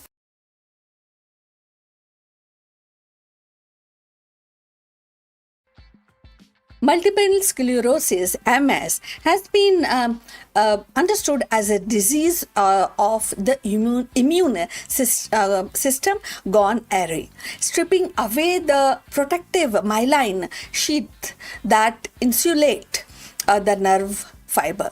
Yet, despite the decades of research, one question has lingered. Why do certain regions of the brain and the spinal cord suffers more damage than the others? Recent findings have begun to illuminate this mystery, revealing that not all brain cells are equal in their vulnerability. Some neurons, by virtue of their structure, function, or metabolic demands, appear to be more immune to kind of destructive cascade of MS than others. The study in question used advanced imaging and molecular profiling to map the landscape of neuronal damage in MS patients. Researchers discovered that the specific populations of neurons, particularly those involved in long range communication across the brain, showed heightened sensitivity to the inflammatory attacks. And these cells, often with the extended axon stretching across multiple brain regions, requires enormous amount of energy to maintain the signaling. When the inflammation disrupts their metabolic balance, they flatter more quickly than the shorter, more localized neuron. And this vulnerability may explain why MS patient often experience symptoms tied to coordination, vision, or cognitions, and the very function that rely on these long, energy hungry neutral pathways. So, if you have reached this far, please inform us from which city you have tuned in and in which language you are watching this video. This will help us to determine the reach of our channel. So, moving forward, another striking revelation was the role of oligodendrocytes, the cells responsible for producing myelin. Not all oligodendrocytes are created equal. Some subtypes appear more resilient, capable of remyelinating damaged axon, while the other succumb rapidly to the immune assault. The uneven distribution of these cell types across the brain may carry hotspot of vulnerability, regions where the damage accumulate faster and recover lag behind. So these cellular patchwork could amount for the unpredictable progression of MS. Where one patient experienced sudden vision loss while the other struggles with the motor control. The finding also highlight the importance of mitochondrial health. Neurons with weaker mitochondrial reserve and tiny powerhouses that fuel cellular activities were disproportionately affected. And in MS, inflammatory molecules can impair the mitochondrial functions, leading to energy shortage. For neurons already operating at the edge of their metabolic capacity, this shortage is catastrophic. And they lose the ability to transmit signals effectively or contributing to the neurological deficient that define the disease. So from the therapeutic perspective, these insights are profound. If certain neurons and oligodendrocytes are more vulnerable, treatment could be tailored to protect or bolster them specifically. For instance, the drug that enhance mitochondrial resilience or promote the survival of the remyelinating oligodendrocytes might slow disease progression. Similarly, the therapies that reduce the inflammatory burden on the long-range neuron could preserve the critical functions like memory and the motor coordinations. The research suggests a shift from the broad immunosuppression towards the precision strategies that safeguard the brain's most fragile components. So, beyond the lab, these implications ripple into the living or lived experience of MS patients. Understanding why certain patients or why certain symptoms emerge and persist offers validation for those whose struggles have seen more profound, more implicable diseases, and the way they actually respond to the drugs. So it also opens the seemed opens the door to more personalized prognosis. The clinicians may one day predict which functions are most at risk in a given patient based on their cellular vulnerability profile. So, such a foresight could guide rehabilitation, lifestyle adjustments, and psychological support, making the journey with the MS less uncertain. The discovery that some brain cells are inherently more vulnerable reframes MS not just as an immune disorder but as a condition of cellular fragility. It underscores the delicate balance that sustains brain function and how easily it can be tipped by inflammation. And in doing so, it brings hope that by identifying and protecting the brain's weak link, science may one day transform MS from a relentless disease into a manageable condition. So, in the end, what these discoveries reveal is not just the fragility of certain neurons, but the resilience of science itself. By uncovering the weak link in the brain's vast network, researchers are charting a path towards precision therapies that protect the most vulnerable cells and multiple sclerosis, once seen as a uniform storm, now emerge as a selective battle, one that can be fought with a sharper insight and targeted care. The story of MS is no longer only about the loss. It is about the possibility of safeguarding the brain's delicate symphony and ensuring that even its quickest note continue to play. So now we have come to the end of this discussion. Look forward for your comments on this subject. Thanks for watching, and feel free to put your questions regarding today's content. Please subscribe our channel and see you in the next one. But before we end, few words from our affiliate partner. Stop settling for a good enough video. If your built-in laptop camera looks like a grainy mess, it is time for an upgrade. Want to instantly level up your video presence? I like to present the Lenovo Performance FHD webcam. This is a game changer for your desktop setup. Technically, this is packed. It has a very sensitive RGB sensor, very crisp photographs it takes. Also comes with 2 microphones on board, which helps you to record very clear voice in stereophonic format. And these microphones are very sensitive. You can actually move away from the camera up to 2 meters and these microphones will pick up your voice without any problem. This is a very strong piece. This is very sturdy. Comes with tripod ready. Comes with a very long leash, so it gives you a lot of flexibility to place the webcam wherever you want to keep in your studio.